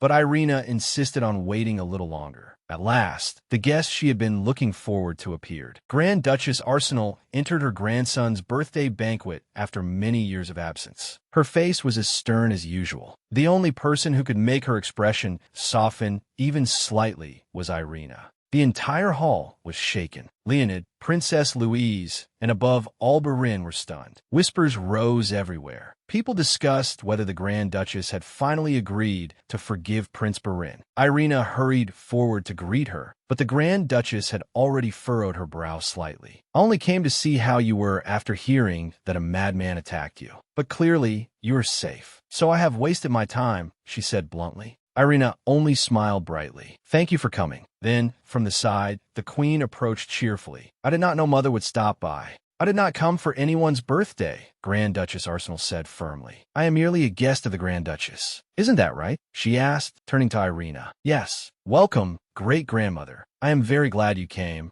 Irina replied gratefully. The day news spread everywhere that Prince Birin had had an affair and demanded a divorce from Princess Gladys. Grand Duchess Arsenal had been so furious that she slapped her grandson across the face. It was a scene still talked about to this day. On that very day, she declared that she would never speak to Birin again, and she had kept her word until now. Birin glanced at the grandmother sitting beside him. "I have always been like this, grandmother. You must accept it." That day, he had said it decisively. Grand Duchess Arsenal had been in so much pain that she shed tears, despairing completely. Seeing those tears had been the hardest thing for Birin to bear. But deep in his heart, he knew that even if he went back countless times, he would still make the same choice. "I see you have gained quite a few wrinkles, grandmother," Birin said, trying to start conversation. "I truly admire your nerve, daring to say that when this is the first time we have spoken in years," the Grand Duchess replied sarcastically. And so the prince's birthday banquet came to an end.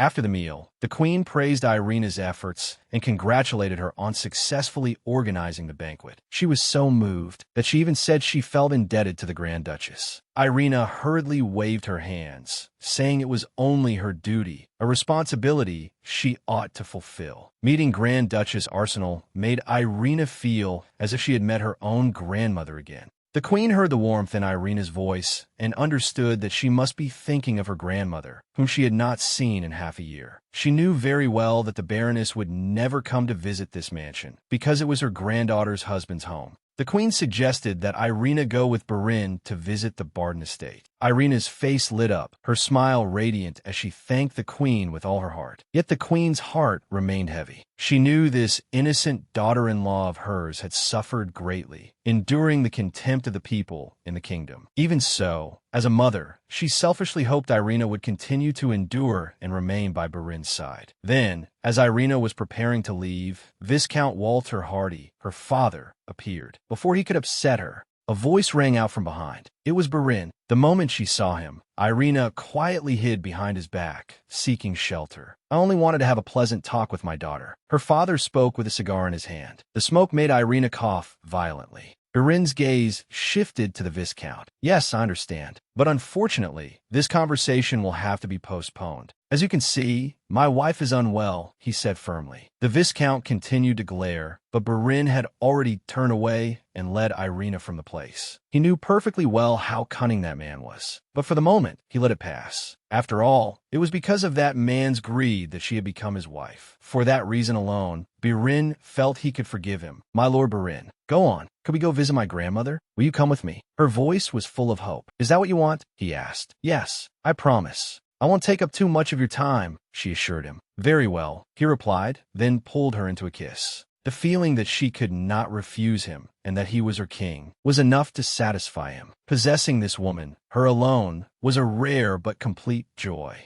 2. On the way to Bilford, Irina's voice rang out inside the carriage. We're almost there. Barin only looked at her in silence. She had said that countless times already, but her childlike excitement made her so adorable that he almost wanted to believe her. The road to Bilford was long and bumpy, making it impossible for him to sleep. But at last they arrived. The moment Irina saw her grandmother, she rushed straight into her arms. Look at you. You don't look like a young lady at all. Her grandmother chided her softly, but her voice was full of affection. The sight made Barin feel like a sinner. He was the reason the grandmother and granddaughter had been separated for so long, and to some extent that was true. I apologize for my earlier discourtesy, and thank you for coming all this way to visit this old woman. Baroness Barden welcomed him warmly. Thank you for receiving us, Barin replied respectfully, clearly seeing the resemblance between the two women. A maid led them to Irina's room, and Irina even suggested moving to a larger room because the bed was too small. No, there's no need. Barin smirked. If it's too cramped, my wife can just lie on top of me. Barin, don't joke like that, Irina cried out, blushing, while the maid, horrified, hurriedly retreated. I'm serious, he added in a firm voice. Later, when the two of them stood by the window, Irina said she would take him to her secret place down in the valley. She also thanked him for coming here, for saving the house, and for arranging everything properly. Barin only smiled, knowing full well that it was not thanks to him. His mother was the one who had taken care of everything. He had merely paid the money. His gaze swept over the framed pictures on the table. Is this you? Yes, and this is my mother, Irina replied, gently lifting one frame. Barin froze for an instant. The woman in the picture looked almost exactly like Irina, except for her hair color. Another picture, a sketch from when Irina was younger, was clearly Pavan's work. Though Barin was no artist, he could easily see the affection hidden behind those lines. And yet Irina still called him a friend. How naive. He curled his lips into a sneer as she began preparing her night clothes. Irina quietly told him to turn away so she could change. No, he folded his arms and answered curtly. Irina sighed, but still slowly took off her dress. She knew this was one thing she would never win against him. His sharp eyes followed every movement. He had seen her body countless times before, so why did he still react so strongly? If he knew how to draw, he would surely have wanted to capture this moment. A wolf's howl echoed, tearing through the silence. Barin stepped to the window, and Irina followed close behind him. Those must be your friends, she said lightly, half joking. Don't worry, they won't come close. There's plenty of food this season, and even if they do wander near, firing a shot into the air will be enough to scare them off. There's a gun in the study on the first floor. You know how to shoot? Barin asked in surprise. Only a little. I only know how to shoot into the sky, she admitted. That made him laugh with delight. How could she look so innocent and fragile, yet say something like that? With one swift motion, he pulled her into his arms. At first, he had thought he was doing her a favor, but it turned out this was more amusing than he had expected. He lay back on the bed, still holding her tightly in his arms. Teasing her, he said, "Do you want to try subduing me too?" Irina's face turned bright red. How can you say that? This is my childhood home, filled with precious memories. He deliberately continued to tease her. That is why I won't allow you to say such things here, she answered firmly. But before she could say more, he pulled her face close and stopped her with a kiss. The days in Bilford were so peaceful that Irina began to call them a miracle. Bilford, until reality caught up. One morning, She opened the bottom drawer and found a stack of newspapers. The large headline said that the most hated person in Reason was the Grand Duchess, who had just been attacked by a madman. "Dear, have you found a red thread?" Her grandmother's voice sounded behind her. "Why are you collecting these? Why would you read such things?" Her voice was cold with anger. Her grandmother was stunned by her granddaughter's reaction. I like doing crossword puzzles in my spare time, so I kept them," her grandmother explained calmly. But Irina was shaken to the core. She knew her grandmother might have only been curious to see how the world viewed the Grand Duchess. But she had promised her grandmother she would always be happy. Now her grandmother knew of her pitifully terrible reputation too. Shame flared in her chest. From shame, she turned to anger and blurted out, "I'm going to throw them all away." With that, she grabbed the pile of newspapers and ran outside. She only wanted to get them as far away from herself as possible. Birin was wondering where his wife had gone, especially since she had previously begged him to go for a walk with her. When he stepped into the garden, he saw Baroness Barden sitting on a chair. He bowed slightly and sat down beside her. "Irina will be back soon," she said before he could ask. "She knows every tree here, so there is no need to worry." Birin nodded. She was very good at seeing through people's hearts. He realized she had just answered his silent question. "Perhaps," she said with a faint smile. "My husband also had blonde hair like yours, and my daughter, Irina's mother, inherited it. Her mother and she looked very much alike, except for their hair color. Though others never paid it any mind, Irina thought differently. Her brown hair resembles her father's, and she was always frightened when people compared her to him. When she was little, she was determined to change it." Irina's mother watched her run around every day asking the servants how to make her hair exactly like her mother's. One annoyed maid blurted out that if she sat under the sun for a long time, it would happen. The child really believed it. She sat outside from sunrise until dusk, and when nothing changed, she burst into sobs, blaming herself for resting for a little while because the heat was unbearable. Baroness Barden spoke softly. "She is grown now, but in my eyes, she is still the child who cried until her nose turned red. I only hope she can live happily and be proud of her brown hair." Noticing a faint sound behind Birin, her grandmother gently added, "Do you think her brown hair is beautiful?" Birin smiled. "Yes, grandmother, it is very beautiful." Irina stopped in her tracks, having happened to overhear the conversation. "Did you enjoy your walk?" Baroness Barden asked. "Yes, grandmother," Irina replied, then stepped forward to stand beside Birin. "The Grand Duke was very worried about you," the Baroness said with a soft laugh. "There is a festival in the village. Why don't you two go take a look?" Following her advice, they went to the festival. But Birin had a little work to handle, so he excused himself and told Irina to enjoy herself first. She sighed and nodded, thinking that perhaps the miracle of Bilford had ended. As usual, she went for a stroll with Lisa. But Birin finished his work earlier than expected, 20 minutes earlier. Deciding to go back and find his wife, he swept his gaze through the crowd and quickly spotted her clapping enthusiastically before a performance. He quietly stood behind her. Lisa was the first to notice. When Birin signaled for her to leave, she hesitated, but one sharp, wolf-cold glance was enough to make her hurry away. "Lisa, you know," Irina turned around, only to freeze the moment she saw her husband standing there. A triumphant miracle indeed. Just when she thought it was gone, it unexpectedly returned, making her believe once more, just like this man. Today, Birin returned to her side like a miracle. He had even brought honey-coated almonds, her favorite treat. The two of them wandered around the stalls together. The festival itself was nothing special, but with him there, it suddenly became deeply meaningful. Yet, Irina had always been curious about this festival, though outwardly she pretended to be indifferent. Her grandparents had never liked it. Many years ago, a reckless young lady had secretly come here and met a viscount's son. He fell for her at first sight and pursued her passionately. Her parents did not approve of the love affair, but because she became pregnant, they had no choice but to reluctantly agree. That was why Irina understood why her grandparents hated this festival. It had ruined their daughter's life, the life of Irina's mother. Birin glanced sideways and asked a man nearby, "What is that commotion about?" The man smiled brightly and explained, "They're about to hold a contest to choose the finest man in Bilford. A race where men have to carry their wives on their backs. And the prize is huge." Birin's eyes flashed. "Can I take part?" "If you have a wife, you can."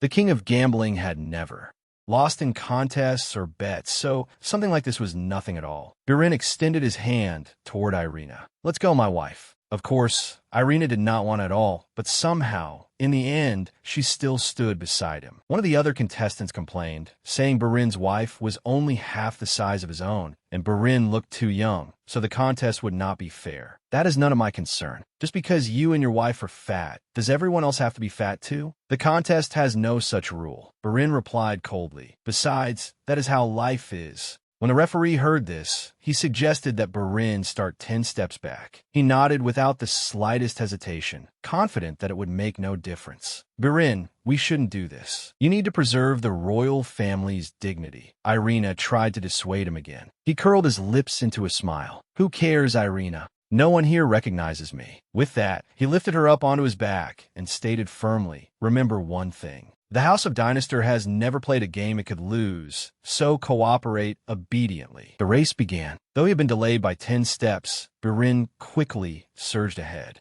Irina was surprised by his speed and began cheering with all her might when she saw another man about to catch up. She urged him to run faster. He obeyed and crossed the finish line first. Yes, Barin, we won. Irina cried happily, her face radiant. He looked at her with amusement. Weren't you acting all proper just a moment ago? And now you're this excited. Of course, a dynastor never loses, right? She answered, her eyes brimming with a newfound confidence. They were awarded the grand prize, the region's crops and fruits. Irina received a lily-of-the-valley necklace, while Barin received a bottle of Bilford wine. The two of them were also announced as the prince and princess of that year's festival. Irina and Barin smiled brightly. It seems I was born a prince. No matter what I do, it turns out this way. Then let us go, my princess. Irina nodded, smiling brilliantly. But when they returned, Baroness Barden welcomed them and asked whether the two of them had enjoyed their outing. Irina suddenly felt embarrassed, remembering how she had taken her anger out on her grandmother that morning. I'm sorry about this morning, grandmother, she said, hugging her tightly. Barin stood still beside them, silently watching. Baroness Barden knew that her decision to raise her granddaughter in a remote countryside region had not been the wisest choice. But after what had happened to her daughter, she had only wanted to protect Irina. Now, a trace of regret passed through her heart. If only she had raised the child like other noble young ladies. Perhaps her granddaughter would not have had to carry such sorrow. On a radiant day, amid the lush green woods, Barin and Irina went on a picnic. While Barin lounged lazily, Irina busied herself picking lily of the valley. Then she returned and sat beside him, raising her glass to clink it against her husband's. It was a special day, marking exactly 1 year since they had met.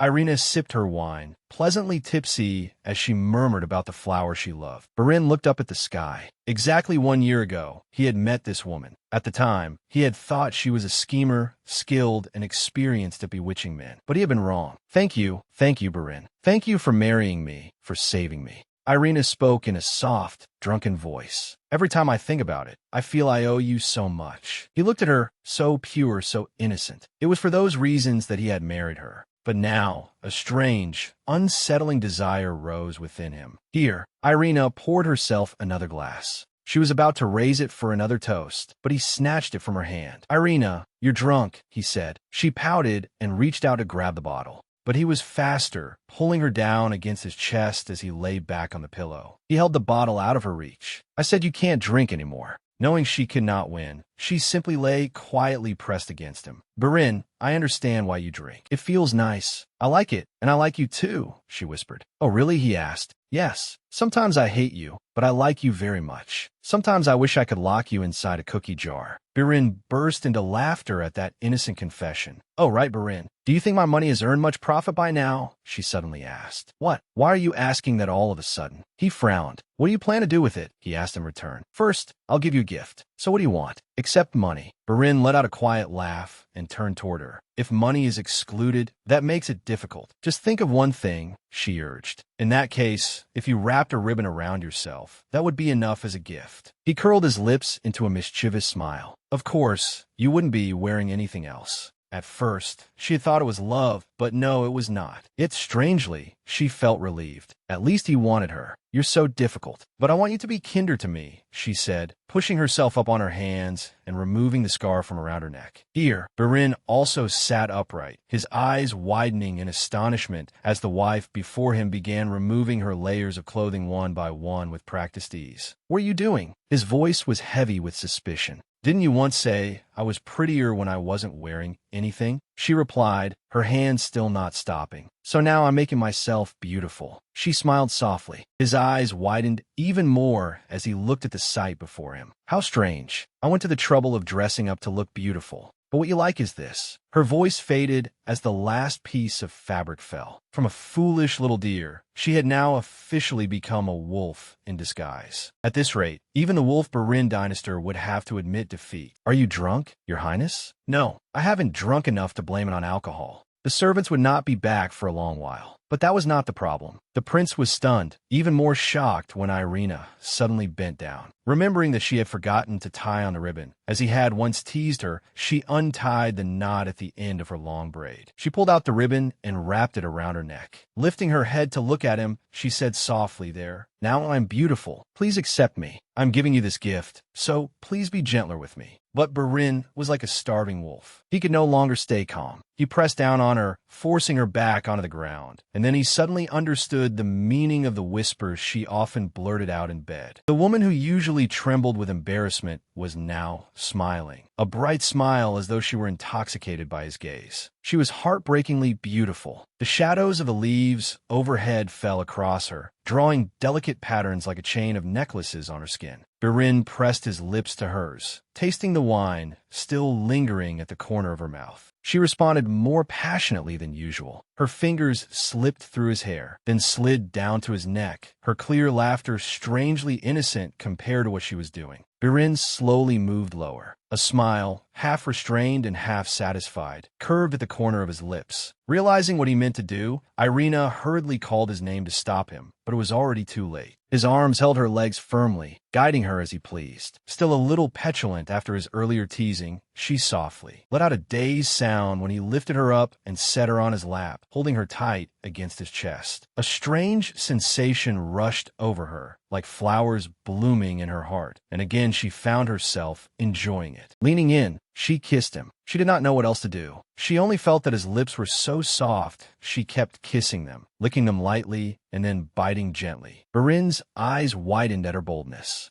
Then, before long, he pulled her down with him. Lying stretched out on the blanket, Irina smiled brightly before sliding downward. This time, she left him stunned by the direction she was moving in. "Hey, Irina," he called, but she did not listen and simply continued. Barin lay there, drowning in surprise mixed with sweet torment. Whatever they had done to that wine, Bilford wine was truly excellent. Not only here, but perhaps on the entire continent. There had been times when he felt satisfied taking the lead, knowing she was shy and flustered by nature. With only a few sweet words and a smile, he could lead her however he wished. But today, everything seemed different. Perhaps it was because this place was her hometown, the place where she had wandered in childhood. "Enough," he said softly, trying to stop her. "Does it hurt?" She looked up, her eyes worried. "No, but just lie still," Barin replied, raising a hand to cover his face as he tried to calm himself. She climbed back onto him and pressed her lips to his. "So this is what you taste like." "Barin," she whispered after pulling away from his lips. He silently looked at her as she lifted a finger and gently traced the outline of his mouth. "To be honest, I'm not sure I can call it delicious. But because it's you, I like it." She leaned close, her voice gentle. "There," Barin exhaled sharply. Had he raised a little fox instead of the innocent fawn he thought he had married? A fire flared inside him, and he tightened his arms around her. He pulled her even closer. She clung to him as if clinging to life. Then he placed her beneath him. He did not understand what had changed. He only knew that the feelings, piled up without an answer, made him more urgent, more intense. Irina's hands gripped his back tightly, tears gathering at the corners of her eyes.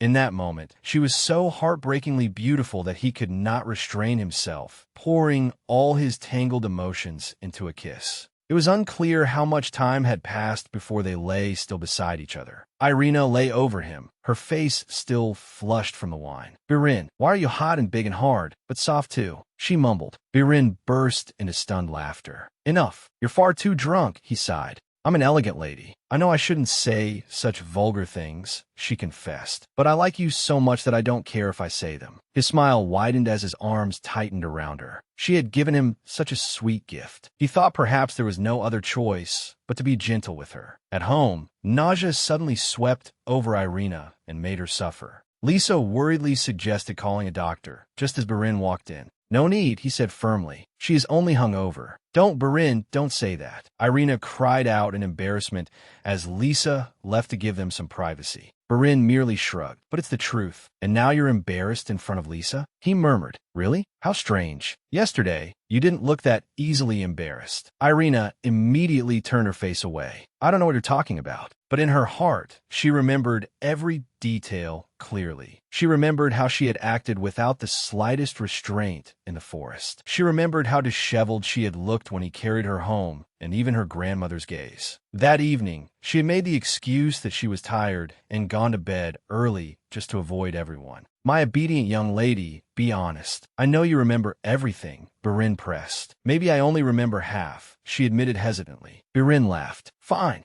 If saying that makes you feel better, then half it is. Just make sure you're well enough to attend the party tonight." He lightly patted her head. It was then that Irina suddenly remembered they would leave tomorrow. To be honest, she did not want to return to that chaotic place, where everyone looked at her as if she had ruined the royal family. But there was also this man there, her support, her prince. As long as he was by her side, she could endure anything. She looked up at him and met the smile at the corner of his lips. "Don't just look at me like that. Say it. If you're thinking something, say it." The memory of the foolish thing she had blurted out yesterday came rushing back, making her face burn. Birin gently touched a finger to the bridge of her nose. "Why are you so quiet now? Yesterday you never stopped talking." "I don't think I remember that part very clearly," she lied. Birin burst out laughing at her answer. Though embarrassed, she still felt her heart fill with joy. "But in-law, Catherine Owen received yet another rejection." She tried to explain, but the publisher did not dare risk releasing a story about an artist surrounded by so many scandals, especially one that could cause waves in the royal family. He even advised her not to tarnish Juro Owen's reputation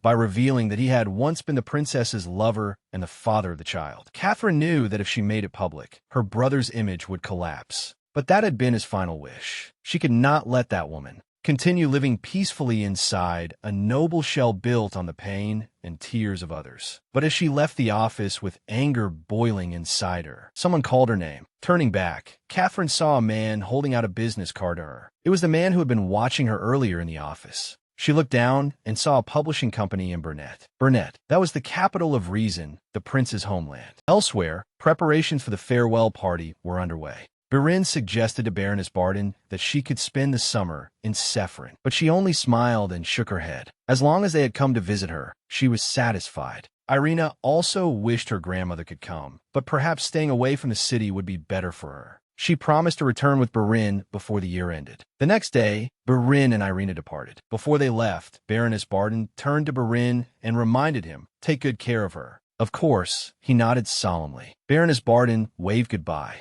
Her heart felt heavy. Back at Severin, Lisa entered the room and saw Irina dozing off. In her hand, she was still holding a rose that she had only half finished coloring. Irina hurriedly apologized and raised a hand to her forehead, but Lisa reassured her that if she was tired, there was nothing wrong with resting. However, not everyone in the palace thought that way. It all began when Irina was caught nodding off during an opera performance. Since then, people had exaggerated it, using that excuse to criticize the Grand Duchess once again. "Your Highness, shall we go look at the gifts?" Lisa said eagerly. "Gifts?" Irina was surprised. "Yes, His Highness bought many things at the exhibition. You will be surprised." Lisa led the way. Earlier that same morning, Birin was still sleeping soundly. "Wake up," Irina said as she shook her husband, even though he had only just fallen asleep after staying up all night at the gambling hall. "What is it, Irina?" he asked wearily. "Many things have been delivered from the exhibition. They told me to accept all of them, but I can't. We need to talk, she said anxiously. What are you talking about? Birin frowned. About those gifts. There are too many. I can't accept them all. That's strange. He had thought most women would be happy to receive many gifts from their husbands. Yet she looked troubled instead. Why? He sat up abruptly. Because of what people will say, she whispered. People? His voice sharpened slightly, but he restrained it, then said calmly, they will say whatever they want. No matter what you do. I know, but why give them more reason to? She tried to argue. That irritated Birin. He'd spent a fortune buying all those things, and now she was treating them like this. Wasn't it unfair? And he understood perfectly well the reason she was acting this way. That only made him more displeased. So do you intend to live forever like an empty shell? Even if you do, people will still slander you, he said, his fingers lightly brushing her cheek. He knew those words would hurt her, but she was the Grand Duchess and his second wife. Fate had arranged for her to become a villainess in the eyes of the world. Don't take it too much to heart. The more you react, the more they cling to it. Ignore them. Has your life been like that too? She asked softly. Yes, and you must endure it too, because this was your choice, he answered firmly. Meanwhile, Butler Fit, who was known for his composure, was also getting a headache. The amount of things Birin had bought was truly beyond imagination. Almost anything he had so much as glanced at during the exhibition was now present in the mansion. Among them was even a gigantic elephant statue taller than a person, as well as the typewriter Irina had once shown interest in. But Birin, why did you buy a giant elephant statue too? Irina asked curiously. An elephant? Birin repeated in surprise. Did I buy that? While they were still discussing it, there was a knock at the door. Butler Greg entered, his expression grave. Sensing the seriousness, Irina tried to step back, but Birin kept her at his side. No, say it, he said, looking at the butler. The man hesitated, then handed him a report. Birin read the report intently. Is something wrong? Irina asked softly. No, he answered curtly and returned the documents. Butler Greg quietly left. Are you sure everything is all right? She asked worriedly. Yes. He pulled her into his arms and kissed her fiercely. He was not lying. For now, everything was still fine. But Walter Hardy still held power, and one day, Birin would have to put an end to it. When that day came, dirty and unpleasant matters would be needed to settle everything. At Fredbank, a man apologized, saying there was no other way. Walter Hardy sat across from him, stunned, his voice roaring in fury. Have you forgotten who I am? I am Prince Birin's father-in-law, the owner of this bank. The man nodded calmly. I know that very well, sir, but this was His Highness's decision. You do not have sufficiently secure collateral. Walter Hardy's face went pale. How dare he demand collateral when he already has my daughter? He shouted, unable to believe it. How could the prince humiliate him like this? He stormed out of the bank with pent-up frustration. Everything had gone smoothly until Birin Dynasty ruined it all, and all over a sum of money that was small compared to the value of the bank. Then a thought flashed through his mind. Could Birin have grown tired of his second wife? She was not even pregnant yet. It was entirely possible. When he returned home, he shouted for his second wife. Brenda, didn't you give her the medicine? He growled. His second wife explained that she had tried to secretly put the medicine into Irina's glass during the prince's birthday banquet, emphasizing that becoming pregnant was extremely important to keep a husband. But Irina had become angry and told her never to speak about her husband in that tone again. Then what else could I do? Brenda sighed, sipping her tea. Walter Hardy's anger rose even higher. She doesn't have much time left before she is thrown away. If that happens, where will I squeeze more money from? He roared. But Brenda immediately suggested another idea. The girl had received many expensive gifts from nobles eager to form ties with the Grand Duchess. Although Irina was hated, there were still quite a few people who wanted to curry favor with her. One of them was especially desperate to meet her and possessed a fortune equal to that of a high-ranking noble. The thought was tempting enough for Walter Hardy. In the palace, Birin returned to the bedroom after bathing and saw that Irina had already fallen asleep. She had always been diligent, but lately she often slept more. Lying down beside her, he wondered how a woman like this could be the daughter of a bastard like Walter Hardy. She herself had once wanted to change her hair color so she would not be associated with him. But to Birin, that did not matter. She was his, and he loved that natural brown hair most of all. He bent down and kissed her. Irina's eyes opened slightly as she whispered Birin. Without answering, he leaned over and pressed down on her. The kiss grew even more passionate.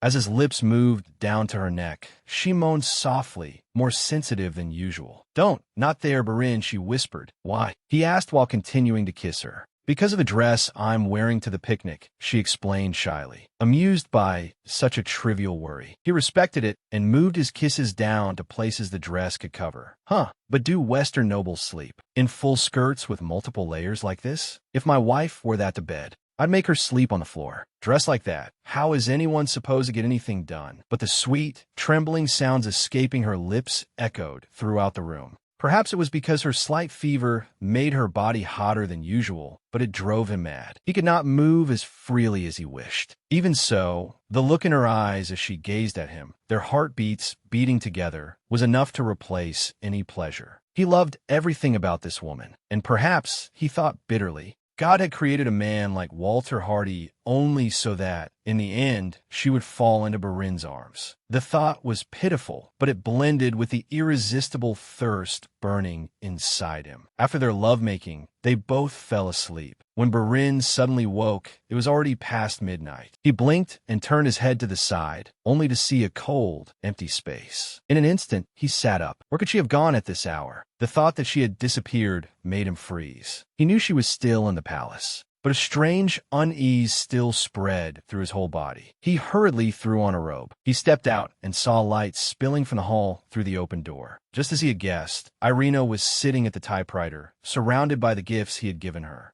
He stood still for a moment, then frowned slightly. That enormous stuffed elephant was still there. The shopkeeper had clearly slipped it in, but he had let it pass, because everything was for her. He remembered Butler Fit once trying to clear it away, but Irina had insisted on keeping it because, to her, they were all gifts from Berin. She had even been determined to make the best possible use of them. Seeing her arrange and use everything he had given her really was unbelievable. But she was so absorbed in writing something that she did not notice him. "Aren't you tired yet?" He tapped lightly on the desk. She looked up. "I couldn't fall back asleep, so I thought I would practice typing a little." "Are you really planning to become a secretary?" He teased. "No." She shook her head. "I just wanted to use your gift. It is faster than writing by hand. But I can't use it to write letters because it looks like an invoice. It isn't suitable for a lady." Berin burst out laughing. "I suppose Butler Fit told you that." She nodded. "But, Berin, once I become good at typing, may I write letters to you?" She asked, her eyes sparkling. "Letters?" Berin was taken aback. "Yes, since you like invoices, surely you would not mind." She answered sincerely. Those words made him laugh out loud. She could not tell whether that meant he agreed or not. "Let's go. It's late." He held out his hand. A little while ago, she had felt faintly sad, thinking she only had value in his eyes when she was in bed. But now, as she placed her hand in his, her heart felt more certain. Perhaps she could hope for his love after all. The next morning, Butler Fit handed Berin an envelope that looked suspiciously like an invoice. "Please read it, Your Highness."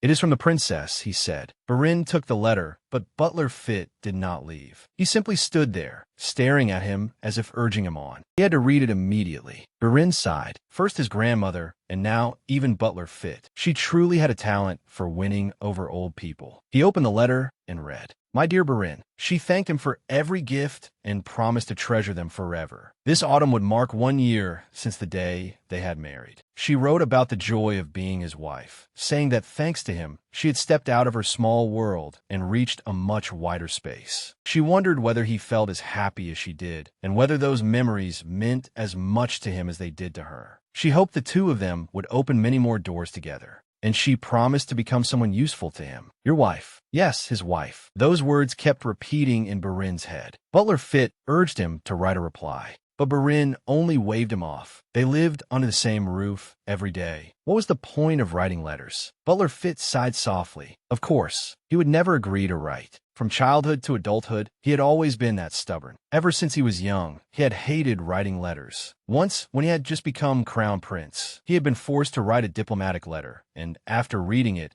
his tutor had to warn him never again to use a tone that sounded as though he were declaring war. Of course, Berin was perfectly capable of writing a good letter if he truly wished to, but persuading him to do so was nearly impossible. In the end, they had to hire a poet to write on his behalf. And so the Prince of Reason became known as a master of words. Those who did not know the truth all believed those beautiful passages. had been written by him. The next day, Barin and Irina attended the picnic held by the family of Duchess Louise's husband. In the carriage, Irina was unusually quiet. Normally, she would have been very excited, but today she seemed distant, making Barin wonder what was wrong. Before long, Duchess Louise warmly welcomed them. "Thank you both for taking the time to come," she said to Barin. "I came only because someone accepted the invitation," he answered indifferently. "Then I should thank her," Louise said with a smile. Irina replied that she was deeply honored to have been invited by the Duchess to such a beautiful place. But she suddenly froze. Her eyes had caught sight of a man standing nearby.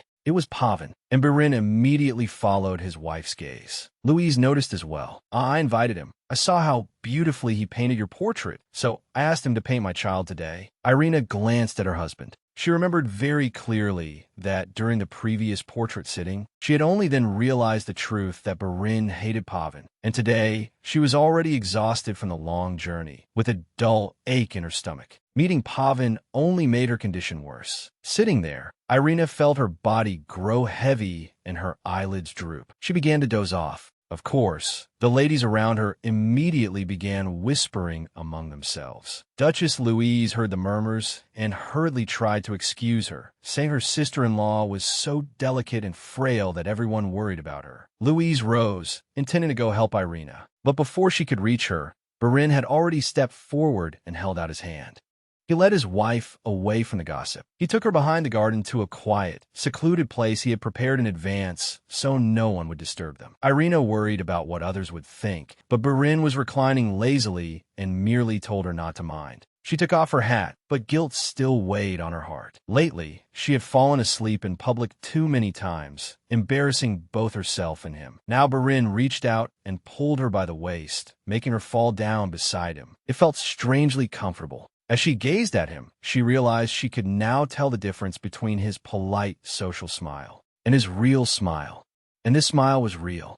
She wanted to see it more often, but drowsiness overcame her again, and she gradually drifted off. Barin silently watched her peaceful, sleeping face. Usually, she was always careful to preserve appearances. Could she be unwell? He wondered. An aide approached and called, "Your Highness," because there was an urgent matter. Barin signaled for silence, then draped another shawl over Irina before leaving with the aide.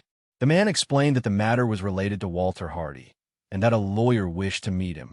But when Irina opened her eyes, Barin was no longer there. She thought of returning, but without him, she did not want it all. She missed him, and in the end, she decided to go look for him. When she neared the riverside, she heard several men talking. "This season is so dull," one of them said. "Perhaps because there is no girl like Lady Irina last year," another replied. "You mean the theater lady?" "Yes, I wanted to open another wager too." "Too bad there's no one like that now." Irina recognized them as Barin's friends from the club, the same men who had once sent flirtatious letters to her. "I still can't believe it. Grand Duke Barin actually got himself a second wife thanks to a poker game." One man laughed, leaving her frozen. "No, I'm sure it was all part of his plan. He played the handsome prince, always saving the beauty whenever she got into trouble. But you can't blame Irina. No one can beat him." Her legs suddenly felt heavy. He has so much money, yet he insists on winning every bet. But this one, after marrying her, she must have cost him even more than the original winnings. "Looks like he ended up losing money after all." Someone clicked his tongue. "Come now, he got a beautiful wife. That can't be called a loss. Besides, this benefits him too. Now she's become someone all of society despises, while his name has vanished from the tabloids. He planned it all. Barin would never do anything that put him at a disadvantage." Irina's eyes blurred with tears, and her mind went blank. No, it could not be. She told herself that as long as she met Barin, everything would be all right. Then someone called, "Look, the prince is here." Barin walked over and joined the group. His friends jokingly called him a bounty hunter and asked for the secret to how he always won. Barin smirked. Another man added, "There probably isn't any secret. Any blind girl would be smitten with his face." That was the final blow. Irina's legs gave way, and she collapsed to the ground. So everything they said was true. She was shocked, stunned to learn that she had been the prize in a poker game. When Barin returned to the place where he had left Irina sleeping, she had vanished. Only a small packet of candy remained, the one she had been carrying with her lately. He took a piece and put it in his mouth.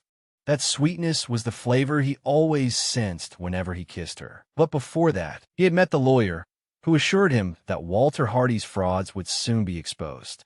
Barin had emphasized that everything had to proceed quietly. He did not want Irina to learn of it and be distressed. But then he glanced at the clock and frowned. Why had she not returned by now? She should have come back already. Just then, Lisa appeared. When he questioned her, the maid faltered. "Where's my lady? I only went out to take care of something while my lady was sleeping. How can she already be gone?" Lisa answered anxiously. That alone was enough for Barin to realize something was wrong. Irina had disappeared. Meanwhile, Pavan was setting up his easel by the river when he caught sight of a staggering figure passing by. Looking closely, he realized it was Irina. Alarmed, he hurried over. "Irina, what happened?" he asked in panic. Her hair was disheveled, her clothes were in disorder, and her face was pale. "Are you alone? Where are your husband and the servants?" he asked. She trembled, insisting that she had only lost her way and wanted to go back, but could not find the path. Pavan knew she was not telling the truth, but seeing the state she was in, he could not bring himself to question her further. Instead, he took off his coat and draped it over her shoulders. "Sit here. I will go call someone." He understood very well that if he brought her back to the party in this state, rumors would erupt. Though he truly wanted to help, he had to be cautious. But elsewhere, Barin and the servants had spread out to search. Rumors that the Grand Duchess had gone missing had already spread. The young ladies were in an uproar until one of them cried, "Look over there." All eyes turned in that direction. It was indeed the Grand Duchess. But who was the man beside her? Was it that painter? Barin stopped short, and his face instantly went pale. "Irina." He called her name, his voice sharp and cold enough to make even those nearby shudder. Her hair was in disarray, her clothes stained, her face pallid. She was wearing a coat that clearly belonged to that painter. Reason told him there was nothing to suspect, especially since a butler was with them. But reason meant nothing now. Rage surged inside him. The sight of another man standing beside his wife, and not only that, of her wearing his coat, along with that calm, confident expression of his, cut into Barin's eyes. It did not stop there. Irina even trembled and hid behind. Pavan, making the prince even more furious. His fists clenched tight. Thoughts he did not dare entertain rushed in one after another, feeding the flames of his anger. Without saying a word, Barin charged forward and threw a punch straight at Pavan. Cries of shock rang out around them. Irina's eyes widened. "Barin, stop. What are you doing?" she cried. Pavan glared and answered with a punch of his own. The scene immediately descended into chaos. People rushed in to stop them. Someone warned Pavan that striking a prince would bring disaster upon him. Others urged Barin to stop before he damaged the royal family's image. In broad daylight, amid the chaotic quarrel, Lisa's horrified cry tore through the air. "Your Highness, my lady has vomited." Everything fell silent. Both men froze. Barin immediately rushed to her side. "Irina." He called her, but she was too weak to answer. He scooped her into his arms and strode to the carriage, taking her away from the chaos. On the way back to the palace, the air inside the carriage was heavy with silence. After a while, Irina turned to him. "Why did you do that?" He did not answer. "Barin, why did you treat Pavan that way?" she asked again. At the sound of that name, he immediately snapped his head around, his gaze cold. "Be quiet, Irina. Do not say another word," he ordered. She fell silent. She did not feel anger, only a deep, aching sorrow. Today, she had understood. She was only a trophy he had won, while she had given him her entire heart. What she had once thought was salvation had now turned into a cruel joke. His reputation was terrible everywhere, yet he could still have married any noble young lady. Why had it been her? Now everything was clear. This marriage had never had anything to do with love. But how could she blame him? He had saved her family, paid off her father's debts, and even now was still dealing with the aftermath her father had left behind. Even if he had married her only to obtain a title and resolve his own troubles, she had to endure it willingly, because what he had given her still far exceeded every hope she had ever dared imagine. Barin was a calculating man who never tolerated anything useless. Sitting in the carriage, she turned her eyes out the window. Suddenly, she realized they were passing the old road where she had once waited for him with excitement, holding her favorite flower. That day, he had accepted it, and she, naively believing that one day he would pin it to his coat, had been happy. Now she understood. Back then, he must simply have found her pitiful. At that thought, tears blurred her eyes. She hurriedly covered her mouth to stifle her sobs. "Don't cry." Barin glanced at her. "I'm the one who looks like an idiot. Why are you crying?" He sighed softly. He knew she had done nothing wrong. The fault was his. He had ruined everything, creating trouble out of nothing. And worst of all, Even knowing that clearly, he still could not control himself. Both then and now, he could not master his emotions. That only made him more irritated. When they returned to the palace, Butler Fit took Irina away and informed Burin that he would call a doctor. At the same time, he told him that the king had summoned him. Right now? Burin frowned, loosening his tie. Yes, His Majesty ordered that you go to the main hall as soon as you returned, Butler Fit replied. Burin, still disheveled after the fight, immediately went to appear before him. Leonid signaled to the man sitting before him to explain everything to Burin.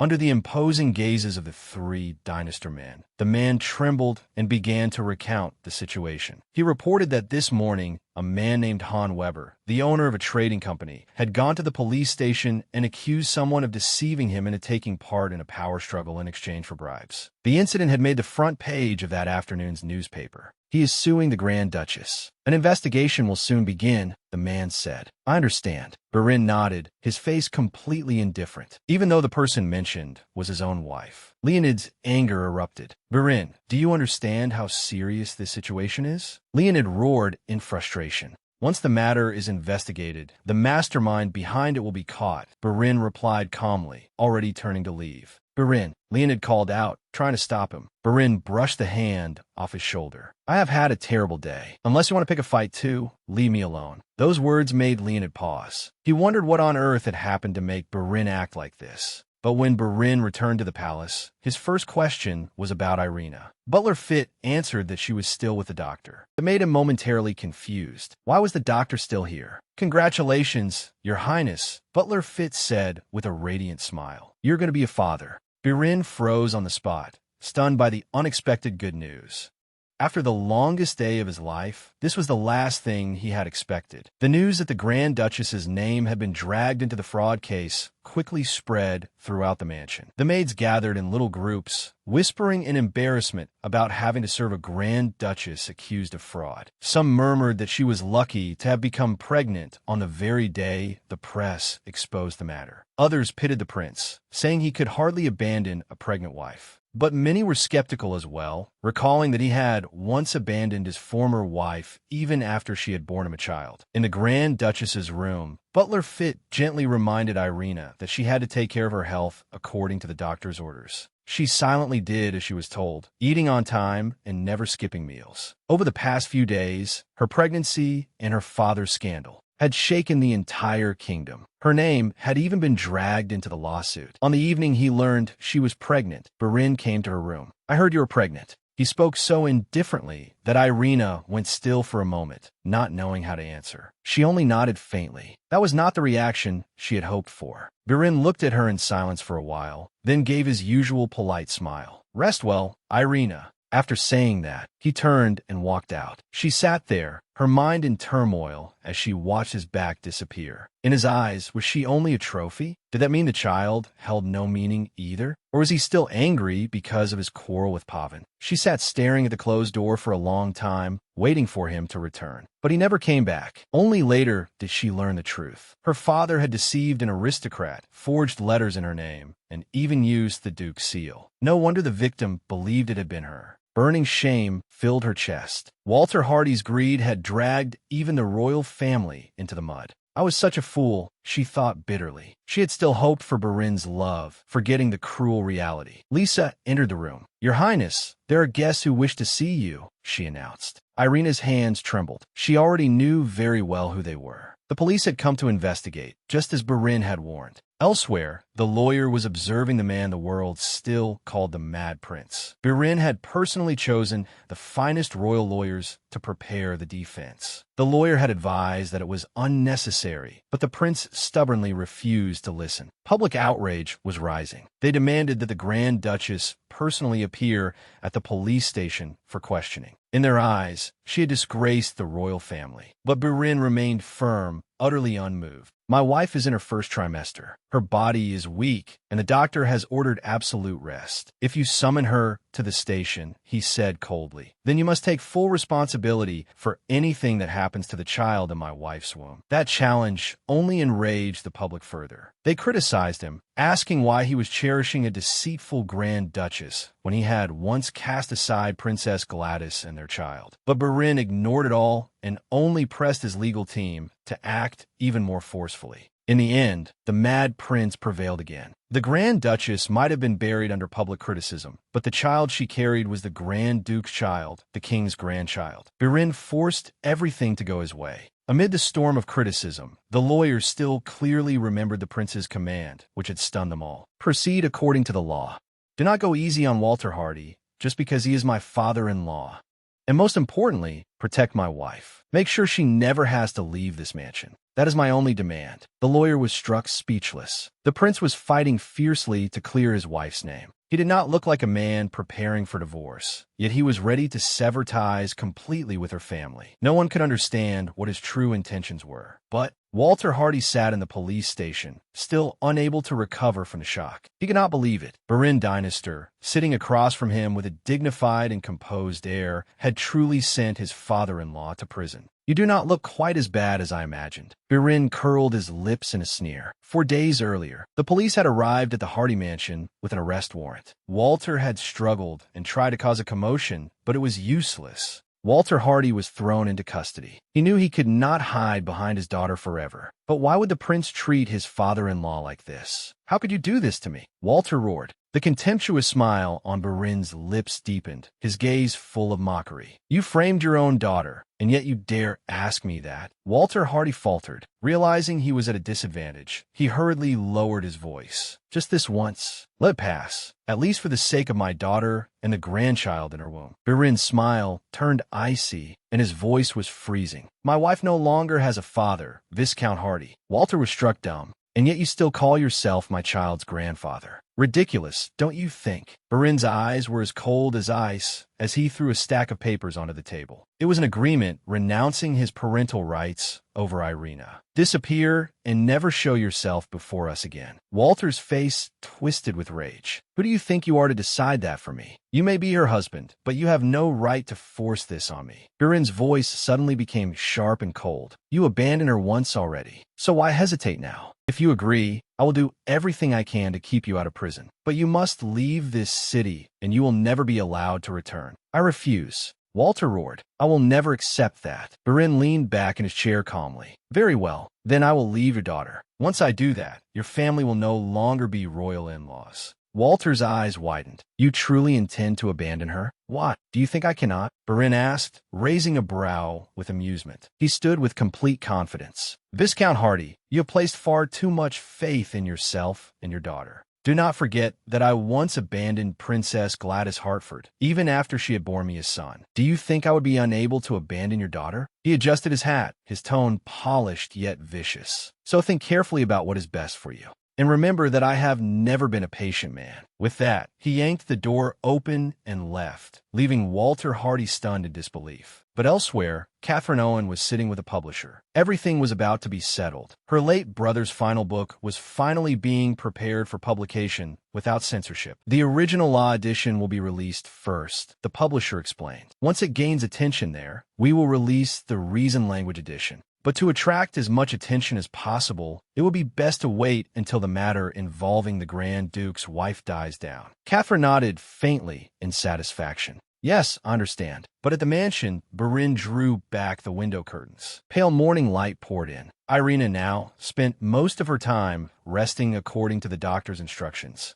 Seeing her so weak made his heart ache. She had already endured enough, and now this child had pushed her even closer to the edge. But he cannot blame it. After all, that child had saved its mother's life. Even without a child, he would never have allowed the world to tear his woman apart. But the truth was that Irina's pregnancy had given them a foundation on which to survive. Burin laughed softly to himself. The child in her womb had already proven its worth. It was certainly carrying true Dynastor blood. Burin, Irina called softly as she woke, her eyes blinking faintly. You are back? I thought you were busy. She struggled to sit up. Today I met Viscount Walter Hardy, Burin said as he adjusted his tie. Irina froze, her heart pounding. Was it truly over? Was he going to abandon her? But then he spoke calmly and clearly. Irina, from now on, you no longer have a father. The Hardy name will be erased from your life completely. She stared at him in shock. What? What do you mean? Birin explained the agreement he had made with Walter Hardy,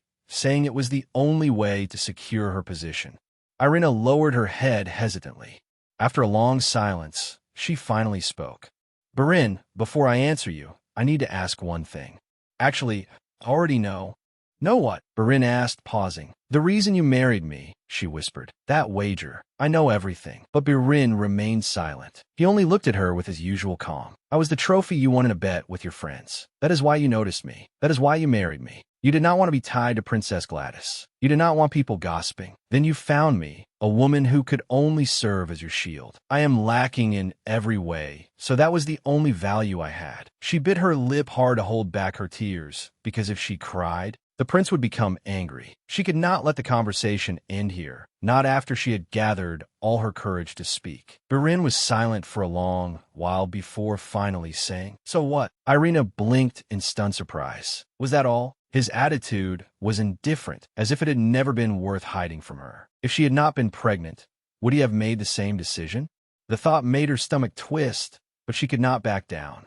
What I mean is, she said carefully, right now, I have no value to you anymore. Your life has only become more complicated because of me. So if that is what you think, I will stop being greedy. I will stop dreaming of this position or of your love. Birin frowned. What? If you want, she whispered, then I will accept a divorce. Please, Birin, tell me how you truly feel. Then I will give you my answer. Birin let out a laugh, folding his arms across his chest. Sometimes she resorted to such convoluted tricks, and yet she wore that innocent face. He curled his lips. So what exactly do you want? Do you want me to apologize? Or do you want me to confess that I love you? No, that is not it. Irina hurriedly shook her head in panic. Divorce? Birin's smile vanished. Disbelief flashed in his eyes. He was exhausted. He had been running everywhere to clean up the mess her father had caused. Yet all this time, she had been thinking about divorce. His jaw tightened. She must have overheard something about the wager at the picnic, then left before meeting that man Pavin. That damn artist must have comforted her, wiped away her tears, and promised her a way out. Birin knew that had not happened, but the mere thought was enough to make him burn with rage. If I had not won that wager, you would have been married off to some old man by now. Irina, Birin said through clenched teeth. Shouldn't you consider yourself lucky to have me? Ah, but there is Pavin too, isn't there? You regret missing your chance to run away with him because you became my trophy. No, that is not true. Irina's voice rose, anger flaring as she cut him off. Pavin and I are only friends. Do not say things like that. Friends? He does not think so, so stop pretending, Irina. Birin sneered. Being that naive is a sin too, you know.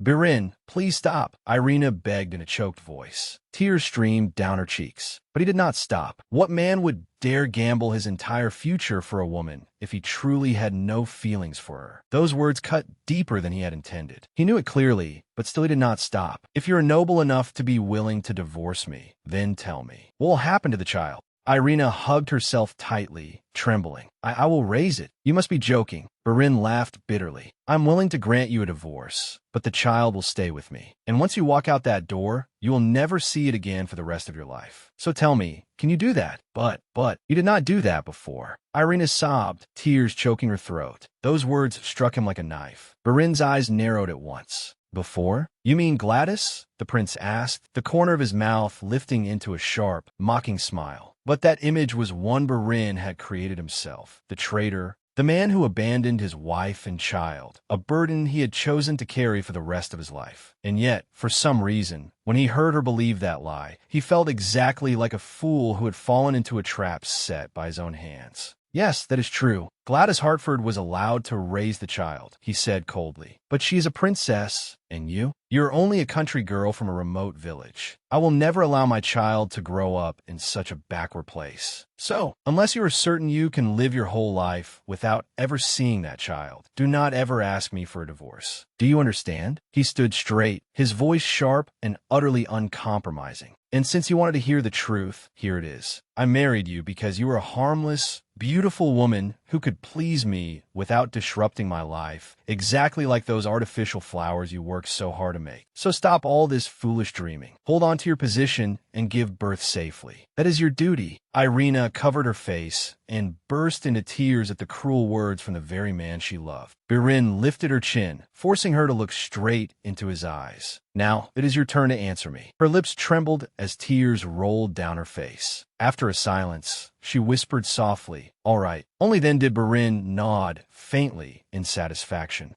Then he turned and left, leaving his wife in tears. When the door closed, her muffled sobs still echoed after him. His chest suddenly tightened with discomfort. He had meant to come and comfort her, to reassure her, because he knew how anxious she was. But with just one word, divorce, everything had collapsed. Still, he told himself bitterly, at least she would never again dare think of leaving him that way. This was certainly not how he truly felt. It was because she could so easily say the word divorce, and because she had been beside that man, Pavin, even showing weakness in front of him. That was what had made Birin suspicious, even driving him to hurl the most poisonous words at her. Meanwhile, in Bilford, news from Sephirin spread quickly. "I cannot believe the young lady does not want you to come to Sephirin," the maid sighed, "even though you offered to go as soon as you learned she was pregnant. It does not sound like the young lady at all. But I'm only glad that her husband is handling everything," Baroness Barton replied. Just thinking of Walter Hardy made her furious. But at least now, her granddaughter had finally escaped him. After all, Prince Birin himself had announced that the Grand Duchess had severed ties with her father. For that, Baroness Barton was deeply grateful. "My lady," the maid suggested cautiously, "why do we not bring the young lady back here? When they visited last time, I saw that the prince cared very much for his wife. If you make the request, perhaps he will agree to let the young lady come stay here." Baroness Barton paused. On second thought, it was not a bad idea.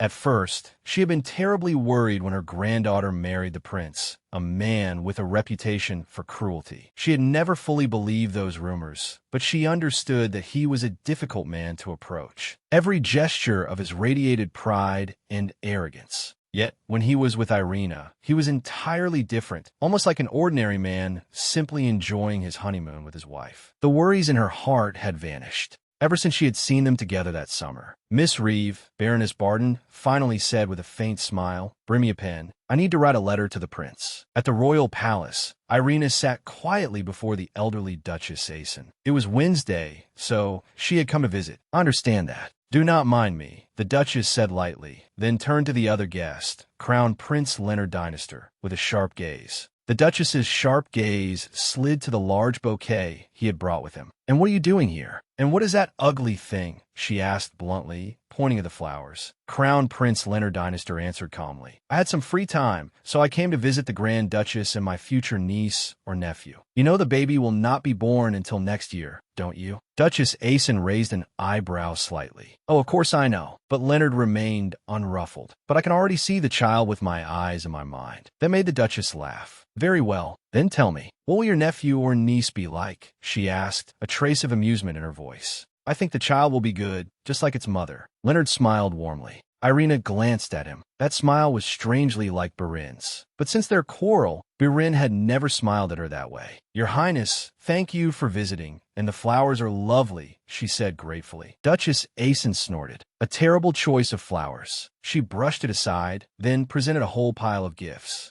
"Are all of these for me?" Irina asked in surprise. "Not entirely. They are for the baby," the Duchess replied with a smile. But in truth, many of the gifts were meant for Irina. Biscuits and tea she liked, soft silk slippers, a looser dress, a cheerful puzzle game, and a pretty cushion. Though Irina's grandmother was far away, she felt that the Duchess cared for her no differently than Baroness Barton did. It truly moved her. Lady Asen never acted as though she cared, but her actions said everything. "Open the rest with your husband," the Duchess advised. Just then, an announcement echoed through the hall. "His Highness the Prince has arrived." Irina's eyes widened. Startled, she dropped her spoon to the floor. The Duchess, perceptive as always, immediately noticed the change in her granddaughter-in-law. Soon, Birin walked in, as handsome as ever. "Irina, you look tired. Why not go rest?" the Duchess suggested, watching her reaction closely. "Yes, grandmother," Irina whispered. She quickly stood and walked past Birin without daring to look him in the eye. Then she left the room.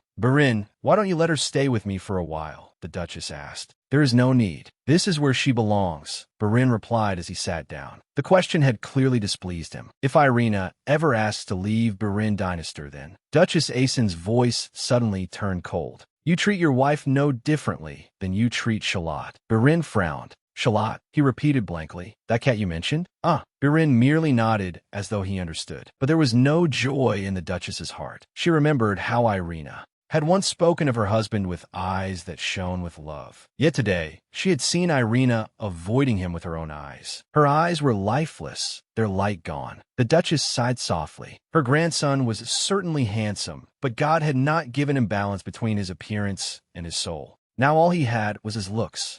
The child would certainly be beautiful as well, but the disappointment in her heart could not be hidden. After the Duchess and Leonard left, Barin immediately went to find his wife. "Where is she?" he asked in an icy voice. Karen trembled beneath that gaze. "Her Highness is in her room. I believe she is bathing." But Barin said nothing more and simply strode away. Karen felt dizzy. Lately, the prince's face had become far too dangerous. She hurriedly warned the other maids not to make even the slightest mistake. Meanwhile, as Barin walked down the villa corridor, his mind was in turmoil. His grandmother had just asked about taking Irina to her residence. Earlier that day, a letter had also arrived from Baroness Barton of Bilford, asking for Irina to stay there for a while, but deep down, Barin knew those older women were only worried about their granddaughter. Still, the words Irina had once spoken, "If you want, I will accept your decision to divorce," continued to seep like poison. They twisted tightly inside his head, darkening his thoughts. Was Irina using that as an excuse to leave him? He knew it was an unreasonable suspicion. Even so, his anger kept rising. In that irritation, he reached the bathroom. Just as he was about to open the door, Lisa blocked his way. "Her Highness has not finished bathing. Please wait outside."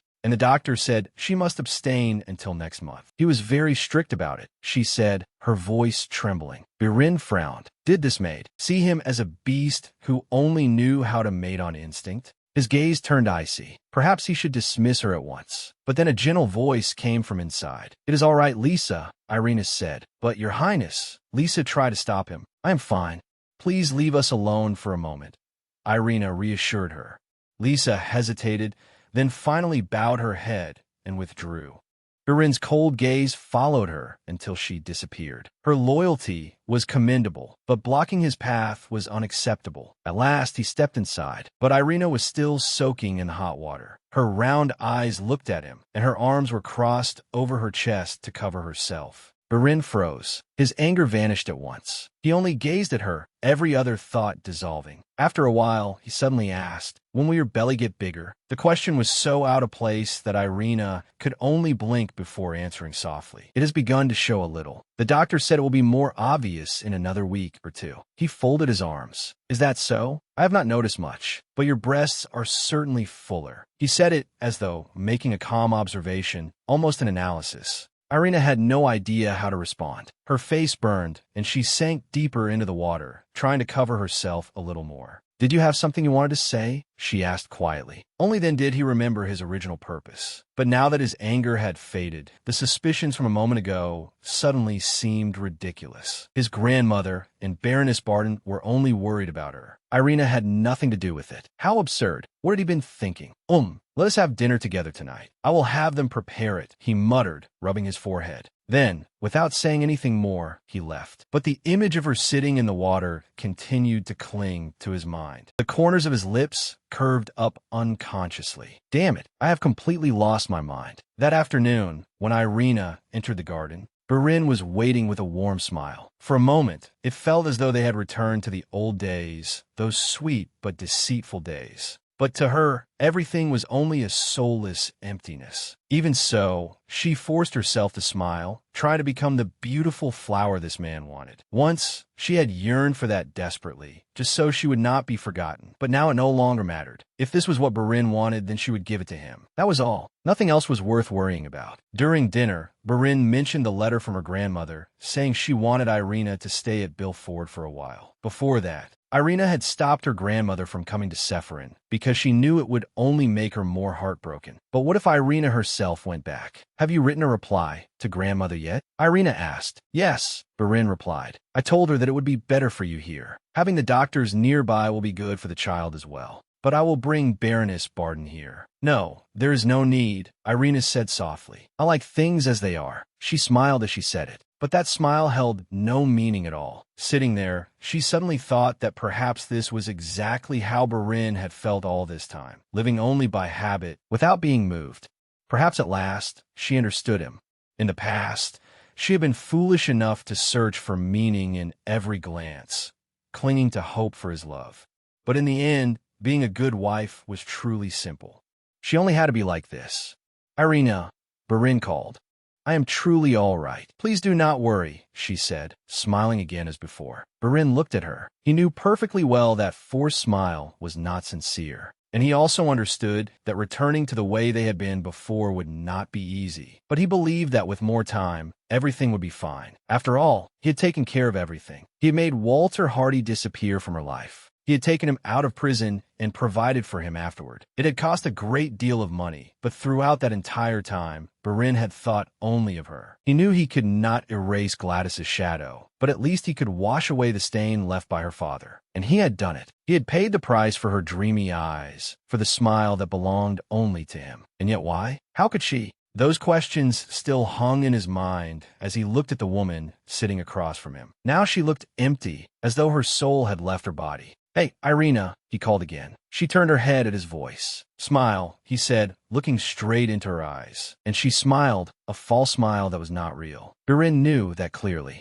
Even so, it was enough for now. Everything would be fine once the child was born. For now, he had the right to enjoy that smile, even if it seemed made of glass. When her health improved, she decided to visit her husband's family, who were staying at the summer villa. After her father's scandal, the guilt of never having apologized in person had weighed heavily on her heart. She needed to do it once. Before that, Irina removed all the flowers from her hat, leaving only one. Lyra looked at her. My lady, what about these flowers? I do not think I need them anymore, she answered. Even artificial flowers would never wither. Yet to her, they had long since lost their charm. But when Irina arrived at the summer castle, Princess Louise was there as well. The first thing Irina did was bow her head and apologize for all the trouble her father had caused. The queen gently told her to forget it, saying that none of it was her fault. But Princess Louise did not miss the opportunity to add, the person who suffered the most in all this is my brother Barin. Irina lowered her eyes. What more could she say? The princess then changed her tone. She congratulated Irina because everything had been resolved and because she was pregnant. The queen kindly asked about her health. I am feeling much better now, Irina answered softly. Louise smiled. Your baby really is well behaved.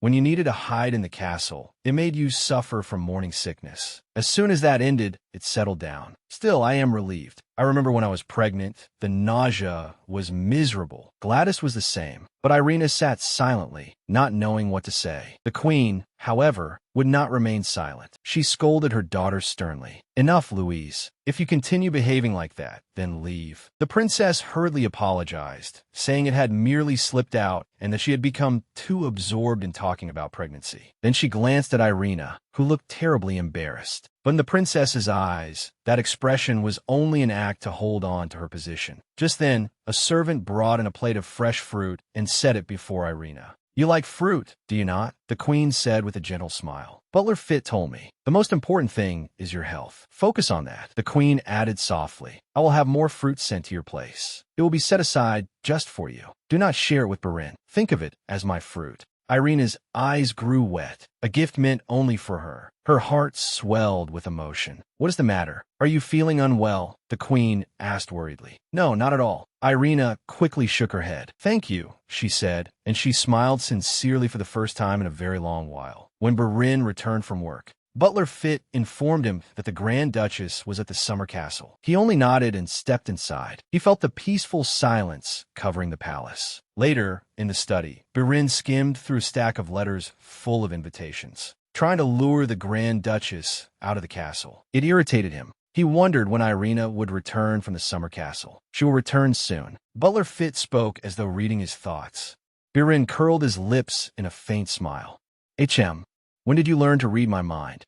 He asked, half joking and half serious. The doctor has also confirmed that the child is developing very well, Butler Fit added dutifully. Butler Fit, what if the child is too large? Birin asked abruptly. What do you mean, Your Highness? He looked at him in confusion. In the past few days, Birin had noticed the changes in Irina's body. When a thin dress clung to her, her belly was clearly visible. It was small but real. Her body, which had once been so familiar to him, had now changed. For the first time, that truly reached deep inside him. A child was growing in her womb. He clearly remembered that whenever she caught him watching, she would hurriedly pull her shawl over herself. What I mean is this, he continued. She is small, and I am far too large. What if the child takes after me and is too big? Butler Fit smiled reassuringly. All newborns are born small, Your Highness. You were also a twin, so you and your royal brother were even smaller when you were born. Birin leaned back in his chair and smiled faintly. Is that so? But just then, the door flew open. Leonard entered. His face was rarely so grave, completely stripped of its usual calm. Now, what is it? Birin asked in surprise. Leonard did not answer.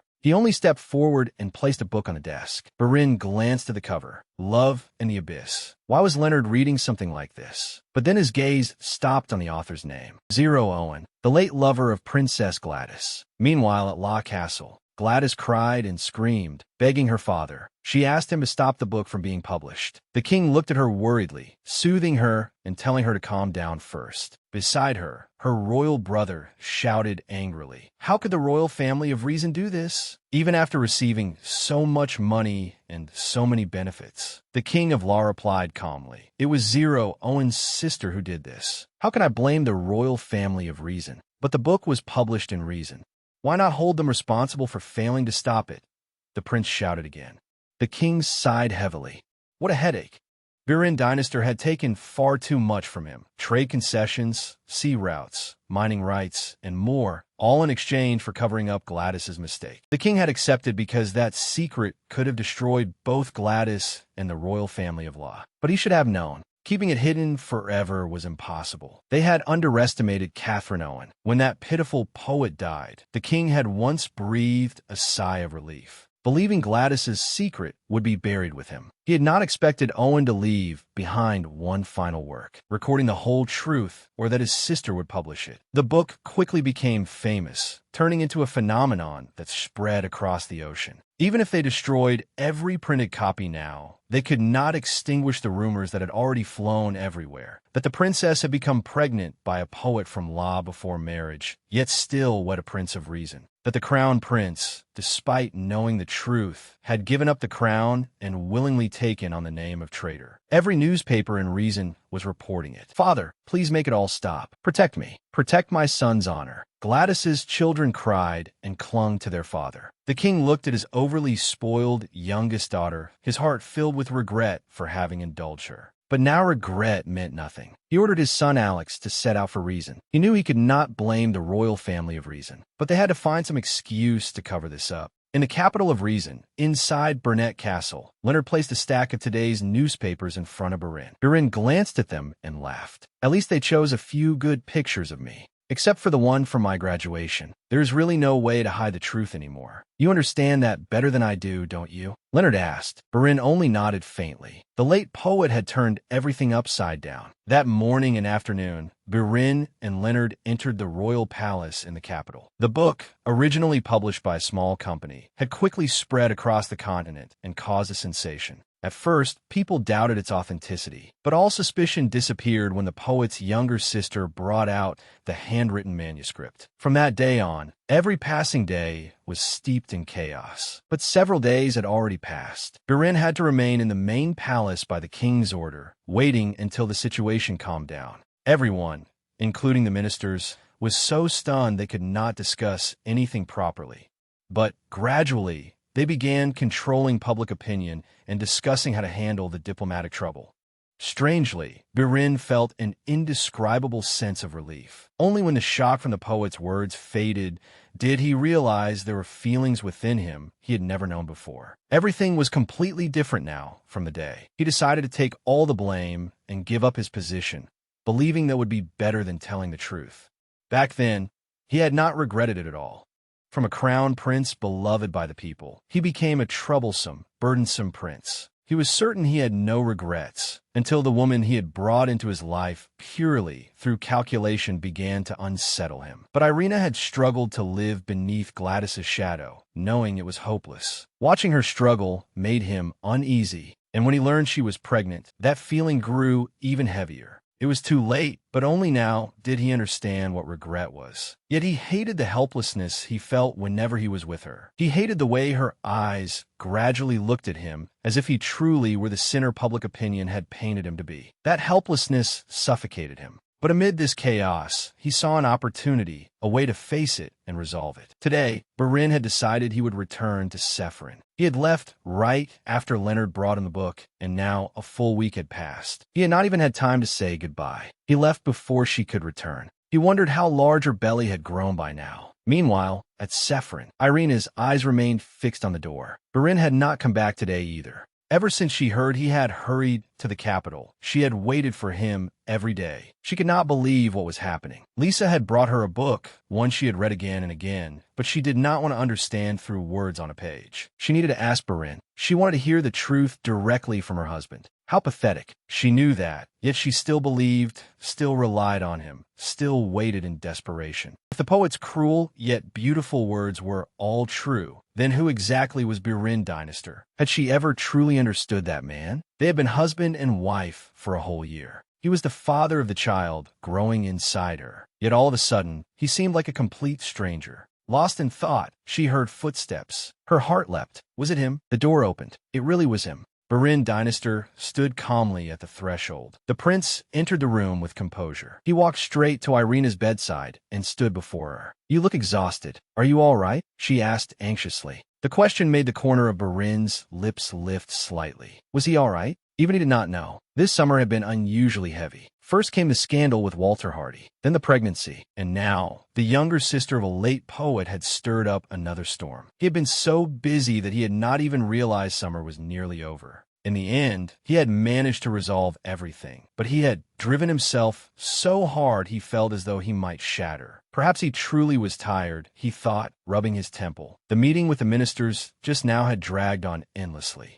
Leonard had even advised him to stay the night in the capital. But Barin had brushed it off and taken the carriage back.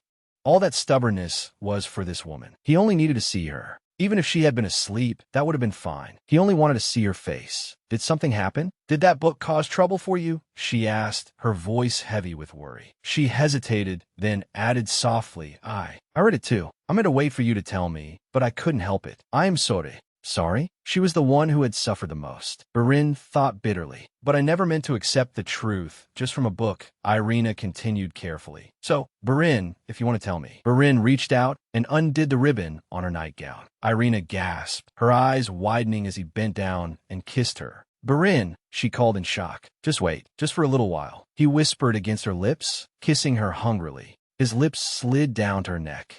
Trembling, Irina reminded him, her voice faltering. Barin, the baby. He lifted his head and looked at her.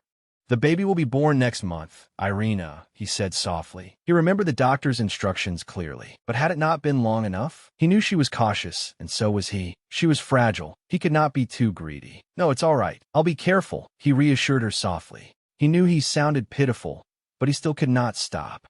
He kissed her again, pouring into it all the feelings stretched taut within his chest. He longed for her warmth. And those blue eyes, they were so beautiful, they made him lose even more control. Barin, I have something to say to you, Irina whispered, her arms cradling his face. I'll tell you, Barin breathed between kisses. I'll tell you everything. He knew he needed to explain the past. Over the past few days, he had had to explain himself to everyone. But for this moment alone, he wanted to rest. For this moment alone, he wanted to hold her. He wanted to be in her arms, just as he needed her in his. The burning kisses he scattered over her neck and shoulders made Irina's skin grow hot. During the days she had waited for Barin, she had read that book over and over countless times. For the past year, she had lived like a villain who had stolen Princess Gladys's place. Utterly ignorant, unaware that the truth would one day shatter her into pieces. Yet even in those moments, she still thought of Barin. She thought of how he must have felt when his wife gave birth to another man's child. And yet he had hidden that sin and given up even the throne. No matter how much the kingdom benefited, the pain Barin had endured could never be erased. That thought kept swirling in her head, while the man holding her looked up and smiled. A rare smile, the devilish smile of the very man she loved. Suddenly, Barin leaned down.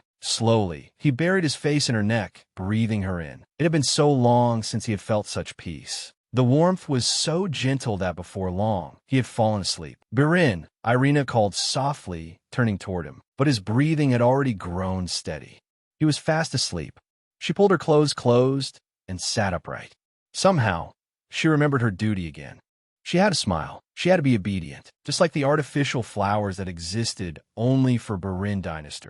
A cheap flower he had paid far too much to bring here. Irina rose and fetched a large basin of water. Then she sat beside her husband and gently wiped the sweat from his body. It had been a very long time since she had looked at that face from so close. Before he had entered this room, she had wondered what sort of expression he would wear, what words he would say. She had never dared imagine that such an arrogant man would bow his head and apologize. But she had never expected it to end like this either. Still, she only wished he had told her the truth. If he had, she would have been willing to accept becoming a villain in the eyes of the world. If only he had told her. She had endured so much. Yet even after seeing her pain and humiliation with his own eyes, he had chosen to keep that secret. If the poet's story had not been published, he surely would have let her live the rest of her life as a fool, deceiving both her and their child. But that very thought made Irina burst into tears. Her tears fell uncontrollably onto his face. She hurriedly wiped them away, afraid he would wake. Normally, even the slightest sound would make him start awake, forcing her to always be careful. But today, he slept deeply as if he were exhausted. He must have been so tired. She lay down beside him, her heart heavy with an overwhelming sense of betrayal. And yet she still could not hate him. She remembered their first night, when she had stayed awake just to watch him sleep. Those small things had once made her believe they were truly husband and wife. But now, could that still be called love? She covered her mouth with her hand, trying to hold back her sobs. In despair, she felt herself bound to Barin for life. Just like the day she had once wondered silently how many artificial flowers she would have to make to repay her debt to him. And because she could not repay him with flowers, she herself had become one. An artificial yet beautiful flower. A flower that existed exactly as he wished, worthy of the price he had paid. But there was one problem. She no longer believed she could remain a flower that would never wither. But as she was looking at him, the man's eyes suddenly moved and opened slightly. Irina froze. What should she do? Had he woken? Questions spun through her mind, but he merely reached out, pulled her into his arms, and fell asleep again. He held her tightly. His embrace was still warm and steady, just as it had always been. So for now, she chose to pretend she knew nothing. She told herself that tomorrow morning, Barin would explain everything, and she could once again become his beautiful flower. One day, their child would be born, and then everything would be all right. They would become a perfect family and live happily ever after, just like in fairy tales. With thoughts tangled between hope and illusion, Irina rested peacefully in his arms. In a corner of the city, Barin's friends watched as angry citizens burned portraits of Barin and Gladys. One person sighed, unable to believe these were the same people who, only last week, had wished for the two to reunite. "Is Barin all right?" someone asked. "Well, he managed to keep it hidden for that long." "No, there's no need to worry about him," another replied. "As for the Grand Duchess, I'm not so sure. But she must have known everything from the beginning," someone guessed. Of course, a husband would hide something like that from his wife, and yet she willingly played the villain. That must be true love. Just then, someone ran over with fresh news. The opera singer who had once been rumored to be Barin's lover after his divorce from Gladys had just confessed that it had all been a lie. Everything between her and the prince had been fabricated. In the castle, Barin sat at the breakfast table reading that very news. Butler Fit entered and advised him to set work aside for now, before he fell ill. He only laughed. "If I fall ill, sing me a lullaby," he teased. But he had once spent quite a bit of money to silence that opera singer. And yet in the end, she had broken their agreement. Now it no longer mattered. Even Irina, knowing was not necessarily a bad thing. Last night, when he woke in her room, he realized just how pathetic he had been. But as his mind gradually cleared, the feeling of self-loathing grew even heavier.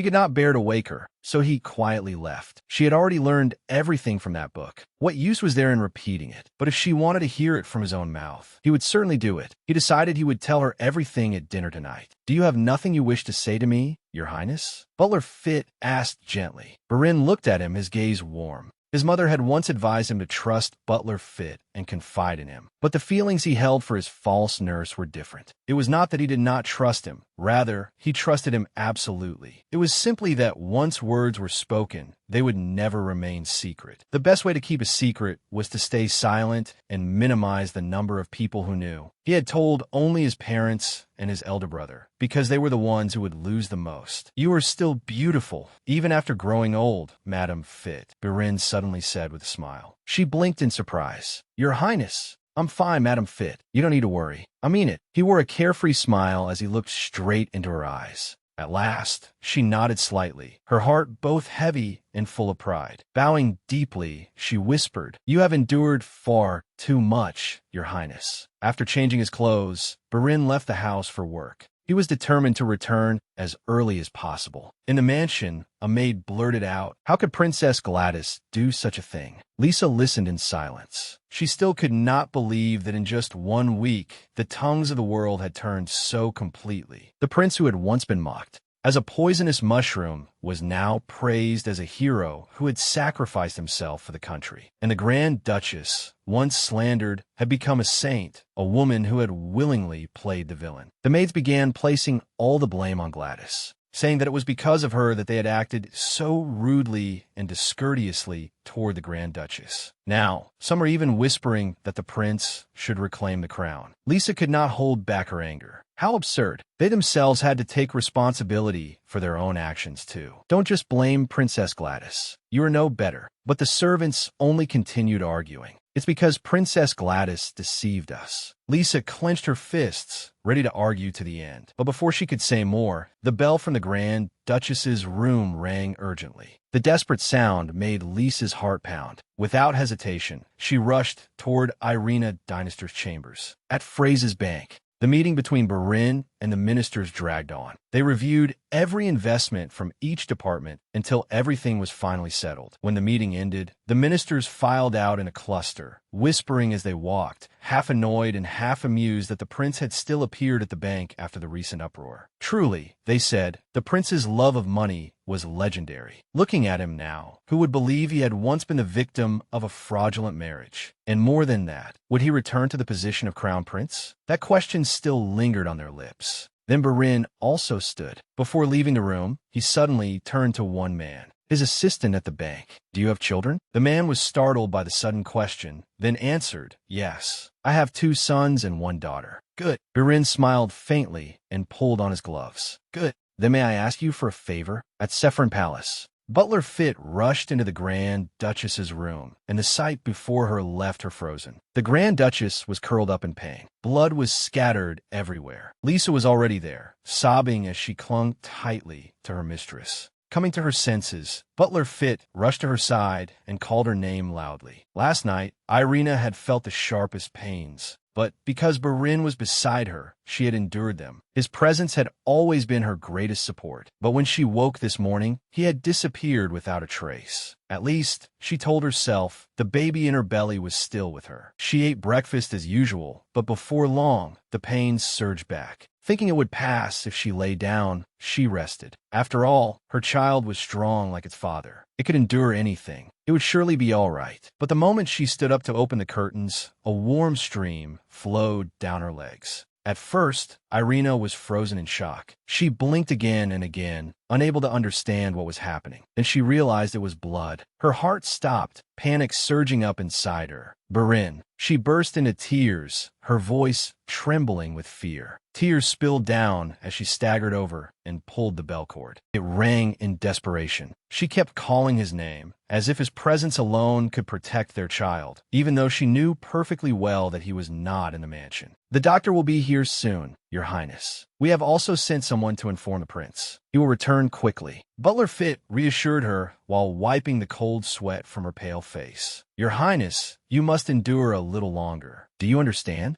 Irina nodded faintly, but her mind was in turmoil. Would everything truly be all right? Was the baby leaving her simply because she was too weak? The pain grew more and more violent, and amid her heartbreaking screams, she clutched the pillow tightly, tears rolling down her cheeks. At the department store, everyone was stunned to see Prince Barin himself appear. It was rare indeed to witness the prince personally go shopping. The store is very crowded, Your Highness. Are you certain? The assistant asked cautiously. Barin only nodded faintly and walked farther inside. The store clerks hurriedly bowed, showing the utmost respect. You wish to choose toys for the baby, yes? One of them asked. Earlier, when Barin had asked his assistant what he should give a pregnant wife, the man had been briefly stunned, then answered carefully, flowers for Her Highness the Grand Duchess, and children's toys for the baby. But the suggestions were so ordinary that Barin was somewhat disappointed. Still, he also knew that no matter how extravagant the gift was,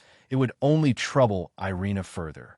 Perhaps simplicity was best. Which choice do you think is right? Barin asked the saleswoman, his eyes gliding lightly over the display. Do you think it will be a boy or a girl, Your Highness? The female clerk asked with a smile as she took out several items to show him. Before he could answer, several women in the nearby crowd cried out excitedly. Some shouted boy, some shouted girl, and others said it would be twins. Barin laughed at their guesses. As for twins, he could hardly imagine it. Two babies growing together inside Irina's small body. But in truth, to him, whether it was a boy or a girl, or both, did not matter. Yet now the question stirred his curiosity. What did Irina think? What did she hope for? And whom would the child resemble more? He had no idea, just as he was lost in thought.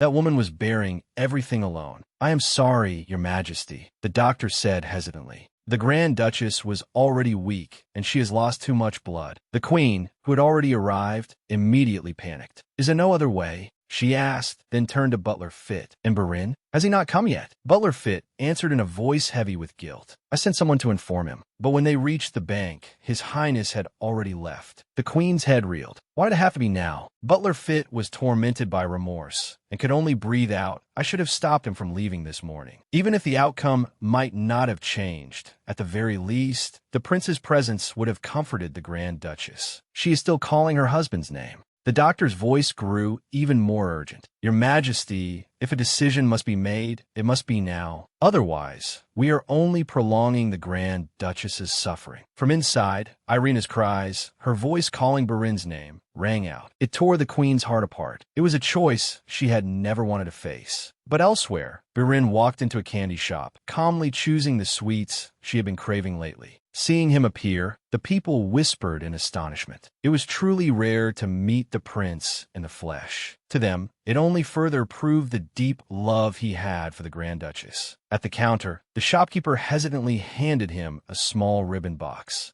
Your Highness, I cannot accept your money. Please accept this instead as an apology for all the misunderstandings about Her Highness the Grand Duchess. Barin glanced at the box. Irina would surely be happy to know the people had begun to soften toward her, but he shook his head faintly. I appreciate your kindness, but perhaps another time. He set the money down firmly before leaving. Then he added, it will be more meaningful if you bring it to her yourself. In the mansion, the doctor began the procedure. Drenched in sweat, Irina asked weakly, my child, is my child all right? He avoided her eyes. Her mind spun. Only one name remained in her heart, Barin. She had never had the chance to ask whether he hoped for a son or a daughter. She had not dared ask whether he had ever wondered whom the baby would resemble. She was afraid he would only respond with a distant, forced smile. There were so many things she wanted to do with him, so many dreams she had kept hidden in her heart. She had loved alone, dreamed alone, and let go alone.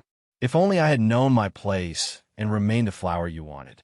Perhaps then everyone would have been happy, but I forgot my position. Her thoughts stopped there. The pain, the child, everything vanished. Meanwhile, Barin returned from the city, his arms full of gifts, his eyes pausing on the flower basket. His heart was strangely at peace. Walter Hardy had disappeared. Gladys's shadow had also been erased. Everything seemed to have been properly arranged. He thought only of filling her world and the child's with the most brilliant, splendid things. At the royal palace, the doctor and everyone else were stunned. The outcome had been known in advance, yet everyone was still shocked and pained to witness Irina's state. Just when a little light had begun to glimmer, an even greater pain and misfortune had immediately crashed down upon her. A while later, the prince returned to the palace with a bouquet in his arms. Butler Fit rushed out in panic. He seized Barin's wrist, his voice breaking. "Your Highness." Barin froze at that expression. "The Grand Duchess has miscarried." Those words drained all color from his face. He stared at him, breath caught in his throat. "She kept calling your name." "You must go into her at once," Butler Fit urged. Barin's body seemed to awaken. He dropped both the bouquet and his hat to the ground. Then he rushed straight inside. Butler Fit bent down to pick up the fallen flowers, sighing heavily. But when Barin reached the room, he stopped short at the sight before him. The room was in chaos. Doctors and nurses, their clothes stained with blood, immediately bowed. "Grand Duke." The doctor stepped forward and bowed deeply. "I'm terribly sorry, Your Highness." Barin could not speak. He only walked straight to Irina's bed. She lay unconscious there, her face as pale as paper. But the doctor's voice stopped him. "The princess must have absolute rest," he explained in a voice full of tension. "That is why I prescribed a sedative. I have no excuse. I should have." "Get to the point." Barin cut him off, his voice icy. The doctor swallowed dryly. "Her ladyship's body was too weak. The baby also did not have enough strength. But we prevented the worst. She will recover. Once her health stabilizes, she can still become pregnant again." Barin's jaw clenched. He only nodded faintly, and the room sank into silence. One by one, everyone quietly withdrew, leaving him alone beside her. He sat down by the bed. The air was still thick with the smell of blood and antiseptic. His chest constricted. He only wanted to take her far away from this place. The heavy truth pressed down on him. Their child was gone. He did not know what to call this feeling. He only knew that everything else was meaningless. As long as she was alive, that was enough. Her hands were ice cold in his. He sat there for a long time, until her arm gradually warmed in his hands. Only then did he rise. His gaze touched the baby carriage the Duchess had given them. Around it were tiny toys and clothes. His throat went dry and tight, and without saying a word, he turned away and closed the door firmly behind him. Outside, the Queen and everyone else were waiting in tense silence. Barin stopped in front of his mother. The others bowed their heads and offered apologies. He merely nodded faintly in response. As long as she is safe, nothing else mattered anymore, he told himself. Miscarriages could happen. With time, her body would recover. And with time, the pain would fade as well. He forced himself to believe that. Clean out the Grand Duchess's room, he ordered curtly. Make sure nothing is left behind. But hours later, Irina's eyes finally opened. The first thing she saw was him, his hair disheveled, his expression tense. The room was now spotless. Every trace had been erased. Perhaps, along with the child, her tears and sorrow had also disappeared. That was why she found herself calmer than she had expected. Nothing remained anymore. "I want to change rooms," she whispered, looking around at the walls. She could not stay in a place filled with so many memories. "All right," Barin answered at once. He only wished for her peace. She smiled faintly. "Yes, thank you." She was still dazed, but in that moment, she briefly wondered whether her smile was pretty enough to satisfy him. Barin only sat there, silent and tense, looking at her, as if suppressing everything he could not put into words. Time passed. About a month after the incident, Irina gradually settled into her life. She rose early, took walks, ate on time, and rested properly. Her health recovered quickly, though at times her body was still weak enough to make her nauseous. The servants around her also gradually became friendlier. She remembered that someone had once bet that the new Grand Duchess would not last more than a year. Sometimes she quietly wondered who had won. If it was Lisa, then now she was perhaps no different from a small trophy in Lisa's hands. Outside, the news was still full of calls for Barin to return to the throne as crown prince. Even so, Irina could not stop wondering what her husband truly wanted. It had been a long time since they had had a proper conversation. Every day, they shared one meal together, sitting across from each other and exchanging a few words. But when she tried to remember, she could find nothing except empty silences wrapped in polite courtesies. Yet letters from the public continued to arrive.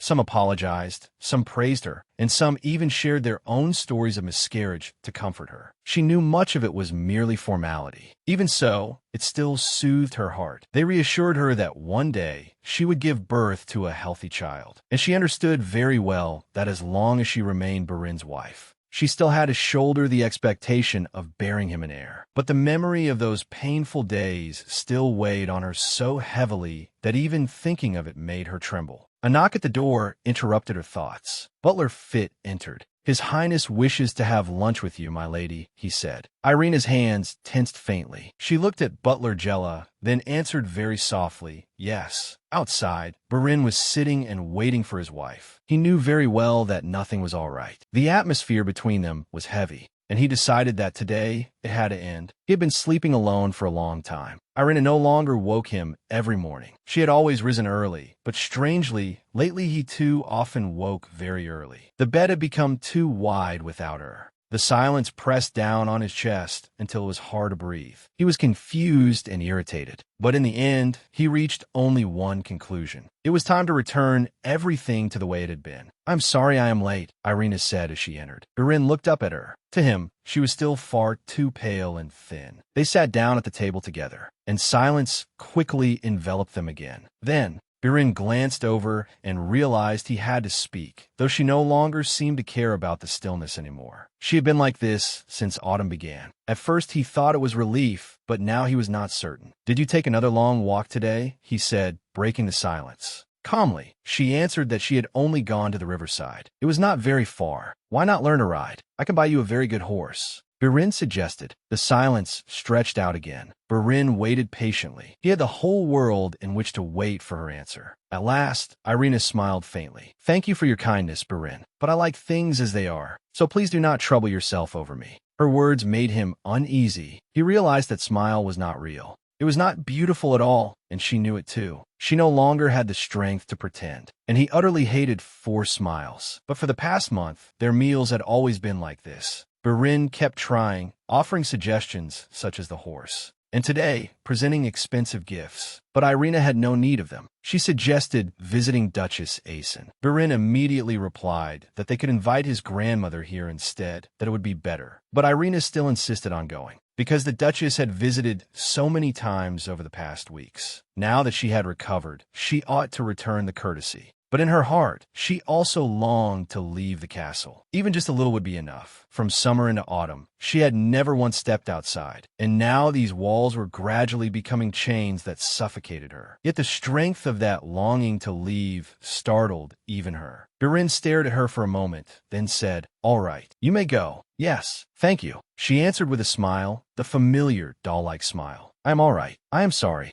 I'm sick of you repeating those empty words," Barin suddenly said, a hint of irritation showing. She knew. Irina lowered her head. She knew he was trying. She knew what he wanted was nothing great, only for her to remain by his side, to be a faithful wife. Yet she could not. Everyone in the mansion treated her kindly. Every need was met, and life was peaceful, warm, and comfortable. But she no longer knew how to become that wife. "The new bed will be brought in tomorrow," Barin said, raising his glass. "If you want anything changed in the decorations, tell Butler Fit." Irina lowered her head. To be honest, she was not ready. "Barin, she said softly. "You still need more time." "How much longer?" he asked, his gaze reading through her heart. She knew that if she asked, Barin would give her more time. But how long? A week? A month? She no longer knew. "You once said that husband and wife must share a bed no matter what," Barin reminded her. "Have you forgotten? The Archbishop said we must walk together on a thorny path." But Irina looked at him.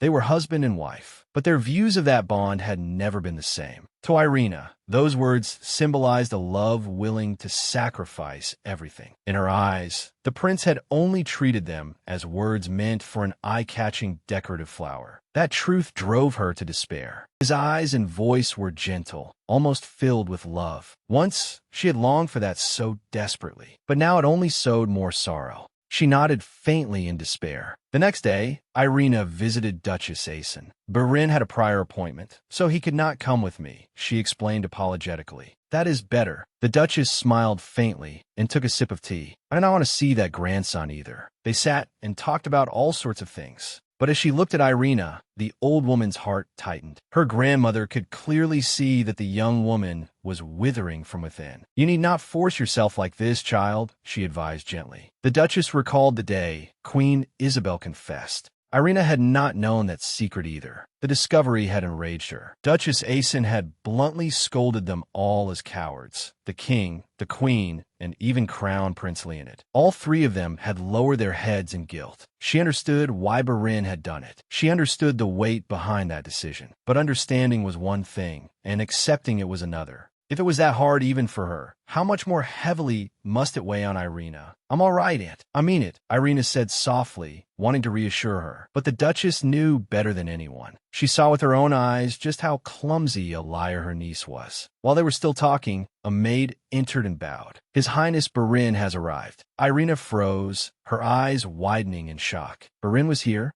When Barin came in, they all sat down together at the dinner table. The atmosphere was deathly silent. Barin stared intently at the woman before him. She only nibbled lightly at her food, her eyes lowered the entire time, never once raising them to look at him. He had canceled his entire schedule just to be present at this dinner, hoping to see her smile comfortably and innocently as she had before. Instead, she remained distant, so cold it drove him mad. From a corner of the Duchess's room, Lady Asen quietly observed her nephew. She had invited Irina in the hope of keeping her there for a few days. But this wolf had barged in to take his wife away. Clearly, he would never give in. She sighed inwardly. Like father, like son indeed. Philippe, Barin's father, had also been a capable man. But when it came to his wife, he, too, turned into a fool. It seemed the men of the Dynastor family never knew how to use their clever heads when love was involved. Time passed, and at last the Duchess spoke up, advising Irina not to overexert herself and to go home to rest. Barin smiled and nodded, shameless as ever, leaving her with no choice but to shake her head. Even so, she still thought that once he was tamed, Barin might become a good husband. But that road would surely be full of thorns.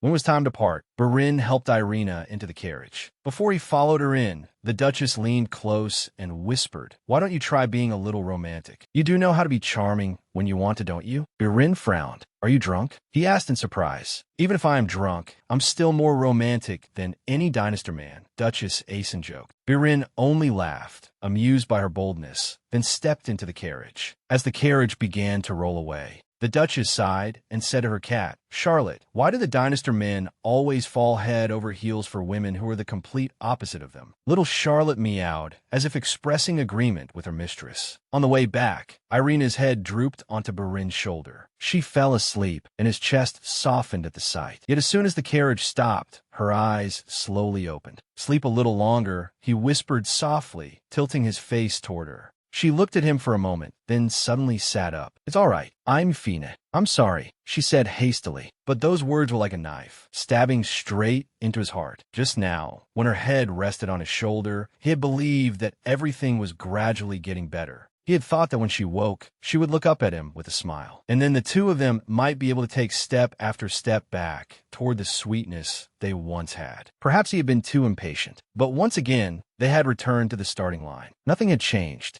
"Irina," he called, his voice choked with despair. She turned to him, her eyes clear yet empty. The sight made him suffocate. He longed for her smile to return. His frustration and helplessness made him reckless. "You want to hear about how I divorced Gladys, don't you?" Irina did not answer, only silently nodded with her gaze lowered. "That is top secret information between two nations," Barin explained. "The day I decided to tell you was also the day we lost a child. I chose to stay silent, thinking that telling you then would only hurt you more. Looking back now, perhaps I was simply a coward. Were you afraid I couldn't keep the secret?" Irina asked quietly. "It wasn't a matter of trust," he replied. "It was an agreement between law and reason. I had to honor it. No matter whom I married, it would have been the same." Irina silently nodded. She understood now. He was a prince of a nation before he was her husband. His duty had always come before her. "Yes, but Barin, you saw how much pain I was in. she said in a trembling voice. You were there and witnessed everything. If that poet's story had never been published, then everything would have remained a secret forever. Even if our child had been born, it would still have had to live under the shadow of Princess Gladys and her son. Just like me. Yes,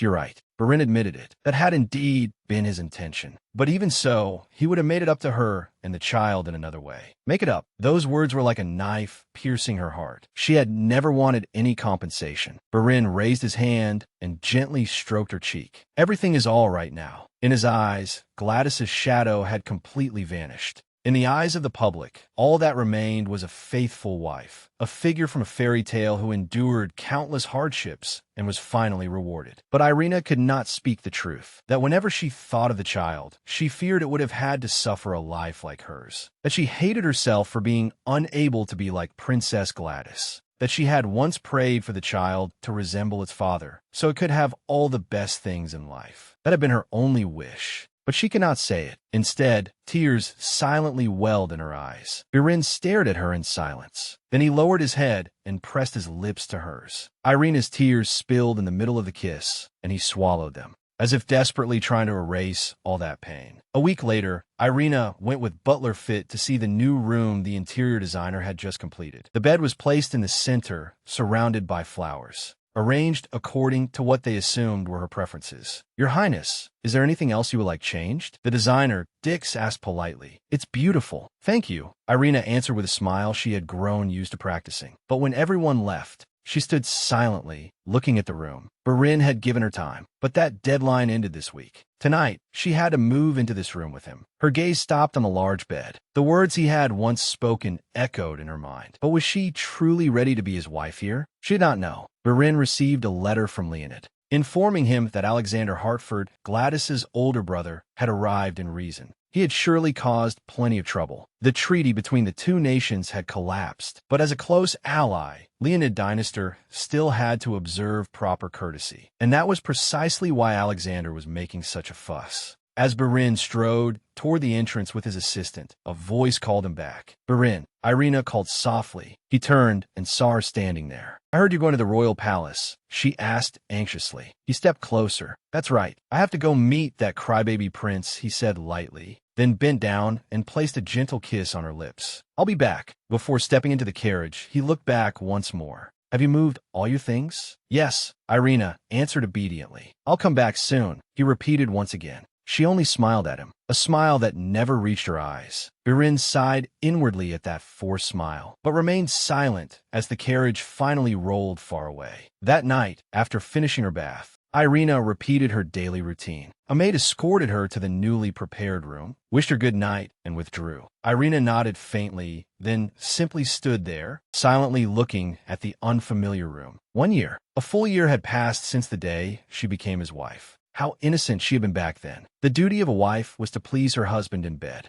Perhaps that was also her greatest value to him. At the capital castle in Burnett, Barin sat lazily and muttered, How about I just kill him, Leo? If I could send his head back to La and use it as a pretext to declare war, father, and you can handle the rest. Oh, I'll invest in that. Leonid sighed. Violation of the treaty, isolation at home, war reparations. If you can handle all of that, I'll reconsider. The next morning, Barin sneered. The conversation with Gladys's older brother had lasted longer than he had expected. Alexander kept crying and leaping back, again and again, to his sister's pain and her suffering. Clearly, he wanted to stir a little sympathy in Barin. But Barin had never possessed that part in his heart to begin with. The book had been published in Reason, and they had failed to stop it. That was the reason Barin had endured sitting through all that crying and wailing. But now he had heard enough. It was time to return to his wife. But Irina, who had dozed off while waiting, suddenly woke with a start. Yet Barin still had not returned. If he did not come back tonight, perhaps she would be freed from the duty of being his wife. No, he could still return late. She knew that all too well from past occasions. As his flower, she always had to bloom brightly. But the baby was gone. That memory surged back. When she had woken after the miscarriage,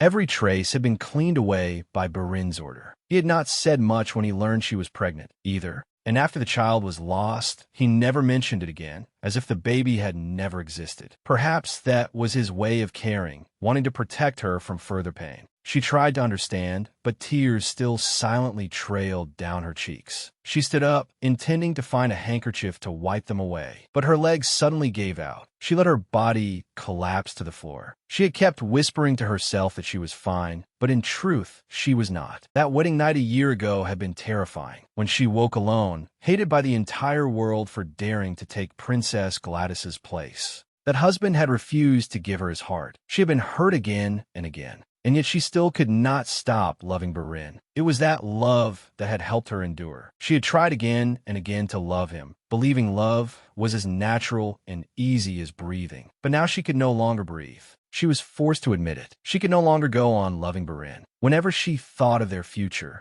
all she saw was emptiness. There was no next chapter for this marriage. She had to accept that truth. "Hello, my good wife." That was how Barin had greeted her on their wedding night. If he came to her again with those words, what would she do? She was no longer his good wife, no longer his flower. She could not smile for him. She could not love him. She forced herself to stand, keeping her body from falling. The child was gone, and now she had become useless. Then what reason was there to stay? Her grandmother had once wished for her to live a happy life. But in her heart, she whispered an apology. She could not be happy. Her debt to Barin, she had repaid with a year of living as a trophy on display and a shield for him. And even if perhaps that was still not enough, she could not endure anymore. She staggered away, leaving her nightgown and scraps of fabric scattered throughout the room like the remains of what she could no longer hold on to. The carriage rocked along the road back to the castle. Barin's head was heavy with wine. Late again. She must be asleep by now. He had not meant to, but he had kept making her wait. Before leaving, Leonid had told him to think seriously about the throne. "No, why? If I wanted it, would you be willing to hand it over to me?" Barin asked, half joking and half serious. "Yes," Leonid replied with a solemn expression, "if that is what you and the people want. So, Barin, think carefully about what you truly want. I will wait for your answer." But Barin did not understand. He had given up the throne cleanly, without the slightest regret. Yet now everyone was making a fuss. Leonid had devoted years to preserving that position and had solid support as well. As for him, he did not want to bother with it at all. He only wanted to return to Irina, hold her in his arms, and fall asleep. At last, the carriage stopped. Barin stepped down unsteadily and waved away the arm that tried to support him. He staggered through the corridors toward their room. Should he knock? She was probably asleep, but he only wanted to see her face. He opened the door and froze. Fabric lay scattered all over the floor. "Irina," he called. He called again, but there was no answer.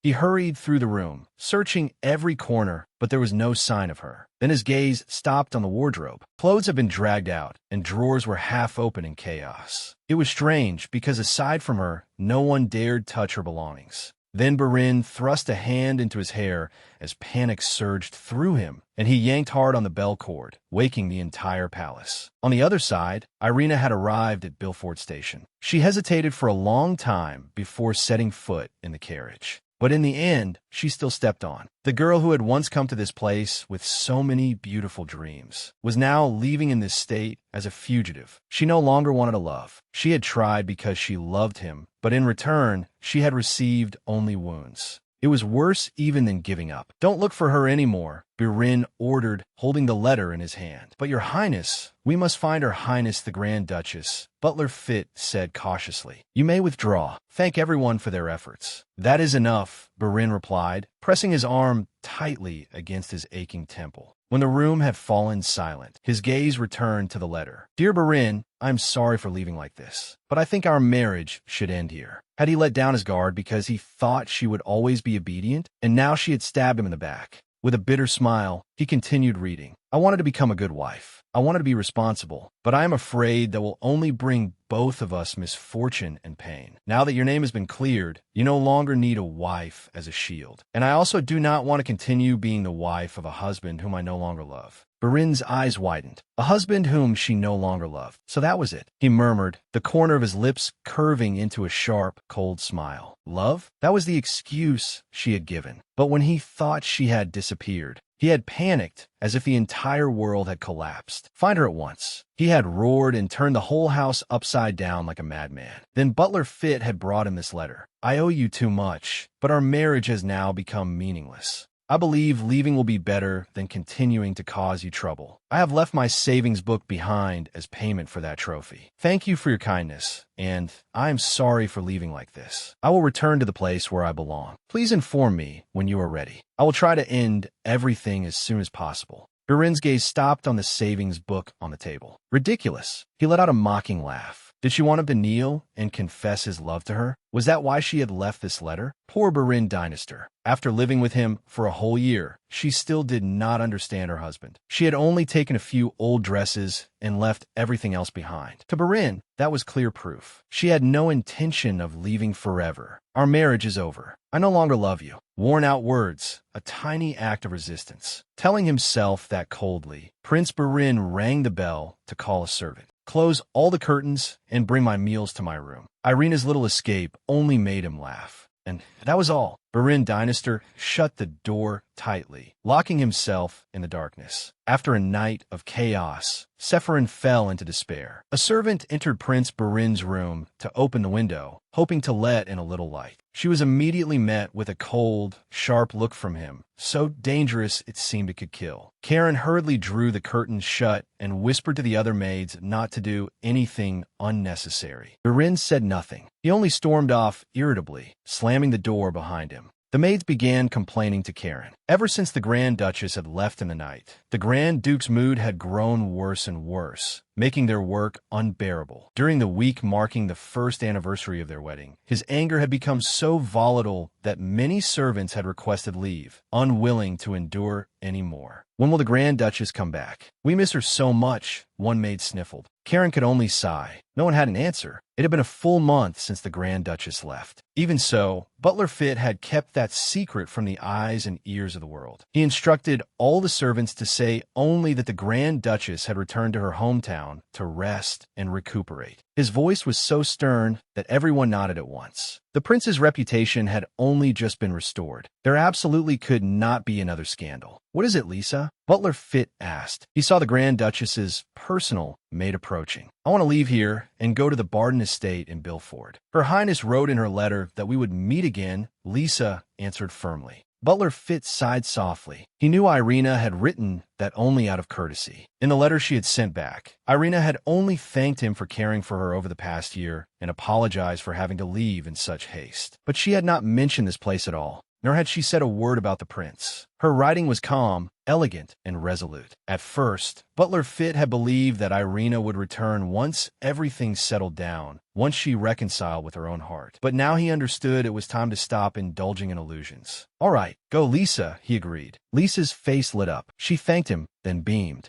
But I have one condition, Butler Fit said decisively. There is something you must do for me. He knew they could not let the prince continue as he was. That day, Burin sat still in his chair after the meeting, his gaze turned toward the window. Winter had arrived. His eyes came to rest on the portrait of the married couple. He had once asked for it to be hung here, not out of pride, but simply because he could not bear to make Irina continue looking at Pavin's work. It was childish, but at least if it was in the study, he could still show it off to outside guests. He stared at her face in the painting. The husband I no longer love. That was what she had written in her letter. Yet he still could not believe it, that she could say such words with such an innocent face. He had forgotten just how dangerous a beloved person could be. He had originally planned to send Irina to live with her grandmother for a while. But the fact that she was taking so long to return was beginning to irritate him. Butler Fit entered. My lord, I will send Lisa to the Barden estate in Bilford. Good. I was planning to send her as well, Burin replied indifferently. But as long as you remain her husband, Lisa still belongs to this place. Butler Fit reminded him. I have instructed Lisa to send letters regularly and report on the Grand Duchess's condition. She has agreed.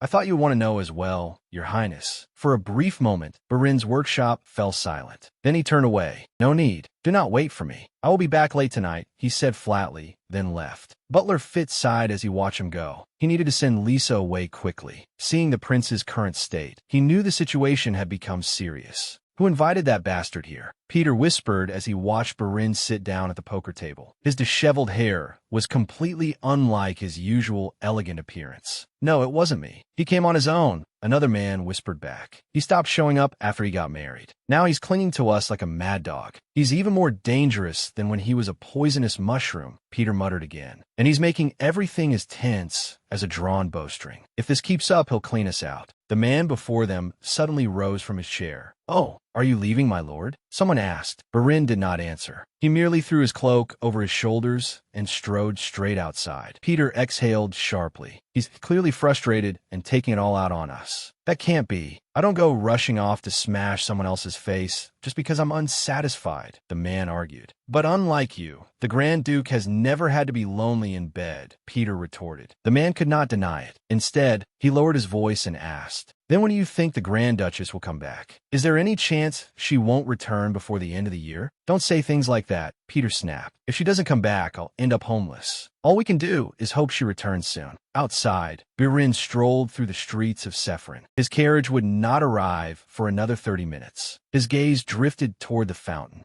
and only one name appeared in his mind, Irina, the timid country girl. One day, she had suddenly appeared and caught his eye. Men were always easily drawn to a beautiful woman who abruptly stepped into high society out of nowhere. And Barin admitted that he was one of them. It was not only money that had drawn him into that contemptible wager. He had never considered it anything significant. But when Irina said that she had known, his mind went blank. A display piece, a shield against Gladys, a vivid red death. Hearing those words from her own mouth, he turned to stone. And wasn't it laughable? Because that was exactly how he had once thought of her. Yet why could he not endure it when he heard her say it aloud? The thought made him laugh. Perhaps he had wanted to become everything to her. But then the obsession swept over him again. Recently, he had kept smelling blood and antiseptic. The scent that haunted him from the miscarriage made it difficult for him to stop himself from reaching for a cigar. Divorce. He pitted her for using that word to threaten him. It was ridiculous. But no matter what, Irina Dinister was still his wife, even if she had lost her original purpose, just as she said. And he would absolutely never erase that debt as she wished. At any cost, he would not let her escape it. Never. In distant Bilford, the maid Grieve and Uncle Ralph spotted Lady Irina taking a walk. My lady, going outside in this cold weather will make you ill, Grieve scolded. That's right. You must take care of your health, my lady, Ralph added worriedly. I'm fine. Good morning, Grieve, Uncle Ralph, Irina replied, pulling her hood tighter. But her days at the Barden house passed peacefully. She woke early and took walks, had breakfast with her grandmother, and talked about small, ordinary things. Sephirin and Barin were never mentioned. Since she had returned, that had become an unspoken rule. Glancing at the clock, Irina sighed softly. It was already noon, yet there was still no sign of the divorce papers. A month had passed since she came home. She had apologized to her grandmother for failing to keep her promise that she would be happy in that marriage. The Baroness had only looked at her silently for a long time before holding her tightly in her arms. You did your best, my dear granddaughter, she said.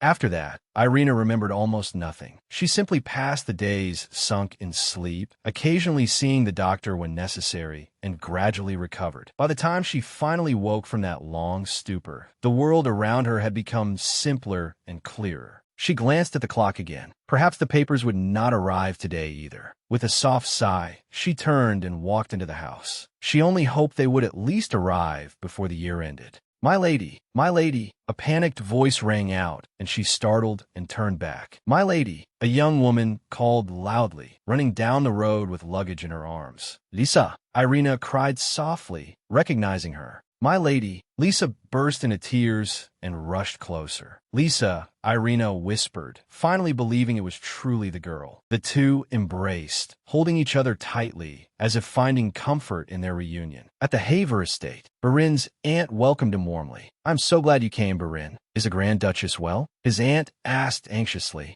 My wife will recover soon, he replied with a polite smile. Oh my, it has been so long. The Grand Duke must be terribly lonely without the Grand Duchess beside him, a lady whispered. That's right. Now that I think of it, your Highness danced with your wife at the last harbor party, another added. Birin curled his lips in a faint, cold smile. What a tedious place, he thought. At first, he had come here only because he thought it would be more bearable than pacing back and forth before the portrait of the two of them with a cigar in hand. But to brush aside these ridiculous comments, he had to endure until it hurt. Are you all right? A voice called. Birin turned his head. Leo, the prince said, seeing the crown prince approaching. What do you want from me? Since the noble crown prince has come all the way here, I suppose I should respond properly, Birin said with a sneer. Why are you like this? Leonid frowned. Father and mother are very worried about you and the Grand Duchess. Thank them for me, Birin replied curtly. Birin, Leonid called helplessly. I already have an old nurse to sing me lullabies every night, so tell them not to worry. Birin cut him off and turned slightly to leave. But he knew he had no right to be angry at anyone.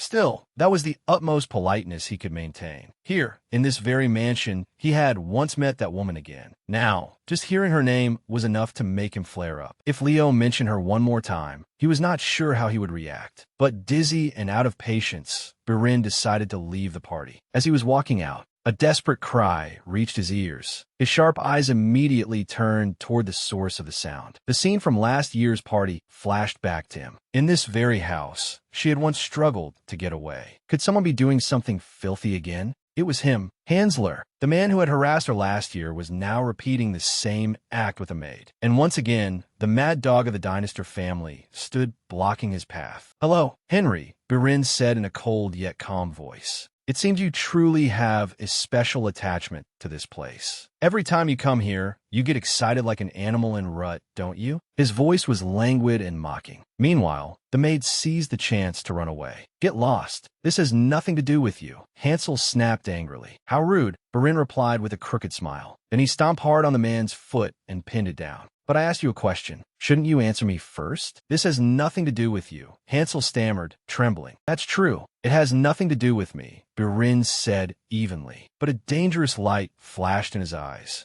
Hansel turned pale when he recognized that look. No, it isn't what you think. She came to me first. Hansel hurriedly defended himself. Oh, really? Birin smiled coldly. But Henry had once said something similar about Irina. Back then, Birin had not cared. But the whole world had pointed fingers at her, hurling filthy words at her. And she had still not lost her radiant smile. She had endured it all silently, without a single complaint. He also remembered clearly the day she had waited for him at the end of the bridge. They had not arranged to meet, yet she had believed that if she waited long enough, he would come. Foolish woman. When she told him that with a happy smile, perhaps in his subconscious, he had believed she would always wait for him. And indeed, every time he left and looked back, Irina was still there. He had thought that was fine. He had thought everything would remain fine forever. When a person believes that no matter what happens, the other will never leave, that they will always be there, they can freely say and do whatever they like without caring how the other person feels. Until the other person truly leaves. Perhaps only then do they wake up.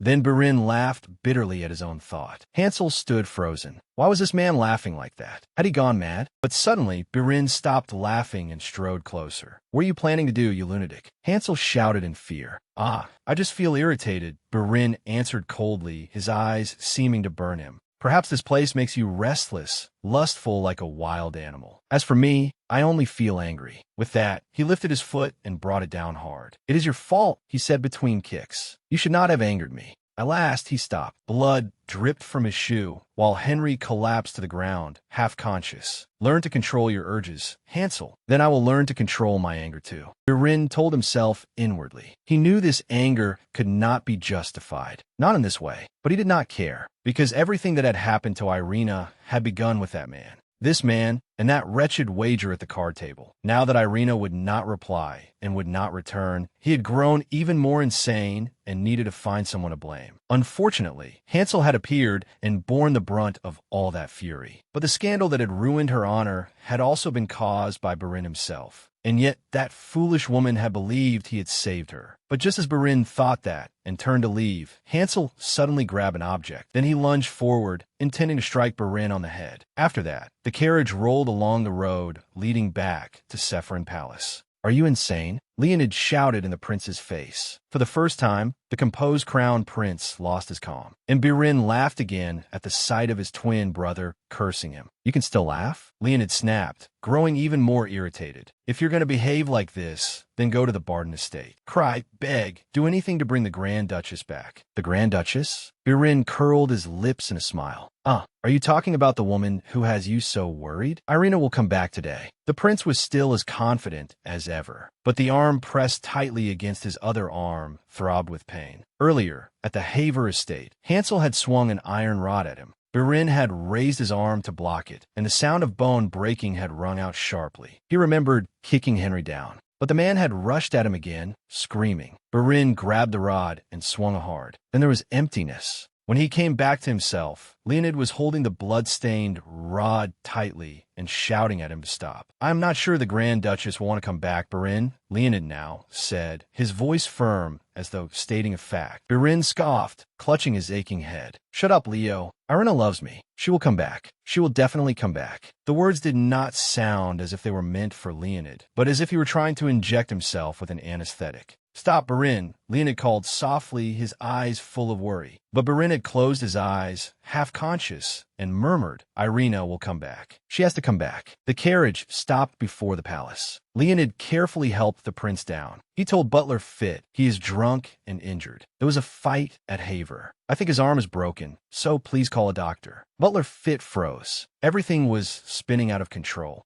After a long night, Birin finally woke with a clearer head. The pain in his arm confirmed that it truly had broken. His mind returned to the chaotic scene, the guests whispering among themselves, Leonid's furious voice, and above all, the prince's own pathetic, desperate voice, repeating only one name again and again. Irina would come back this morning. He had clung to that thought like a fool, making an even louder racket like a stray dog simply because he was too afraid. And now, lying sprawled out in pain, he found himself ridiculous. But while he was still sunk in thought, Butler Fit entered. I thought you would not be able to ring the bell today, so I brought tea here, he said calmly. I have also allowed no one in. You have never liked meeting others after doing something shameful. Birin laughed. Is that so? Yes. He set the tea tray down on the table. But it's a good thing you're grown now. I no longer have to look for you in the wardrobe or under the bed. Birin silently lifted the teacup, but Butler Fit continued. Lisa's letter has arrived. He froze in mid-motion.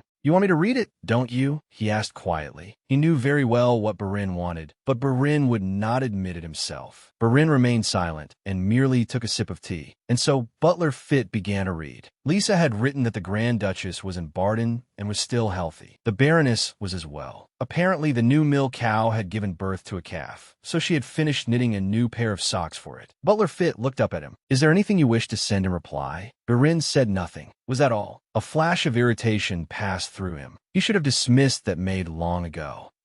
There's one more thing, Butler Fit added. The Crown Prince has decided to visit Barden this week. He will be accompanied by Princess Louise. Leonid and Louise are going to Bilford. Birin repeated, stunned. Why would they go to visit my wife? Butler Fit looked him straight in the eyes and answered calmly, I do not know. Perhaps your highness would understand if you looked in the mirror. He was haggard, with an injured arm and dark circles beneath his eyes. Birin Dynastor still muttered that everyone was making too much of it. After finishing his tea, he went to bathe. As he carefully removed the bandages, he saw that the blood had darkened in several places. Butler Fit's words echoed in his head. He looked up and caught sight of his disheveled reflection in the mirror. His lips curled into a smile. Perhaps he had not been wrong. Birin ruffled his tangled hair. It would be best to have it neatly trimmed before Leonid and Louise returned from Bilford. 3 carriages rolled along the road to Bilford. I still cannot believe it. Princess Louise's furious voice was as sharp as a blade. It's horrible. I'm still boiling with anger. How could you hide it from me, too? Across from her, Leonid held his head in his hands. Throughout the journey, the princess did not stop venting her anger at Birin and at Crown Prince Leonid as well. Were you amused watching me treat that unforgivable woman as my closest friend? She said through gritted teeth. Louise, as I told you, it was a top-secret matter between law and reason, Leonid tried to explain. Top secret? She repeated bitterly. Is that truly the excuse your highness intends to give? Her anger flared again. When she first learned the truth about Gladys, humiliation and grief had crashed over her.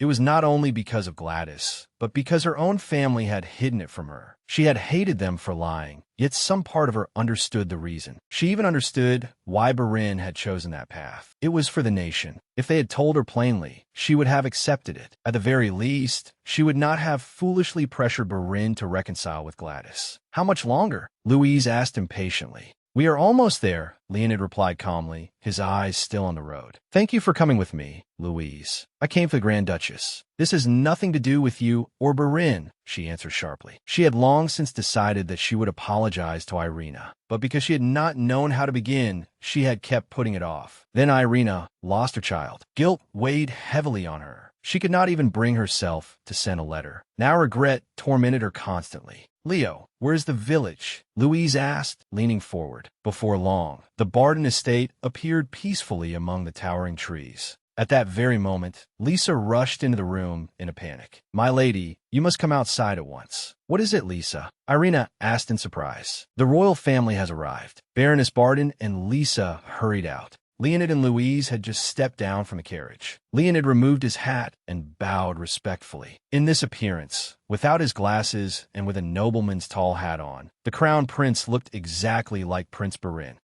Barin. Irina's heart pounded with a flicker of hope. But before she could think any further, Leonid greeted her gently. It has been a long time. Are you well, princess? Only then did she realize. It was not Barin, but her husband's twin brother, the crown prince. Greetings, your highness. Greetings, princess. After that, Irina smiled politely and welcomed the familiar members of the royal family. The three of them then sat together in the drawing room. Leonid spoke first with an apology. There is no need, Irina replied calmly. I understand that matter had to be kept secret between nations. I understand why Barin acted as he did. But Leonid tried to explain further that it had been Barin himself who proposed the agreement to cover up Gladys's mistake in exchange for concessions from law. Perhaps that was why he had always carried such guilt. Yet no matter what Leonid said, Irina only repeated the same answer. Understand. Each time, she said it with a faint smile. Leonid fell silent, not knowing what more he could say. He glanced at his sister and saw Louise tensely sipping her tea. At last, Louise set down her cup. Grand Duchess, she began, her voice trembling. I know I hurt you deeply. I want to pretend it was only because I did not know the truth about Gladys. But that cannot be an excuse. Barin, my brother, may be terrible, but I believed you were unworthy of him. I judged you based only on rumors. I resented Barin for hiding things from me, but that does not justify the way I treated you. Louise lowered her head. I was arrogant and immature. I used Gladys as an excuse to torment you. If you cannot forgive me, I will understand. We will still meet at royal occasions, but I promise I will no longer interfere in your life. Then she lifted her head, her eyes sincere. But please return. Barin misses you terribly. She remembered the sight of her brother sitting in his study, staring at the portrait as if Irina would step out of the frame if he waited just a moment longer. At Sephirin Palace, the maids whispered among themselves. The prince must love the Duchess very much, one said softly. He even taught that Henry a lesson because of what happened before, another added, her eyes sparkling. But they lowered their heads together, whispering the latest news from the newspapers. Throughout the party, the prince kept calling the lady's name. He said it like a love song. He must miss her so much. The maid sighed dreamily. Outside, Butler Fit welcomed the prince back from work. Barin Dinister was dressed impeccably. Sharp as always, he merely nodded lightly in greeting. The servants whispered again. His Highness seems happier this week. It must be because he avenged the Duchess. In the morning, Barin returned to his study and pushed a stack of banquet invitations toward Butler Fit. Decline the unnecessary ones, he ordered. Butler Fit nodded in relief. At least the prince was now avoiding some of the parties. Barin's gaze turned toward the portrait. One more thing. Next month, I may travel somewhere warm. I will give you the details next week. His eyes stopped on her painted face. When she returned, he intended to take her with him, so that this year's birthday would be filled with golden sunlight and flowers. Last year's birthday had been awful. This time, he wanted to see her smile. She loved flowers. Of that, he was certain. For that, he was willing to work himself to exhaustion and care about nothing else. As long as the wife who had run away would return to where she belonged, he would do anything. Only then did he realize he had been smoking far less lately. His body felt lighter, and his mind was more at peace. So much so that he could even be generous enough to welcome back the woman who had recklessly fled from him. "Your Highness, Princess Louise has arrived," came the announcement. Birin stopped in the middle of his thoughts. Then a trace of relief crossed his face. At last, the news he had been waiting for had come. And with Princess Louise's appearance, her voice was firm. "You should give up." That was the first thing Louise said as soon as she sat down. "Your wife will not come back." That was the second. The two sentences stabbed him like two knives at once. But those words were the complete opposite of what Birin had longed for. He was silent for a moment. Then the corner of his mouth lifted into a half-smile. "Louise, why? Are you still sulking?" he asked. "If that were all, I would not say this." Louise immediately shot back, her voice cold with anger. "In fact, I apologized to her, and she accepted it with great generosity. You were her husband for an entire year, yet you do not understand what kind of person your wife is at all." Birin's fingers tightened around the armrest. He knew his sister was right, but he was not ready to accept it. "It would have been easier if she had been angry," Louise continued, her voice full of worry. "Then you could keep apologizing and find ways to make it up to her. But when I met the Grand Duchess, she only smiled and sincerely accepted my apology. I cannot understand it. How can anyone forgive so easily? If someone is still angry, if they still speak resentfully, then they still care. There is still love, still feeling. But when a person accepts everything so gently, when they accepts it with such tolerance, either they are hiding their emotions extraordinarily well, or Irina has learned how to let go and accept it." Even Leonid had been bewildered. They had tried to persuade Irina that everyone missed her and wished for her to return to the palace. But Irina only smiled politely in response. She had shown confusion only once, when they mentioned that Birin had injured his hand at the Haver party. "I will pray that he recovers soon." She had said it calmly, as if speaking of someone else, not her husband. Louise and Leonid were both stunned by that composure and serenity. "Please drink your tea. It must have gone cold. I will replace it with another cup for you." She had even smiled gently. They looked at each other, knowing there was nothing more they could do, understanding that as a sign, the royal family respectfully left the Barden estate. But Irina had looked visibly relieved. "I think she has decided to divorce," Louise said heavily, full of concern. Birin lowered his head, his face filled with disbelief. "Who am I divorcing? You do not understand her at all." "At least I think I understand her better than you do," Louise snapped. Irritation flared at her brother's blind confidence. "You have to accept the truth." "And what did you expect, Birin? I understand that you hid this from me and grandmother. But how could you deceive even your own wife when she had to endure so much hatred and contempt because of Gladys?" "Enough, Louise." Birin cut her off, raising a hand to rub his forehead. His hope had shattered. He forced himself up from his chair. "There is nothing more to discuss. Are you going to run away again?" Louise shouted after him angrily, her voice trembling. She sprang to her feet as well, her words sharp. "I could never live with a husband like you either. You may be a capable prince, but you are the worst husband imaginable." Birin stopped at the door. He turned his head slightly, his gaze cold. The corner of his mouth lifted into a sneer. "Oh, is that what you truly think?" With that, he slammed the door shut, leaving his furious sister standing there alone. At the Bilford post office, Lisa came to send a thick letter written by her mistress, the Grand Duchess. She frowned when she saw the recipient's name. It was addressed to the prince. Why was it so thick? Perhaps she had written a great deal. Ever since the crown prince and princess had visited, Irina had often taken longer walks until her cheeks flushed, and in the end she had caught a cold. When the prince and princess came to persuade her, she had still remained unmoved. Lisa thought her mistress had decided to stay here and not return to being the Grand Duchess anymore. Then why was she writing to her husband now? Lisa did not know, but she did not care either.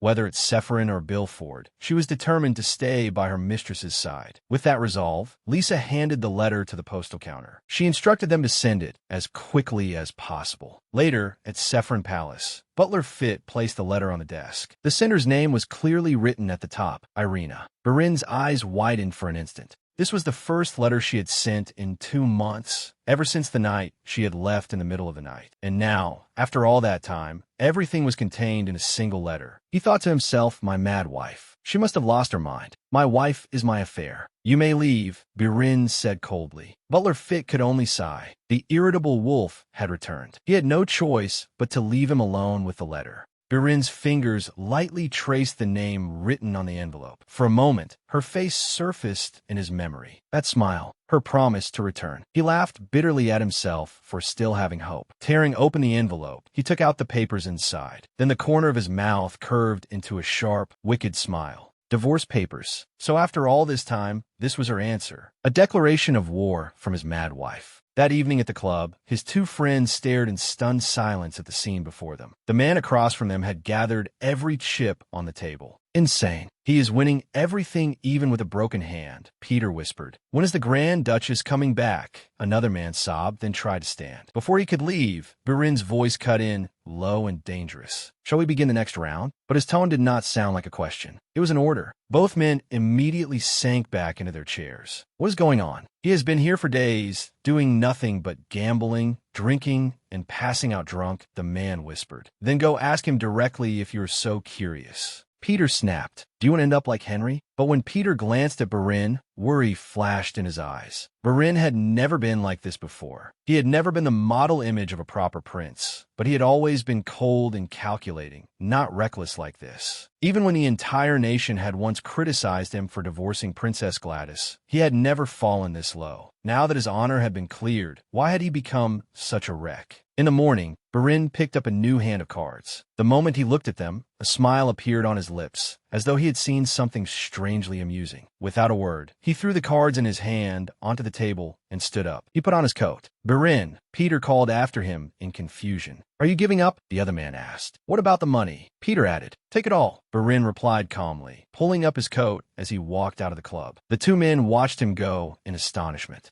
What kind of hand would make Birin Dynastor walk away like that? They leaned over to look and froze. A royal flush. The two looked at each other, eyes wide. What could make the great Birin Dynastor leave because of this? His friend whispered. He is not about to die or something, is he? Peter muttered uneasily. Outside, Birin stood silently as snow fell onto his shoulders. It was the first snow of the season, and he still could not believe it. Of all the possible cards, he had drawn this exact hand, a royal flush. It was the very hand that had once led him into that humiliating gamble years ago. And because of it, he had won. Or at least, he had once thought so. But in the end, those very cards had driven him into this miserable situation. Your Highness, the aide called softly, his voice full of concern. Birin did not answer. He simply stood there. He had once believed Irina's love for him would never change. Yet now it had vanished. Was it because of the truth about Gladys? Because of the miscarriage? Or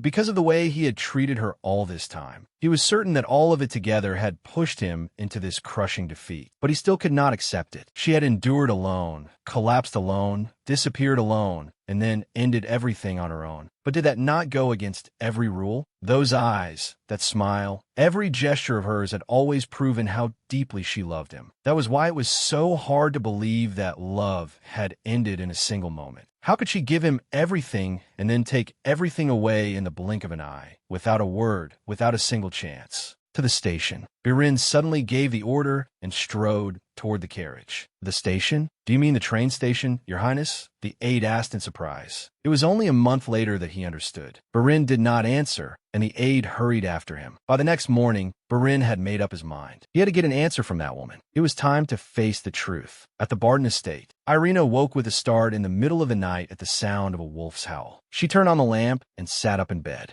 Looking around the room, a surge of regret rose in her. She should have chosen a guest room instead of this childhood bedroom. Perhaps then she would not have tossed and turned, unable to sleep. Memories of last spring, when Birin had been here with her, flooded back. She had loved him so much that she hated herself for it. She had given that man her entire heart. With a long sigh, she lay down again. Her eyes drifted to the side, and the past filled her mind. That spring, when Birin had slept in this very bed with her. She had been so surprised and so happy that she had been unable to sleep at all. She had gently touched his hair, his face. She had felt his softness, and just that had been enough to fill her heart. She leaned in close, listening to his heartbeat as he slept peacefully. In his arms, she felt safe. Suddenly, Birin let out a soft laugh, startling her. Her face flushed bright red, and she hurriedly pulled back in embarrassment. But he held on to her, his arm wrapped around her waist, pulling her back to lie neatly on top of him. You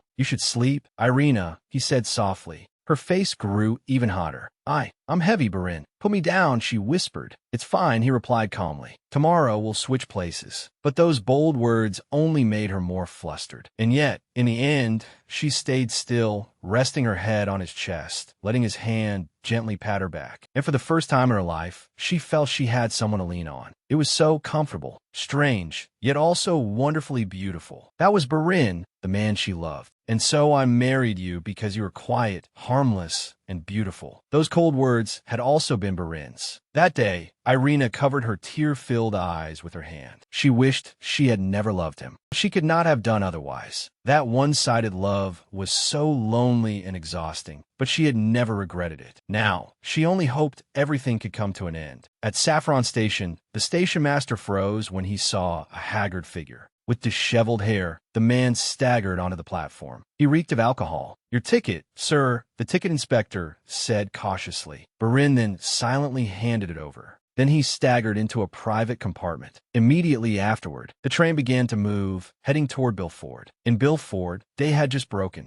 As usual, Irina stood in front of the Barden estate, waiting for the postman. The cold cut into her as she turned to Lisa. It's too cold. You should wait inside. But Lisa shook her head and insisted on staying, making Irina smile to herself. She was grateful to Butler Fit for sending Lisa here, and grateful that Lisa had always stayed by her side. But she also knew Lisa did not like life in this small village, and she could not force her to remain forever. There was still time before the divorce procedures were complete. She would discuss Lisa's future later. The male coach is here. Lisa cried excitedly. But as usual, the coachman greeted Irina warmly and asked after the Grand Duchess's health. Irina only smiled and replied politely, saying nothing more. She had not told anyone in Bilford about the divorce. She flipped through each letter, but the paper she had been longing for was not there. There was still no reply, even after several days. Is something wrong, my lady? Lisa asked cautiously. Let's go inside, Lisa, Irina said calmly. But inside, her heart clenched. She only wished to be free of this title as soon as possible. She prayed Barin would send his reply soon. The two returned to the house together. When night fell, Barin finally arrived in Bilford. Snow fell heavily, covering the streets in silence. But he did not care in the slightest. He simply lowered his head and walked into the town, the place where he had once wandered during the festival. A carriage at this hour? I've long since closed. And it's freezing out, the old coachman protested in astonishment. Barin no longer had the patience to argue. He reached into his pocket and took out a stack of money, enough to pay for 2 weeks of work. The old man's eyes widened. Please get in, sir. He immediately changed his tone and said warmly. When Barin stepped inside, the old man asked curiously, if you don't mind me asking, what brings you to this remote village in the middle of the night? But Barin did not answer. He simply sat down in silence. The coachman frowned at that arrogance, but kept it to himself. Even so, he could not help noticing that in all his life, he had never met a man with such a regal, imposing air. Better not ask any more. Thinking that, he snapped the reins and urged the horse forward through the snow. At the Barden estate, Irina sat with Lisa, diligently making artificial flowers again. Seeing her mistress gradually return to her usual habits, Lisa felt somewhat relieved. Life in the countryside was monotonous, but she had no intention of returning to Sephirin without the Grand Duchess. It was Lisa who had suggested that she make flowers again. Otherwise, her mistress would surely have rearranged the books in the study for the 123rd time. At the Haver estate, everything had once reached a dead end too, yet her mistress had still endured and overcome it. Lisa believed this time would be the same. Like the flowers she skillfully wove together, she hoped her mistress would bloom beautifully again, fragile yet whole. Lisa did not want to see her hurt any further. We should get ready for bed, Lisa advised, stepping over to close the curtains. But she suddenly stopped when she saw a familiar figure below. What is it, Lisa? Irina stepped up behind her and asked, has something happened? Lisa did not answer. Irina leaned over, her gaze following Lisa's out the window, and her breath grew faint. Down below was a man with a familiar figure. Her husband, Barin, with disheveled hair, cold and dark sharp eyes, and a face that, though weathered, was still overwhelmingly captivating. Impossible, she whispered. She had never dared imagine, not even in her wildest dreams, that Barin would appear in Bilford at such a late hour. Barin, Irina called softly, her voice trembling. The man lifted his head, his gaze locking tightly onto her. Without hesitation, she rushed down the stairs. Standing before him, she stared in disbelief. It really was him. It was not a dream. Her heart pounded wildly and frantically. He did not say a word. She reached out and took his hand. Birin lowered his eyes, staring at their two intertwined hands. The hand of the woman who was both his wife and his everything. She pulled him along, and he let her lead him, as if he no longer had even a bit of strength left to walk on his own. Step by step, Irina dragged him through the snow until they reached the stable. Once inside, she shut the door firmly so no one could know. Birin simply stood there, watching his wife, his woman. And yet she would not even look him straight in the eye. She leaned against the door for a moment, catching her breath and trying to calm herself. Then at last she turned back, her gaze sharp, her face clearly questioning him. "Why are you here?" She stepped closer, facing him directly. Birin did not avoid her either. He stood firmly, his black eyes locked on her. Because after everything, this was exactly why he had come. He needed an answer from a woman who had frankly declared that she no longer loved him, from a woman who had abandoned him. In the freezing night, amid the silence of the stable, husband and wife finally faced each other, ready for the conversation that had been left unfinished for so long. This concludes the third season of the novel, The Troublesome Prince. Thank you for accompanying me throughout this entire journey. I truly hope you were able to fully feel the emotions, the storms, the misunderstandings, and finally the moment when Prince Birin realized his true feelings for Irina. Please look forward to the next journey of this pair with me in the fourth season. Thank you for watching. Don't forget to like and share your thoughts in the comments. Take care and see you again.